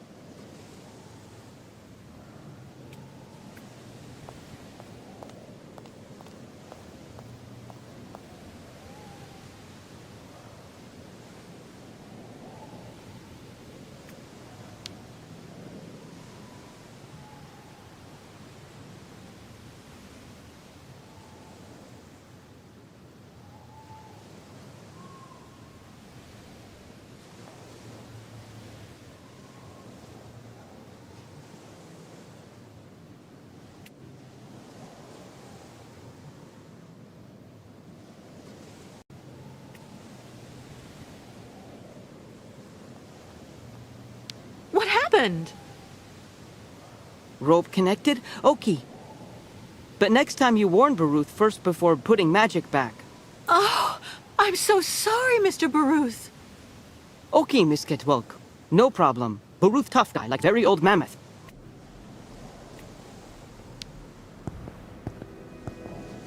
Miss Ketwalk.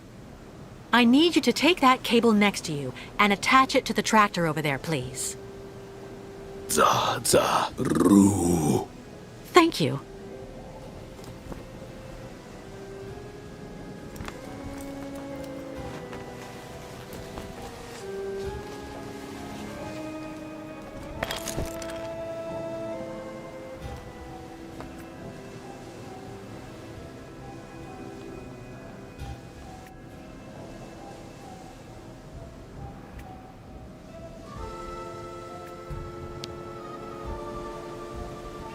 Yes, Kate Walker?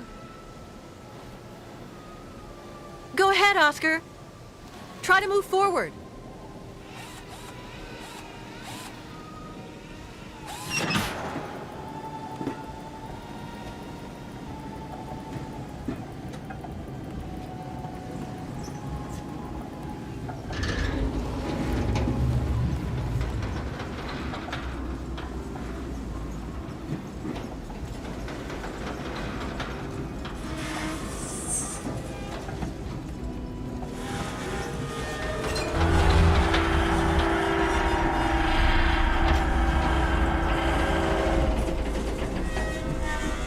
Stop, Oscar! Stop!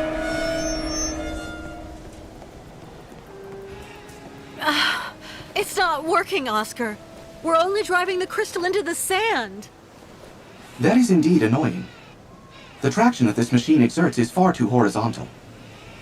It would be preferable to hoist the boat from a higher position.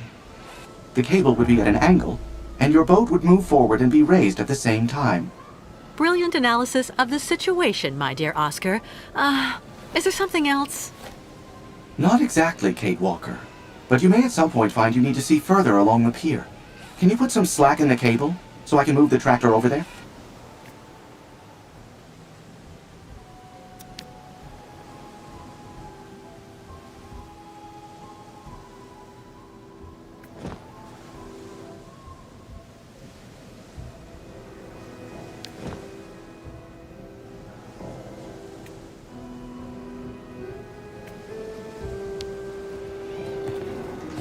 Yes, Kate Walker? Go ahead, Oscar. Try to move forward.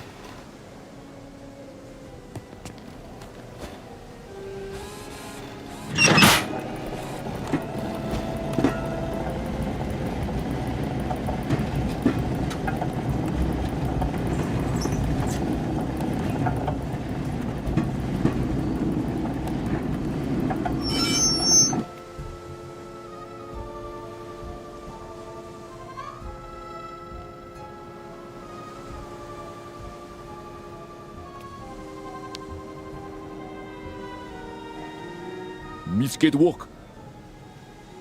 Can you take the cable attached to the tractor there and attach it to the Ferris wheel, please? Tuk. Okay, Tuk. Roll.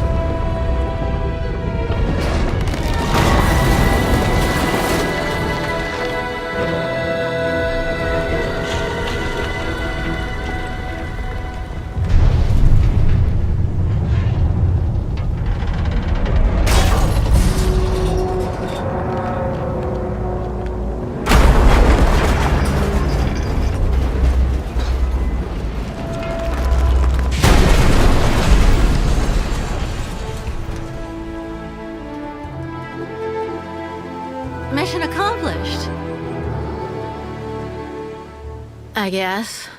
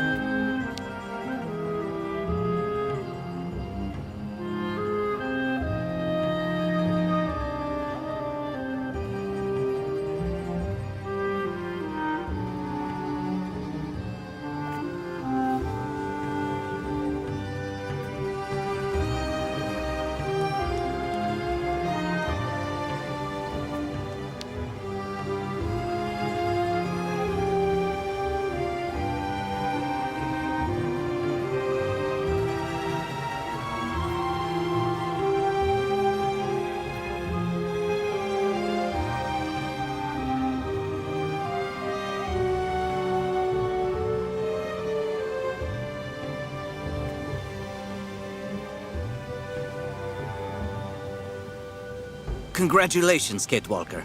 Thanks to you, the migration can get underway again. Thank you, Kirk. But without the tribe's help, I never could have...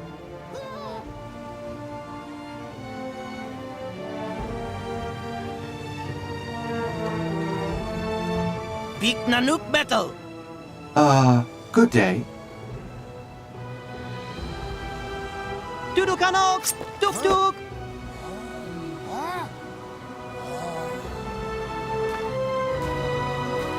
Kapotaktog metal bik nok nanuk, liam musu Oscar. Bik esperitulu kulet, esperitulu luk.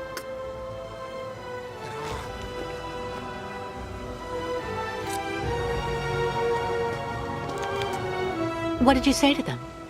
That handsome metal man is not a monster. Not dangerous.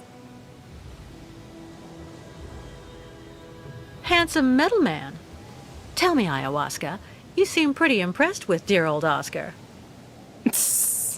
Purely spiritual interest. But tribe will need much time to get used to him.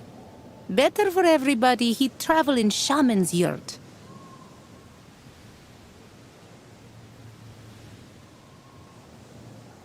He'll be delighted.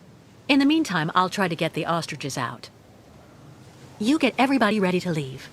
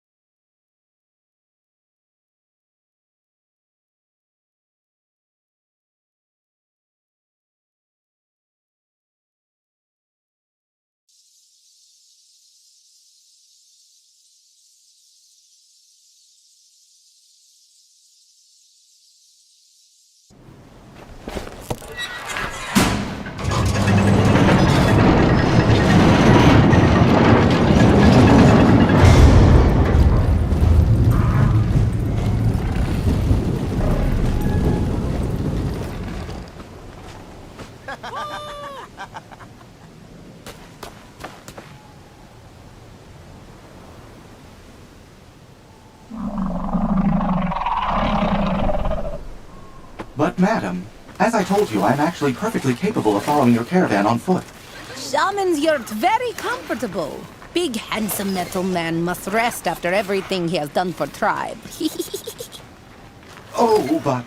Madam, please, I...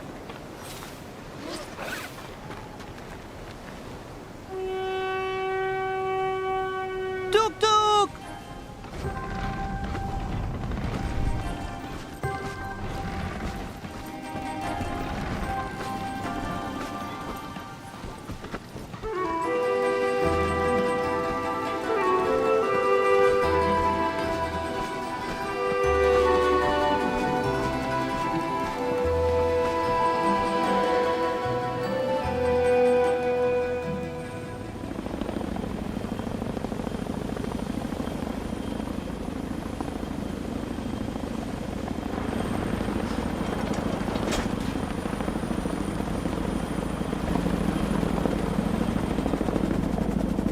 Their boat is right there. But where's the American and those damn savages? They can't have gone far. If they're truly crazy enough to go right into Baranor. The radiation will take care of our problem for us. Exactly.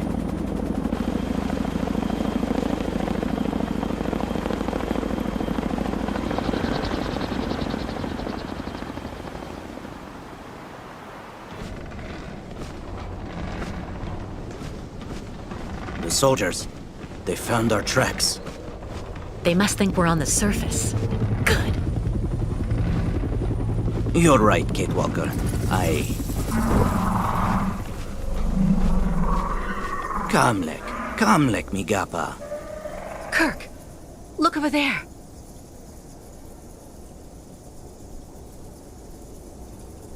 What's that? I'll go look. Wait for me here.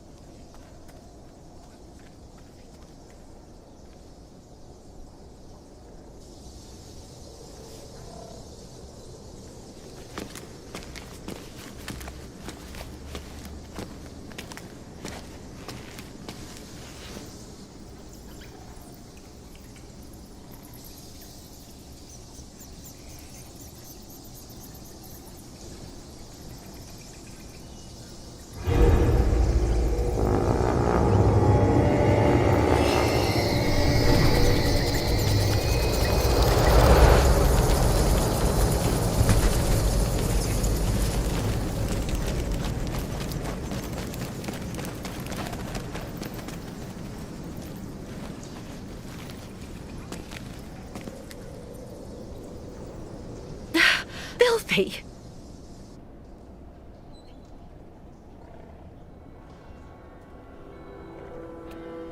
Well, we have a problem. Yes, we saw. Miss Kate Walker must free passage for caravan quick.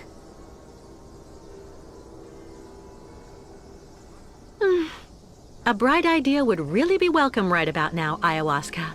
If Miss Kate Walker finds something good to frighten bats, they surely go outside fast. Very well. I'll go see what I can do. Thank you, Kate Walker. And call on the Yukos for help if you need it. I'm sure they'll be able to give you a hand.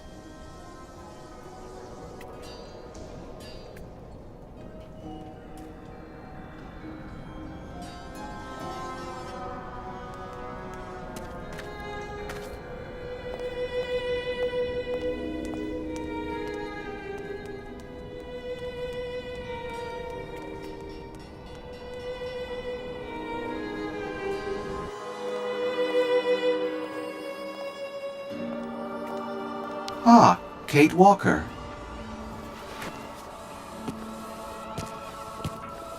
What are you doing here, Oscar? Oh, nothing. I'm just enjoying taking in the quiet all around here. I feel quite safe in a way. From ayahuasca, for example? Let's just say that I would be grateful if you could refrain from mentioning my presence to her.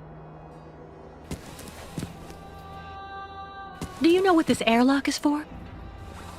I think it must have been installed at the time of the incident that ravaged this city. It must be for decontaminating the radiation suits worn by rescuers who went outside. And it protects us from the radiation? Absolutely. Without it, your organic components would unfortunately now be completely carbonized. And I regret to say, currently putrefying, Kate Walker. I see. Thank you for such an interesting diagnosis. Metal does have advantages sometimes. See you later, Oscar. Yes, Kate Walker.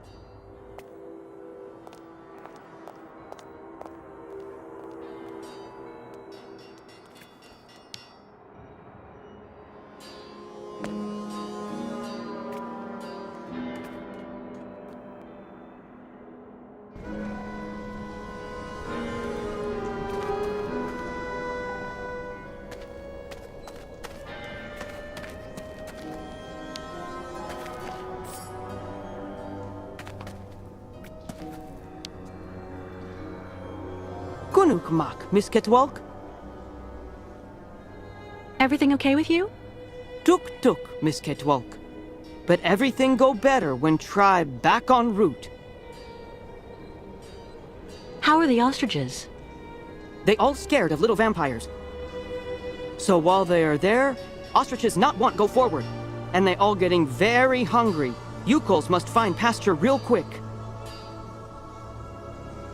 Well, I'll go see what I can do about the bats. See you later. Tuk, you hang in there, Miss Ketwalk.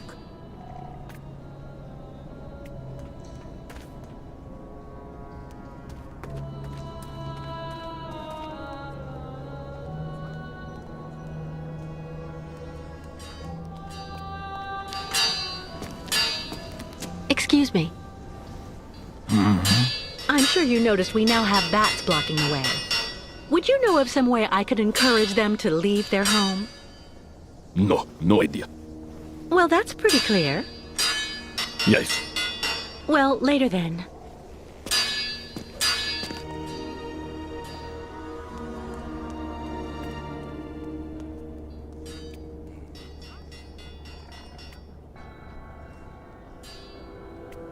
Little vampire ice make back cold. Really want fresh air now.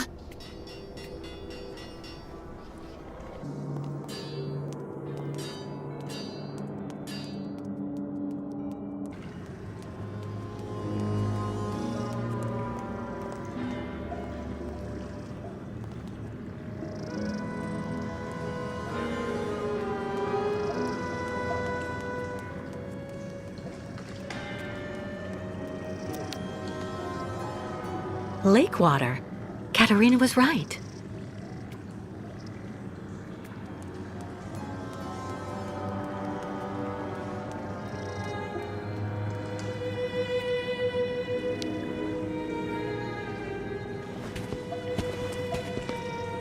Baitla, Miss Ketwalk. Look.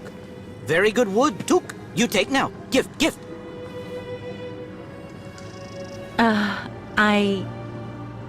Thank you, I guess.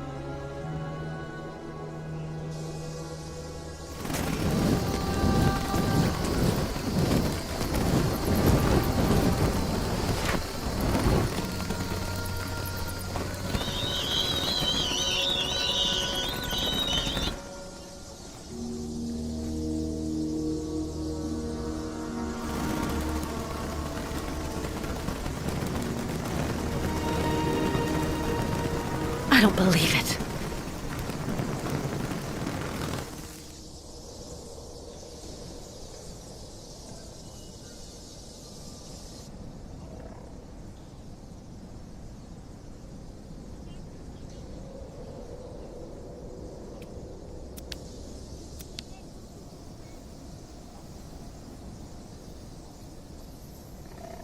It's possible for the bats to get out through here, but how do I open the gratings?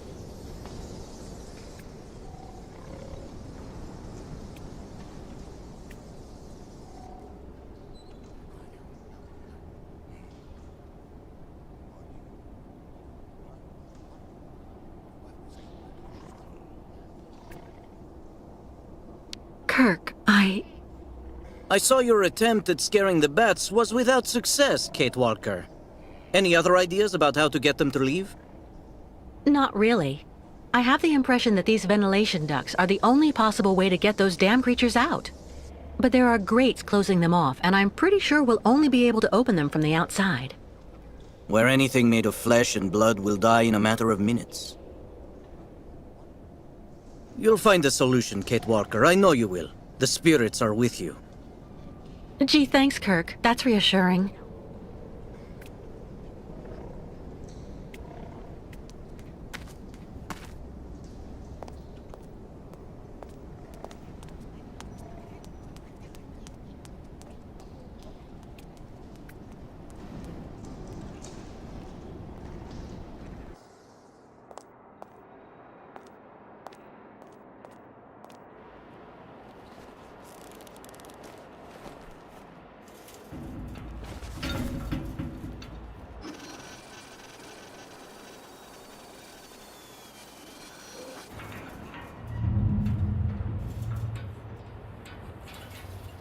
The confined atmosphere here seems to be affecting you, Kate Walker.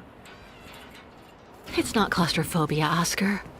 The way for us to solve our bat problem is up there, outside. And I don't have the slightest idea how to get there. There's an enormous amount of radiation. You need someone who is, by their very nature, impervious to radiation so that they can do this task in your place. If such a being existed, that would solve our problems, wouldn't it? May I remind you that I am an upgraded XZ2000 model automaton? Oh, you don't mean you? I am, of course, somewhat afflicted by osteoarthritic rust. But I should be able to do the task, Kate Walker. I don't doubt that you're capable of it. But it could be dangerous up there. You don't think that— I'm afraid that, for you, the choice of candidates is limited, Kate Walker. If you insist.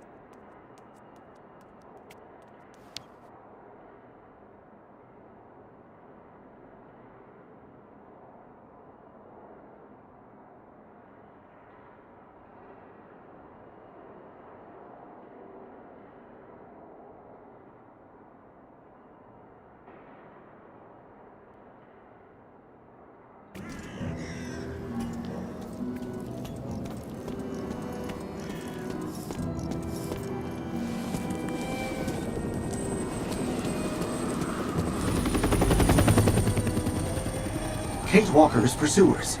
I must make every effort to hurry up.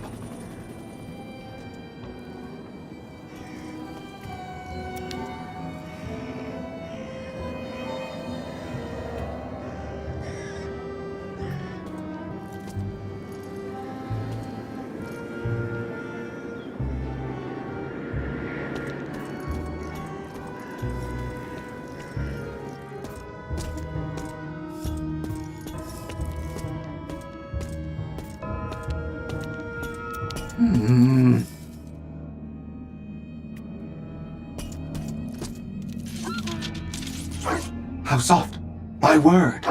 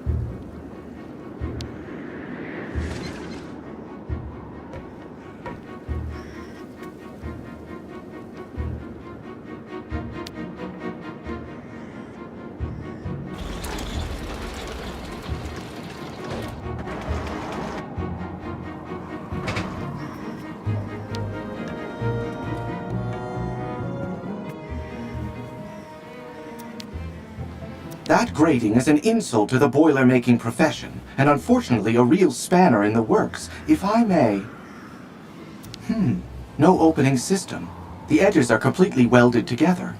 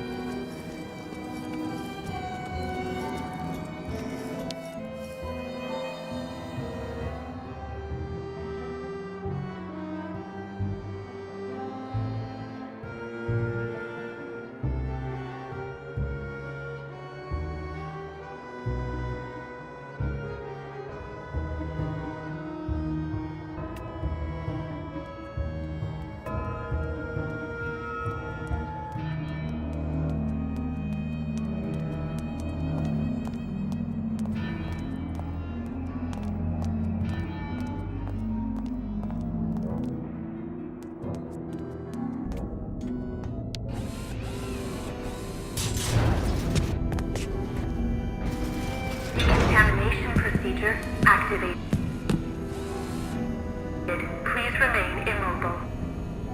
Decontamination procedure underway. Please remain immobile.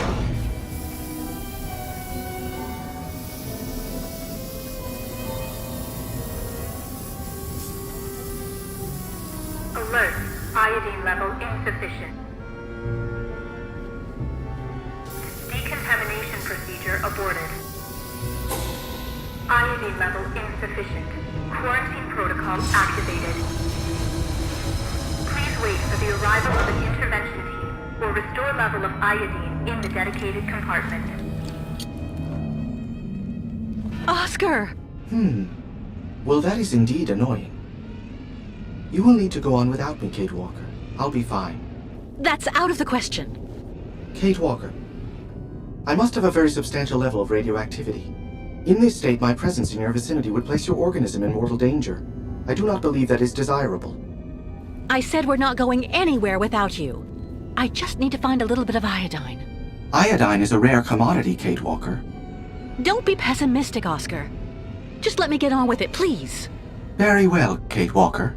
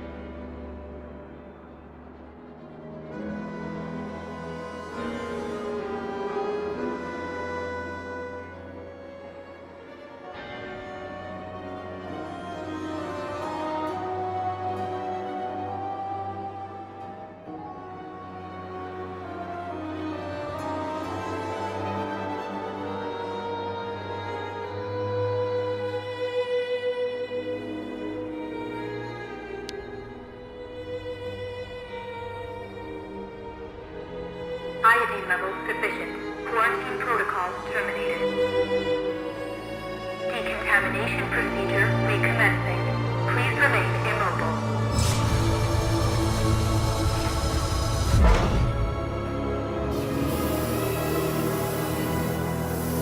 Decontamination procedure underway. Please remain immobile.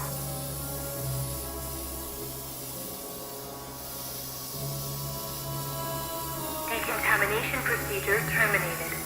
Opening airlock.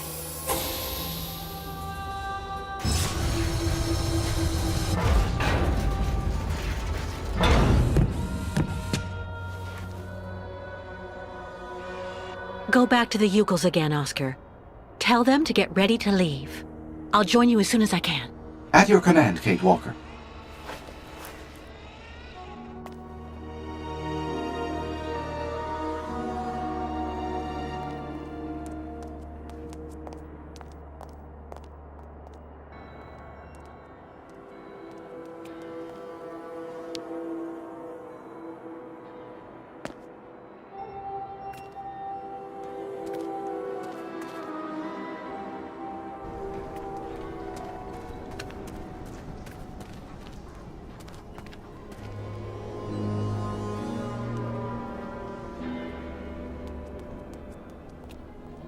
Miss Kate Walker, hurry with workbench.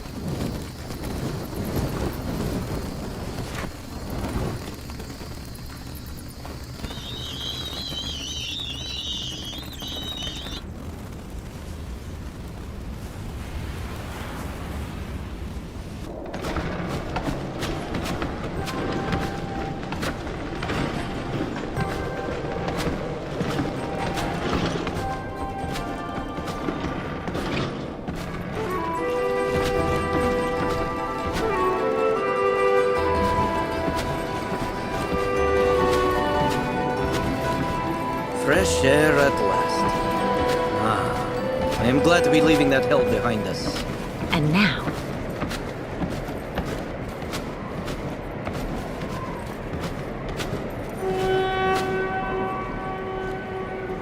we'll camp here for the night and continue the journey at the break of dawn. Our next step will be the last in this country. The ancient bridge across the river Balatom on the border with Yakistan. Once we're across, we'll be safe from our pursuers. well, now that's good news. See you later, Kirk.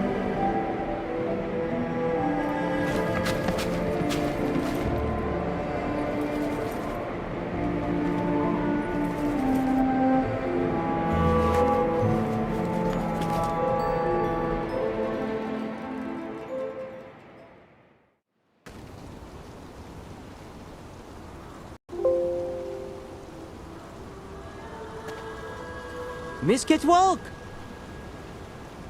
Made arrangement with previous owner. Yurt just for your sleep until end of journey. Former owner now decide go live in other yurts so Miss Kitwalk sleep nice in this. Oh, that's really very nice of you, Mr. Barut. Thank you so much.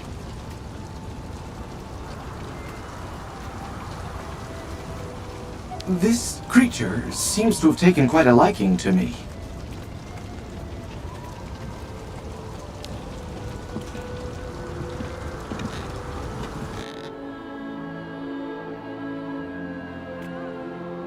Oh, I wish.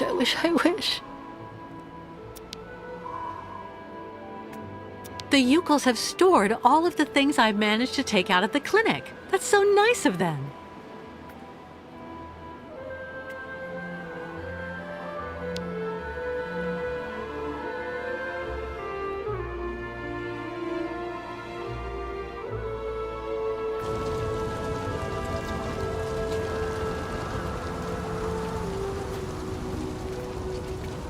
Metal men seem very nice in end.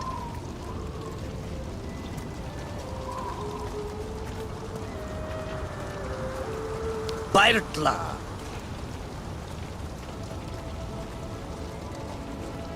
Dok? Ah, Kate Walker. How are your lodgings? Great. Thank you so much for the yurt, but I really can't stay too long. I'm exhausted. Alas, the night may well be long. But why? Miss Kate Walker, take a look at the moon.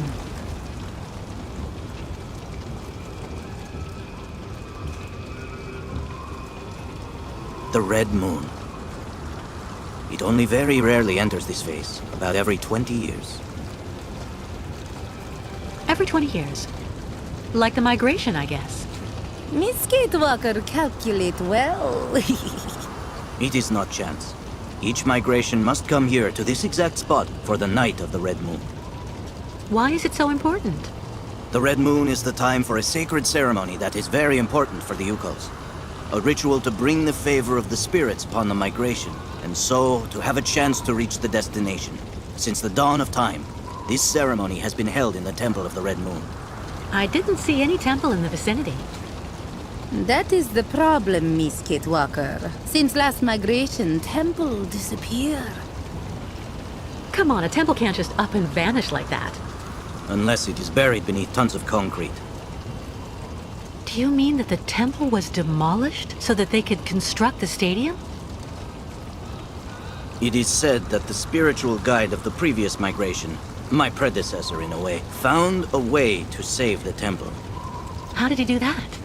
The guide Kantika, accompanied by a few other brave Yukos, offered to work on the site. They proved to be very able masons, to the point of being able to hide our temples beneath the concrete without anyone knowing. For months, they worked at night, away from the eyes of architects and foremen. Yukos worn out by hard work to save House of Spirits. But they succeeded in their enterprise, and our temple really is hidden somewhere, beneath these modern buildings. Alas, the poor people died of exhaustion. How terrible. I'm so sorry. Ti Espiritulu, Macra Henok, Iknok Vanu. With these words, the tribe pays tribute to their sacrifice. Ti Espiritulu Makra Henok Biknok Vanu. Temple must be somewhere here. Me tell tribe look for temple. But little help of Miss Kate Walker, not too much.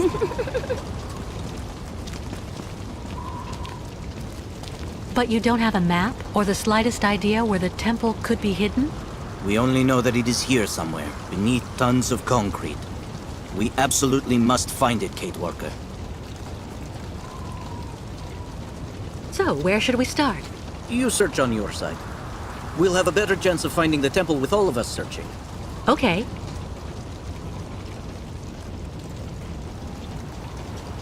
What exactly does the ceremony consist of? The ritual of the Red Moon is to draw the favor of the spirits onto our caravan. A purification before we can cross the border into Yakistan. It's also a very personal type of trial. It's difficult to explain the ceremony in a few words, Kate Walker. You need to experience it to understand. Are you sure Olga and the Colonel won't be able to chase us on the other side of the border? Yes, Kate Walker. Yakistan is outside their jurisdiction. Right. I'll also go take a look around.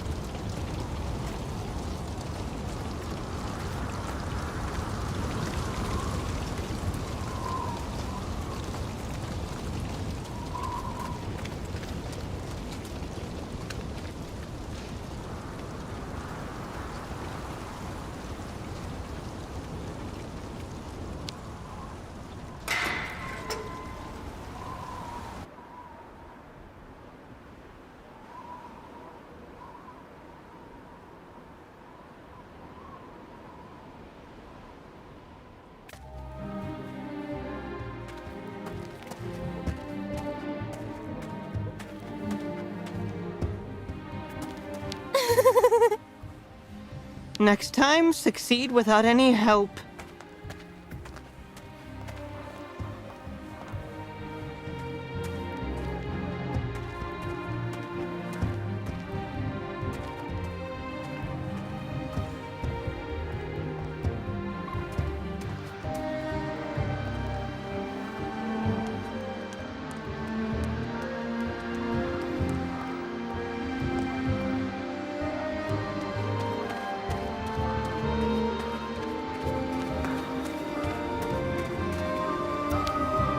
Strange. The inscriptions have also been translated into Yukon. Let's take a look.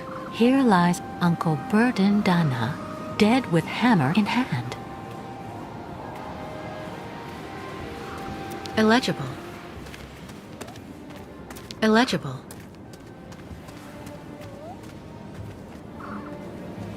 Nobody. But who could be living in this dump? Kantika, a spiritual guide who sacrificed himself to forever protect the migrations from ill fortune. Kirk told me about him earlier.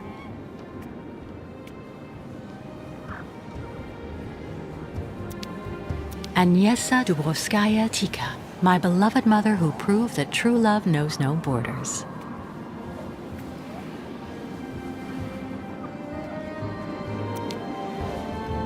Dunyasha Dubrovskaya Tika, finally free of a ceaseless vigil. May she rejoin her family.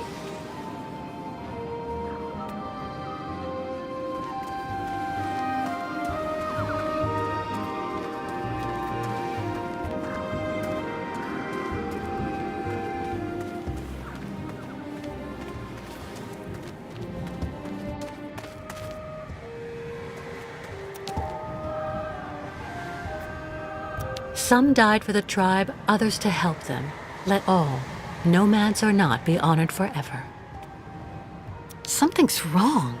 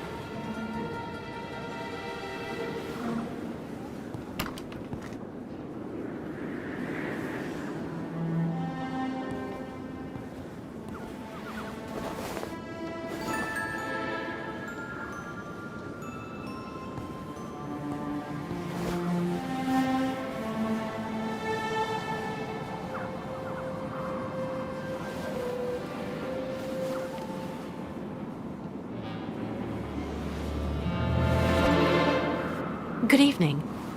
Sorry to intrude, but the door was open.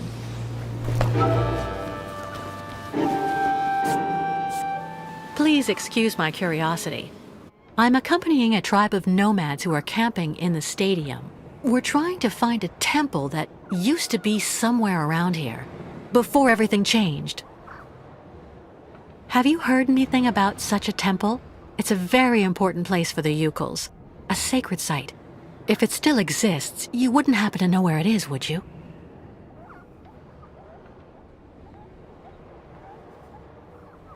I'm afraid I have to insist. I had a look at that manuscript before you took it back. It looks as though it was written a very long time ago by one of the Yukuls. It's a mixture of plans and of notes. I have to admit I don't really understand it, but it obviously indicates how to find the sacred temple.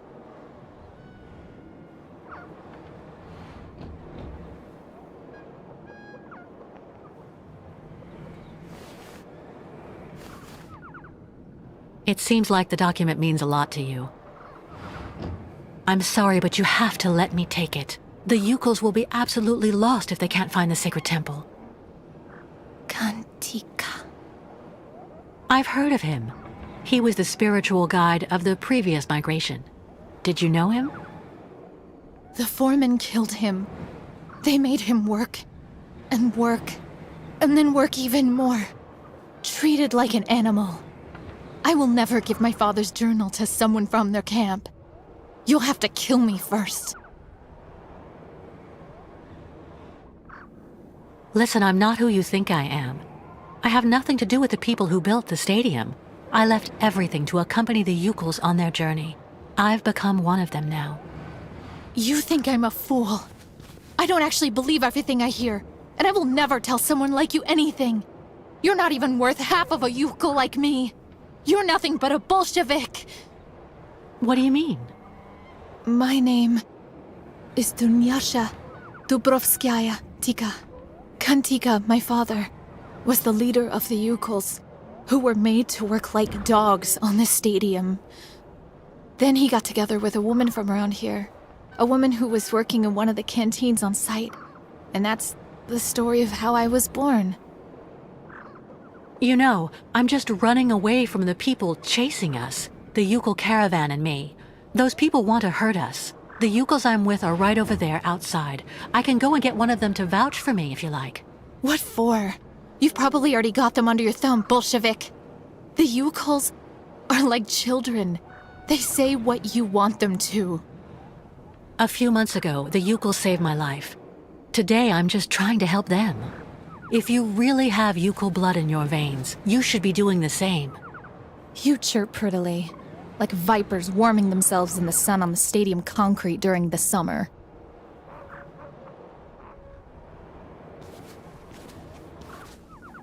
I was thinking about what you said about your father, Kantika. You know, the Yukuls think of him as a great benevolent spirit now, because he decided to sacrifice himself to save the Temple of the Sacred Ceremonies, so all future migrations could continue to receive the blessing of the spirits. That's good.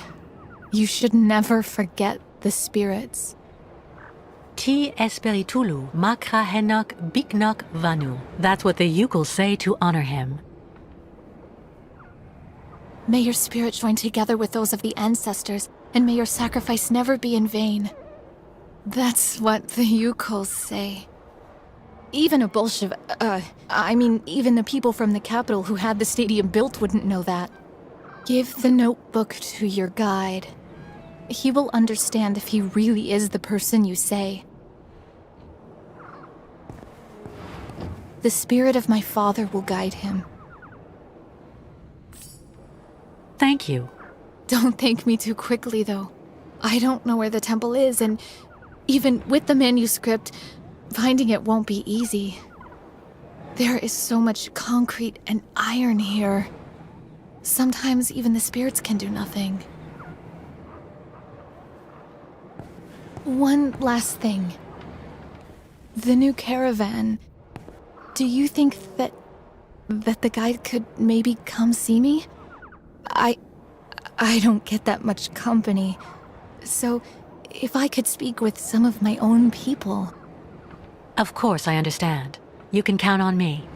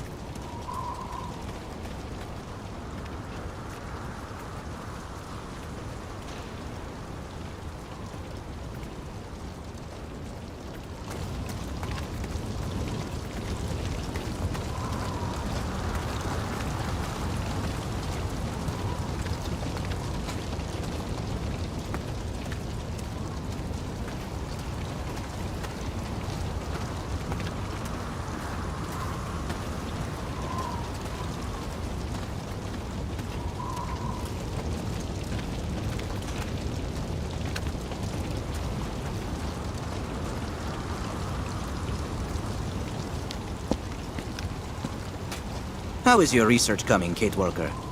Well, I just happened to bump into the daughter of your predecessor, Kantika, in the cemetery there. Really? What's she up to here? She's been alone for a long time. It's made her a bit strange at first glance, but actually she's pretty nice. Do you think she could help us find the temple? She gave me her father's journal. I'm hoping it can help me find the temple quickly, but it's written in Yukol. Do you think you could translate it for me? Of course. That's not all. Would you mind paying her a visit? The poor woman's been alone for years, and I'm sure seeing someone from the tribe would do her a world of good. I'd be honored to meet the descendant of the one who saved the temple. I'll go as soon as I've translated the journal. Give it to me, please.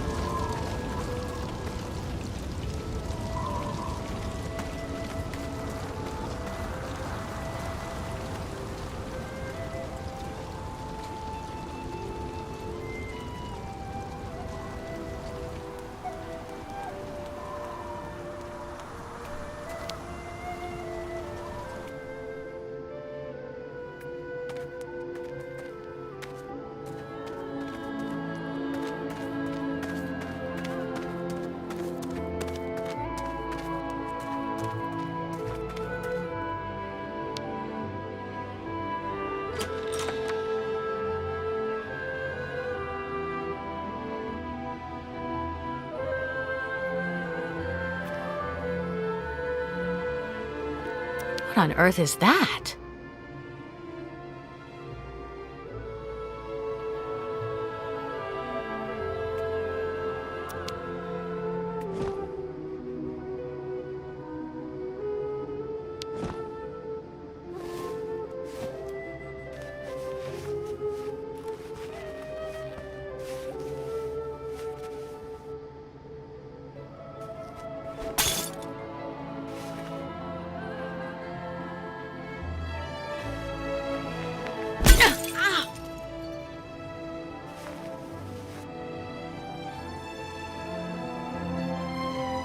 I'm fine. More scared than hurt.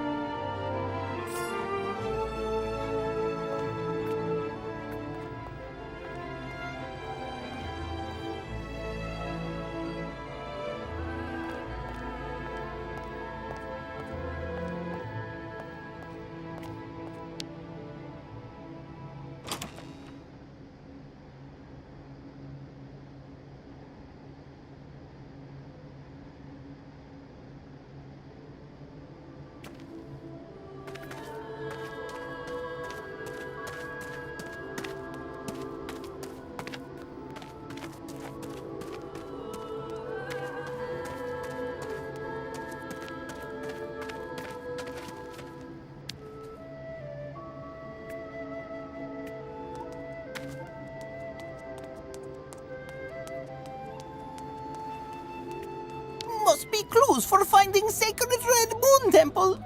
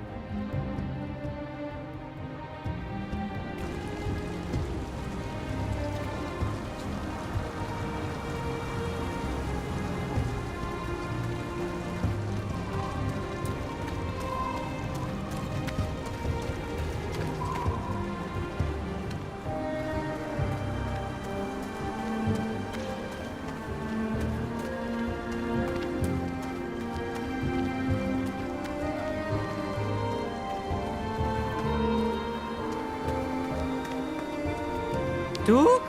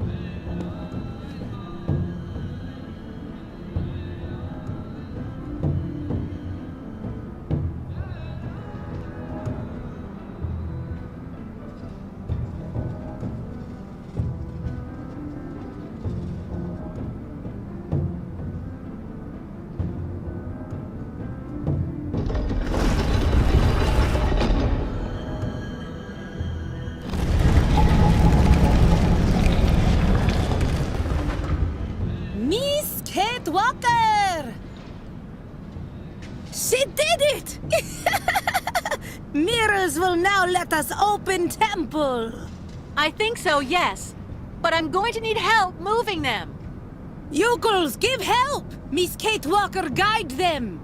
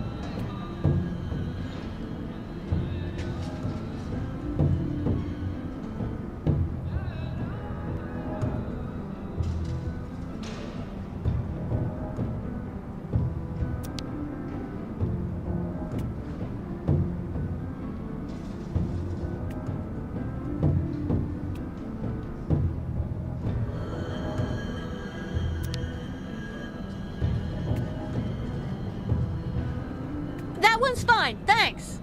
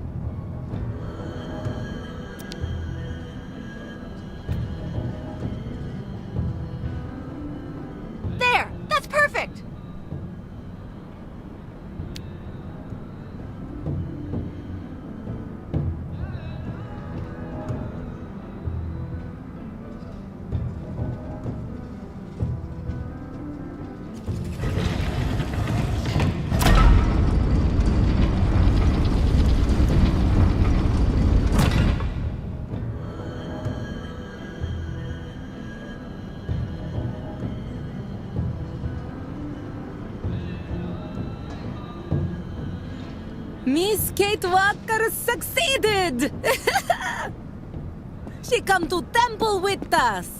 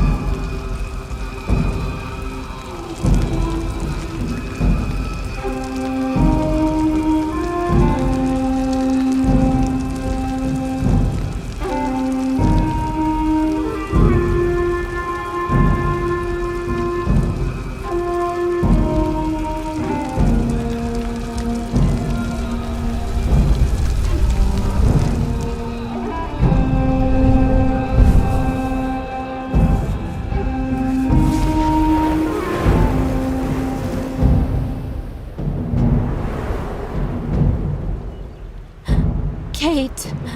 Kate. Who are you? My poor Kate. You no longer recognize your real family. You need to come home now. You have to listen to your mother. Yes, you must see that we are having great difficulty understanding how such a brilliant young attorney could turn to criminal activity. We have taken recourse to the courts, Miss Walker. Rest assured things will not remain as they are. You really need to understand, Kate. I couldn't wait for you forever. You've really let us down, Kate. I was your best friend. Your confidant. So in the end, everyone was actually right. You're gone forever, Kate. Lost. You're dead, Kate. Dead. Kate Walker?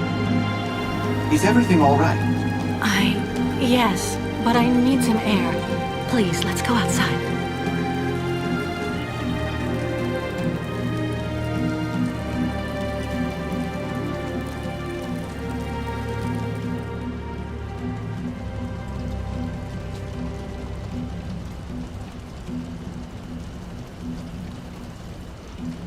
Are you sure you're well?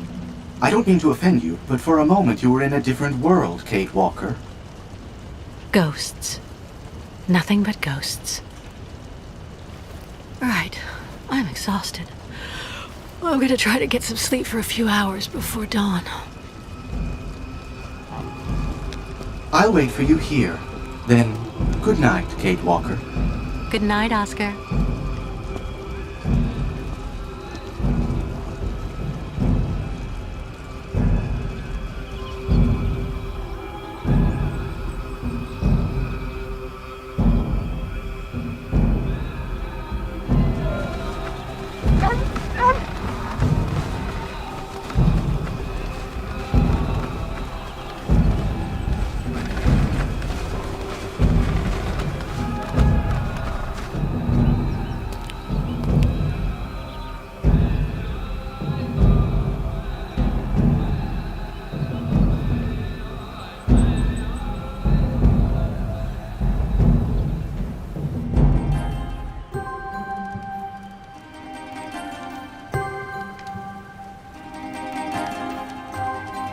Baertla, Peak, Klu-Klu, Olilanza! Now what's going on?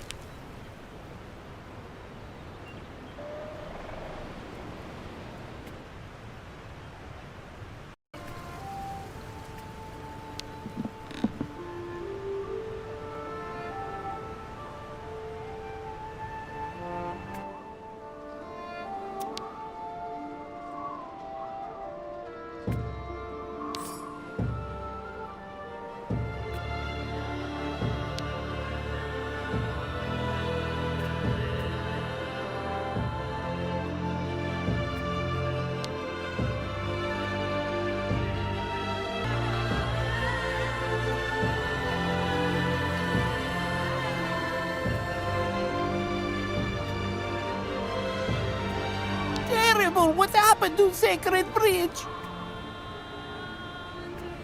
Watcher should already have spoken. Finally, Miss Catwalk, finally. Our friend the shaman is up there. She's resting after the ritual, and I'm making sure she has everything she needs. After River, all tribe will be safe. Holy Lenza! Shaman finally wake up? Resting on Great Ostrich in house? Hard to believe.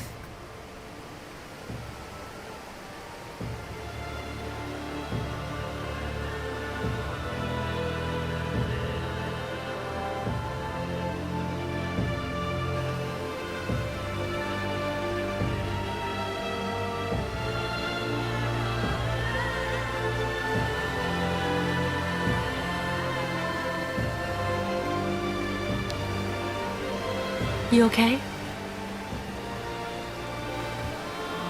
Shouldn't we cross the bridge soon so that everyone can get to safety? Our sacred bridge collapsed.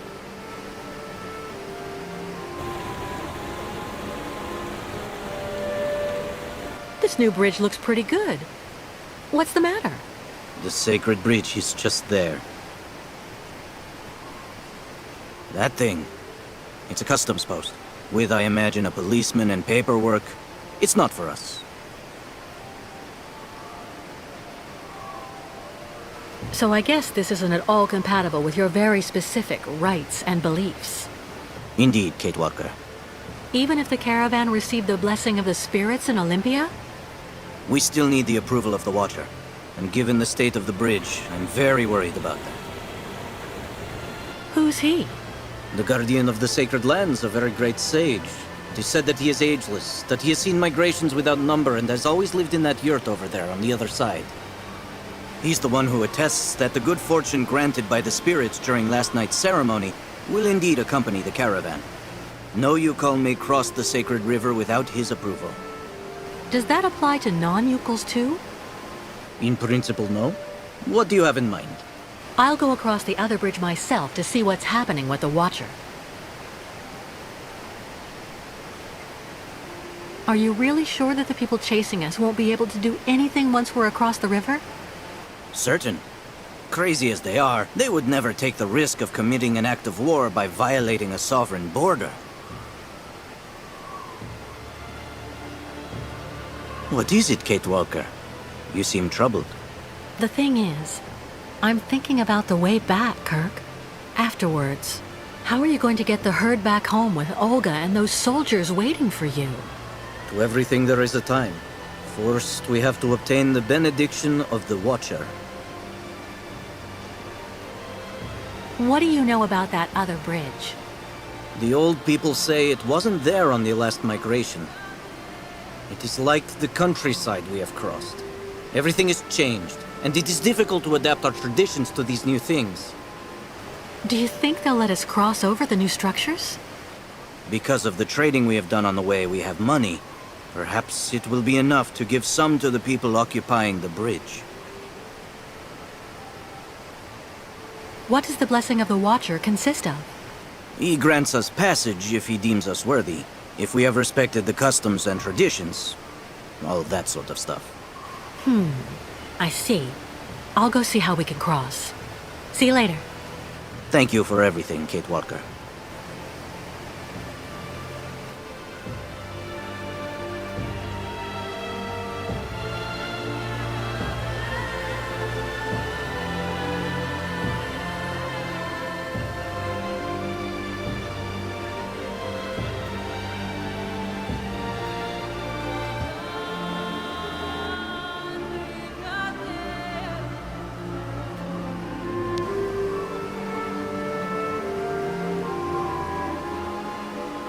Hello. Oh, hello there, miss.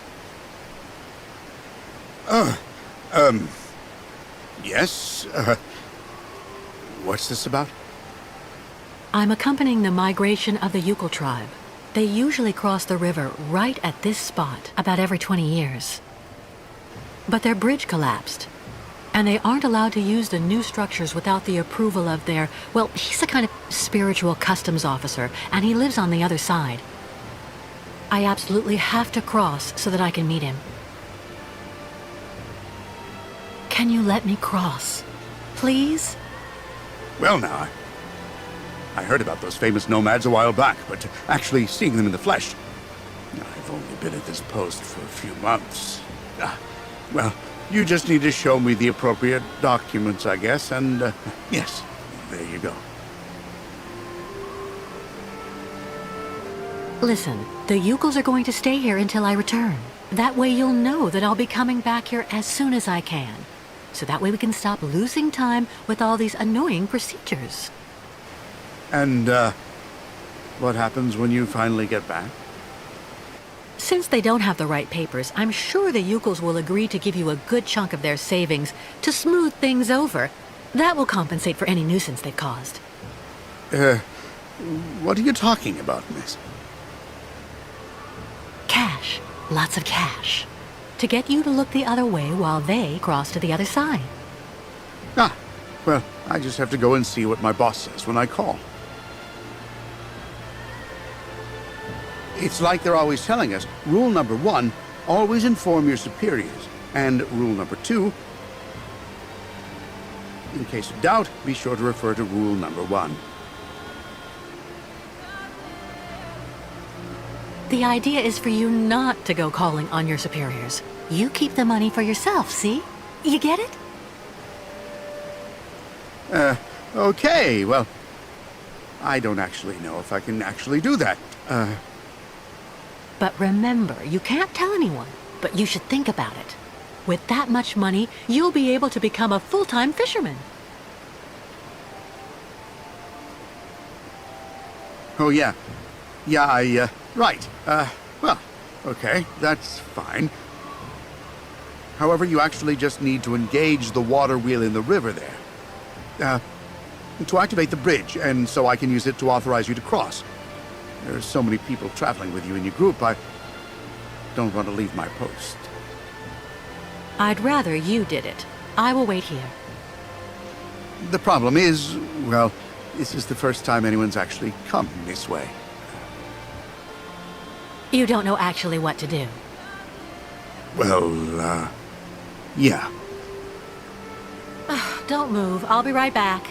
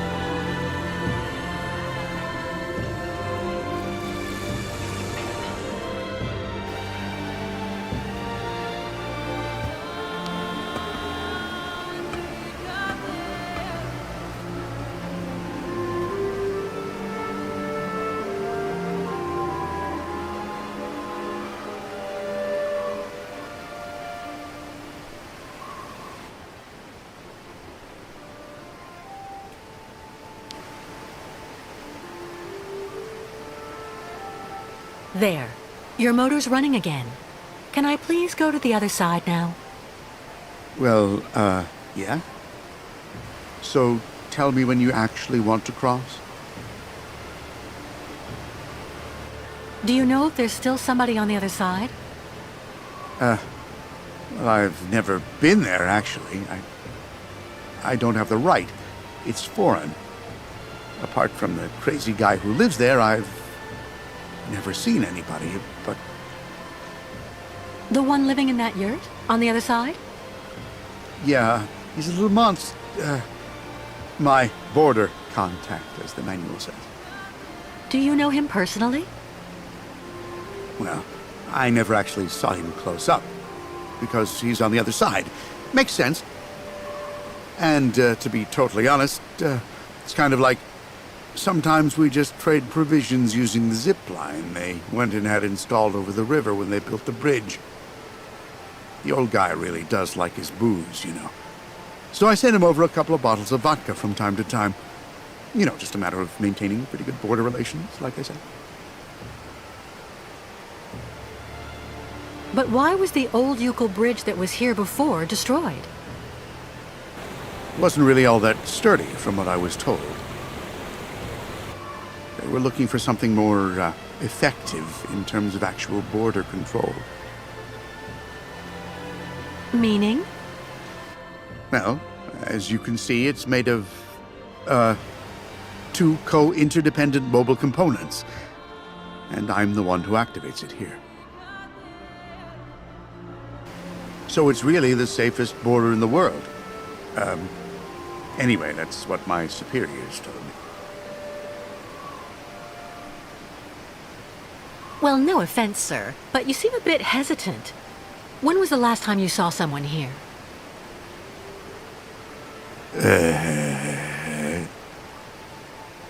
Yes? Well, to be honest, I've actually been here for 6 months, and I never saw anybody. Not a soul. Nobody. Well, I don't talk much, which is kind of understandable, you know. Sometimes I do a little fishing to keep busy. One day I may end up actually talking with the dead fish. I see. Well, I am going to the other side. Okay. Yeah, okay. Why not? Just go over there, right in front of the bridge, and I'll take you across then.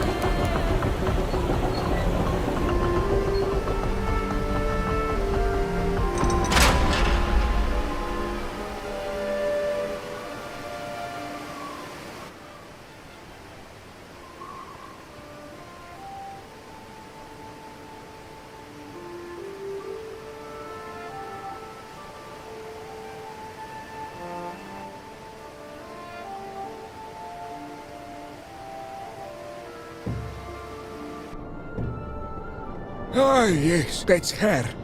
Kate Walker. The one who left her old life far behind her. So since then, she's been running, and she isn't stopping. A traveler with no destination. I guess it's the spirits that are talking to you. I met them one time. I think. Sometimes they protect you. Sometimes they abandon you to your fate. We have trouble understanding them. They tell me that Kate Walker is accompanying the new migration of the yokels and their ostriches. That's right. The Yukels need your benediction to be able to cross, and... They say a great danger threatens you. The spirits like to warn of danger. It makes them feel important. Yes, people are chasing us, which means it's even more important for us to have your authorization to cross. But first, there's a test. With the spirits, there are always tests to pass. And there are always presents you have to give. You may give anything you wish, just as long as it's vodka. I didn't know the spirits like to drink. I'll be doing the drinking, and through me, the spirits will get soused. It puts them in a very good mood. Yeah, I see. And after that, you'll let us pass? You must also recite the incantation, and then after that, the caravan may go to the sacred lands. Can you tell me more about the incantation we have to recite? It's a prayer to the spirits that's been handed down from shaman to shaman. And what kind of prayer? The spirits need signs. They understand the language of fire and smoke. It is hoped that Kate Walker will find what is needed on the other side of the river. The remains of migrations past are still there, but the spirits only reveal all secrets once the offering of vodka has been made. The spirits are very uncompromising when it comes to business, Kate Walker. Did the spirits say anything else about me? Your virtues. They may ultimately cause your loss, Kate Walker. Be careful, Took. That's all. From trials comes strength. Your spirits really do like to generalize. And what about that alcohol you need? Where can I get some? That should not pose any problem at all for Kate Walker. The spirits don't have a particularly favorite brand. Okay. I've got work to do. I'll go find a way to get you something you can use to toast your immaterial friends with. The spirits are also very sensitive, Kate Walker. They don't like being laughed at, so...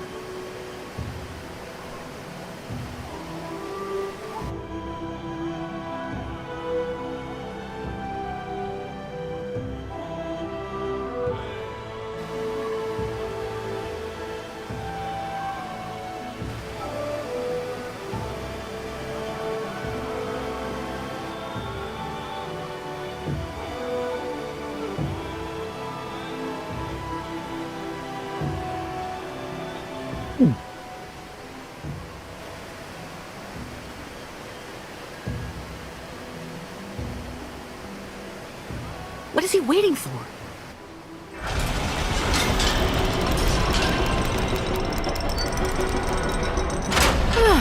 Finally.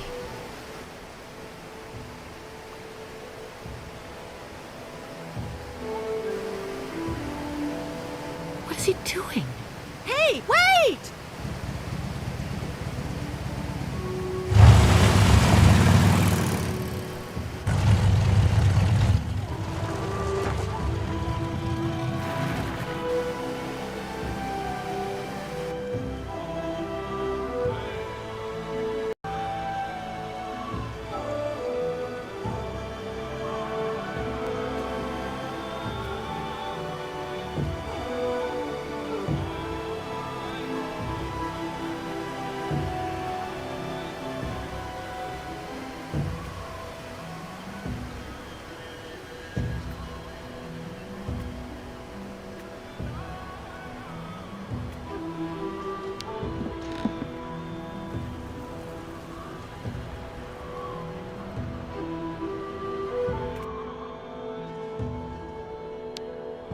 How do you feel, Mrs. Ayahuasca? Trance of ceremonies eat all strength. So, shaman, very, very weak. I'm sorry to interrupt your convalescence, but there's a problem with the Watcher on the other side of the bridge. What problem? Asks for fuel for spirits? Vodka, always fuel for spirits. Yes. Would you happen to have any in your provisions? No more fuel. Shaman, all used up for sacred ritual. It doesn't matter, don't worry about it. I'll find another way of getting some. The Watcher also asked me to recite a kind of prayer so that the tribe can cross. Can you tell me more about that? Miss Kate Walker must make signals of smoke with old machines of the ancestors. Signals? Ayahuasca uses sometimes above.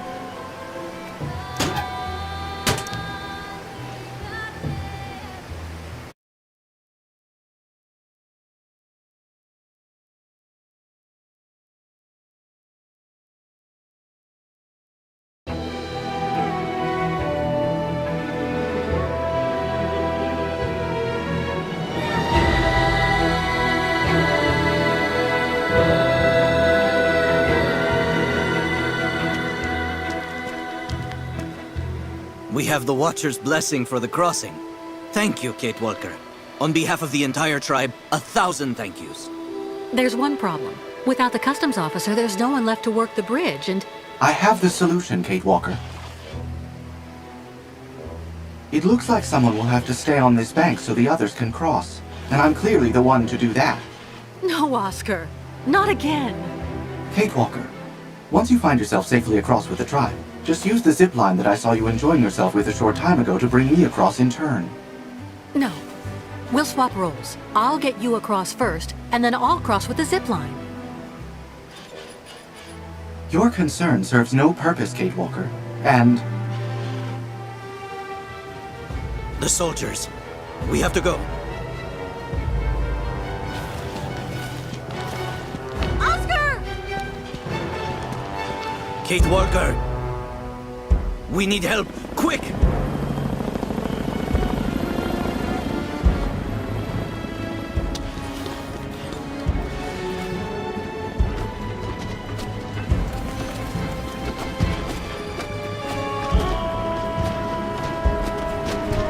Together over there!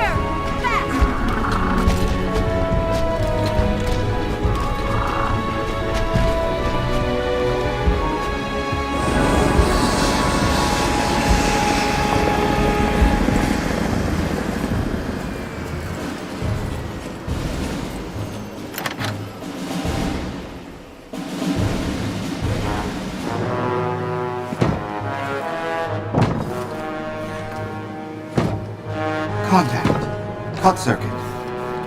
Right and left elevator control. Inversion. Engage. Oscar! Kate Walker! No!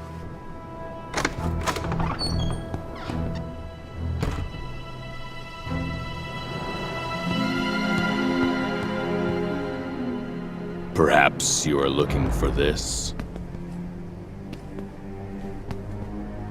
The game is over now, Kate Walker.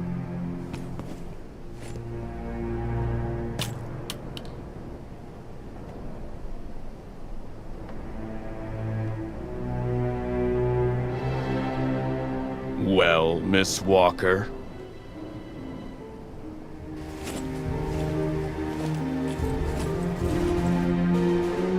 Very well. You've won, I suppose.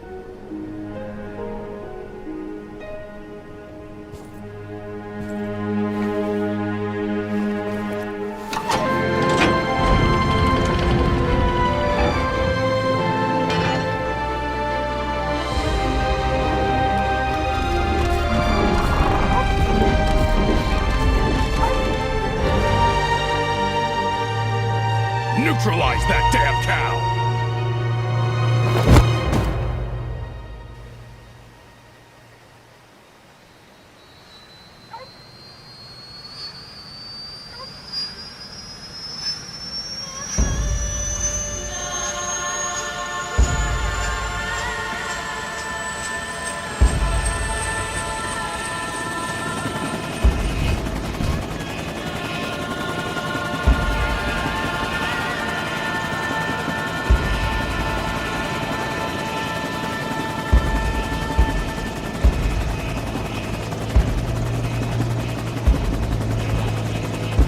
Miss Walker, please take advantage of the trip to relax.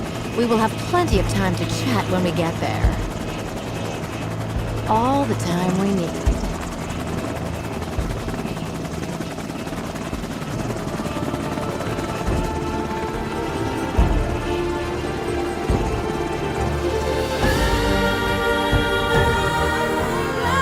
Kate Walker.